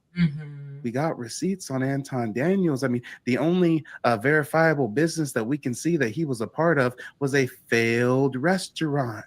Don't tell me that you took mommy's and daddy's money and went and started a restaurant to make it seem like you was doing something and you failed at that. One of the mistakes I made earlier on was that I was still, putting in 60, 70 hours a week in corporate America. Then I had to run my other businesses. And then I was supposed to run the restaurant. Ask yourself, if he was really a millionaire, why does he need to keep his 9 to 5 so he can pay for the restaurant? So he was working the 9 to 5 to fund the restaurant. But if you're a millionaire, why are you working a 9 to 5? What millionaire has to go work a 9 to 5 to fund the business? So you're not a millionaire. He was having a W-2 up to like 2019. So there's no way in 4 years you became a millionaire. How? Oh, that's right. You got to get on the Patreon to know. Whatever. Right? Patrick Bet-David, he sits there and he tells you exactly how he made the money. But with Anton, you got to sign up for his Patreon, okay? So he could tell you how he became a millionaire in 5 years. Make it make sense. Yeah, I'm telling you, something is weird. I think he has an extra chromosome. I tell you, something is really bizarre with this man. He's built funny. All the time too. So, for the better part of a year, I probably only averaged 2 to 3 hours of sleep a day. I was profitable. A lot of people can't say that they was profitable. You were profitable. Hold on, wait a minute. He wants us to believe that he was running a restaurant and working a 9 to 5 and working on other businesses, and he was only getting 2 hours of sleep? Huh. I guess I gotta call Cap early, Anton. I gotta call Cap early. And then he's gonna say that he left the restaurant, but the restaurant was profitable. Guys, it can't be both. You don't leave a profitable business. You sell a profitable business. You don't just walk away from a profitable business. I was profitable. A lot of people can't say that they was profitable. I don't believe in failure. But then at the same time, it's like, what is failure? Oh, I don't believe in failure, but what is failure? Okay. Let's see what else our anonymous source had to say. And guys, y'all know me as the king of receipts, so that's why I preface this by saying that whatever this anonymous person says, I mean, you can take that information with a grain of salt. You can take it as gospel. That's up to you. But everything that comes after in the stream, I'm going to provide receipts for. Restaurant comes in, and I say restaurant with air quotes because if you look it up, it was the size of a sandwich bodega. Also, Damn, he said, I say Anton's restaurant with air quotes because if you look up his restaurant, it was really the size of a goddamn sandwich bodega. So even when he gets online and tries to front like he owned a restaurant and blase, don't get it twisted, y'all. It was about the size of a quarter of a Subway. It was about the size of a New York City bodega. So, all right, Anton. So I want to note that he's really screwing up his wife. He already ruined his credit, so now he uses his wife to co-sign for everything. See, so the guy said allegedly. This guy is saying he's alleging that Anton ruined his credit, so he was using his wife's credit. He was using his wife to co-sign for everything. That's why he doesn't want people to get close to Rita. But I'm gonna share this, y'all. It's like I'm getting a little tired. Maybe we can do this tomorrow. I'm gonna share this. Here you go. I'm gonna share this post. You can watch it for yourself because it's like an hour long. But he has so many. He has. If you check his page and you type Anton, this is Mike TV, right? This is Mike TV. If you go on his page, let me show you real quick. Let me do this. If you do this, if you type Anton, you will see all the videos he has on him. Okay. He has a lot of videos on Anton, and all the video he does on Anton, most likely he ruined her credit. Yep. So he has a lot of videos on Anton, and they're very long. But I'm like in every video, because I watched like 2 of them in totality. He gives a lot of details on Anton. So Anton's a Pookie. So you can see why he always gravitates towards Charleston White, because do you think, I'm not trying to be funny, but do you really think that Patrick Bet-David, right? Do you think Patrick Bet-David would sit down with someone like Charleston White? You know what I'm saying? Whether it's the PPD podcast, Valuetainment podcast, like, do you really think that someone like Patrick Bet-David, look at hold on. Our anchor of stability and resilience. No pays actively. Okay. Do you think someone like Patrick Bet-David would sit down with a Charleston White? Never. Do you think exactly? Everybody knows, you can just tell when somebody is classy, successful, really married, respects his wife. Have you ever seen Patrick Bet-David at 2 o'clock in the morning, 3 o'clock in the morning on panels with women? He's at home with his wife. Have you ever seen Patrick Bet-David out here at night on a panel with all kinds of single women, whatever, single moms or whatever? Have you ever seen Patrick? I don't even know if you don't even have a lot of women come onto this podcast. But my thing is, have you ever seen Patrick Bet-David out here with women, traveling with women, being on panels with women, doing dating shows with women? This is so bizarre. It is very bizarre. You will never see this. Never. So it's like, if Anton claims he's such a millionaire, why doesn't he go and sit down with people like Patrick Bet-David and talk about money, talk about stocks? And he's such a bag chaser. He knows so much about money, right, mister? It took me 8 years to get a bachelor's degree at 36. Why don't he go there? Why doesn't he go and sit next to Patrick Bet-David? But instead, he wants to go and sit down with Charleston White. He wants to pick the brains of Charleston White. Why do you want to pick the brains of Charleston White? Is Charleston White a millionaire? What can he do for you? Seriously. Right? What can he do for you? I am so confused. I am so confused. What can Charleston White do for you?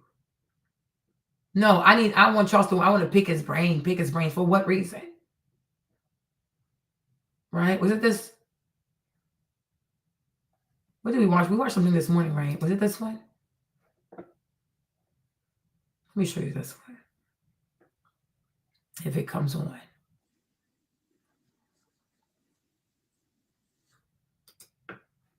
Hold on. Let me see this. I'm like, what is this? Stuff is slow.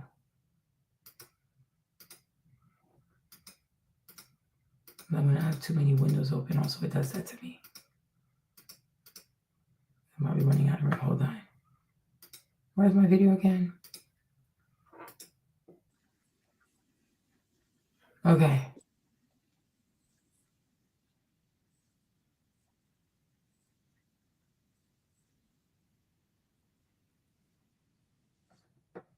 Hold on. My stuff is crashing. Hold on. Stop. Okay. Let's look at this, right? Well, you guys, let me show you this. Right? Here is a clear picture, as clear as day. Patrick the Bet David working on Wall Street. He really did it. Right? He really worked on Wall Street. Right? Hold on. Here's another picture also of Patrick working. Do we have any pictures of Anton working on Wall Street, making big money moves? No. No. We don't have anything. But somehow he's a millionaire. But in 2019, he was still working a job. He was still getting a W-2. Right? Yeah, right. Yeah, right. He never walked on Wall Street. And I'm sure like if he was working a W-2, like maybe the most he had was a 401k. So he was not an investor. Right? Everything he does is a grift. He's a fraud. Anton is a fraud. I feel so sorry for these goofy white black people who give him his money. And all these goofy black people also, all these goofy white people who are going to subscribe to him and do all this. He's taking advantage. But then again, that's what you get. That's what you get. All right? I said, you guys, tomorrow I have a meeting at the school and then I have all this stuff to do. So I don't know if I'm going to be live tomorrow. If I come live tomorrow, it might be in the evening. I don't know. Right? But enjoy this video. If you don't see me outside tomorrow, I did my deed for tonight. Anton, get a life. Charleston White, I can't wait for them to lock you up. You belong in jail. You belong in prison for the rest of your life. You're not civilized enough for society, right? Carmelo, you're going to be just fine. To his family, hang in there. God is faithful. This is all going to get sorted out, okay? So are you still here, you guys? You here? All right. I'm going to put everything in the community tab so y'all can watch all the videos, right? But Mike TV, he has all the videos. He has all the videos. He has so much receipts. He has too much of Anton. It's just too much. Like, it's a lot. So you can watch the video, you can watch the content. But yeah, but don't let your heart get worried about Carmelo. He's going to be okay. Everything will come out because he was bullied. Okay. Love y'all so much. See you tomorrow. Bisous, my people. I love y'all. All right. Bye, Kevin. Bye, everyone. Bye, Mark. See you in the morning by God's grace. Okay. Bisous. Bye-bye. I'm going to sleep. I'm tired.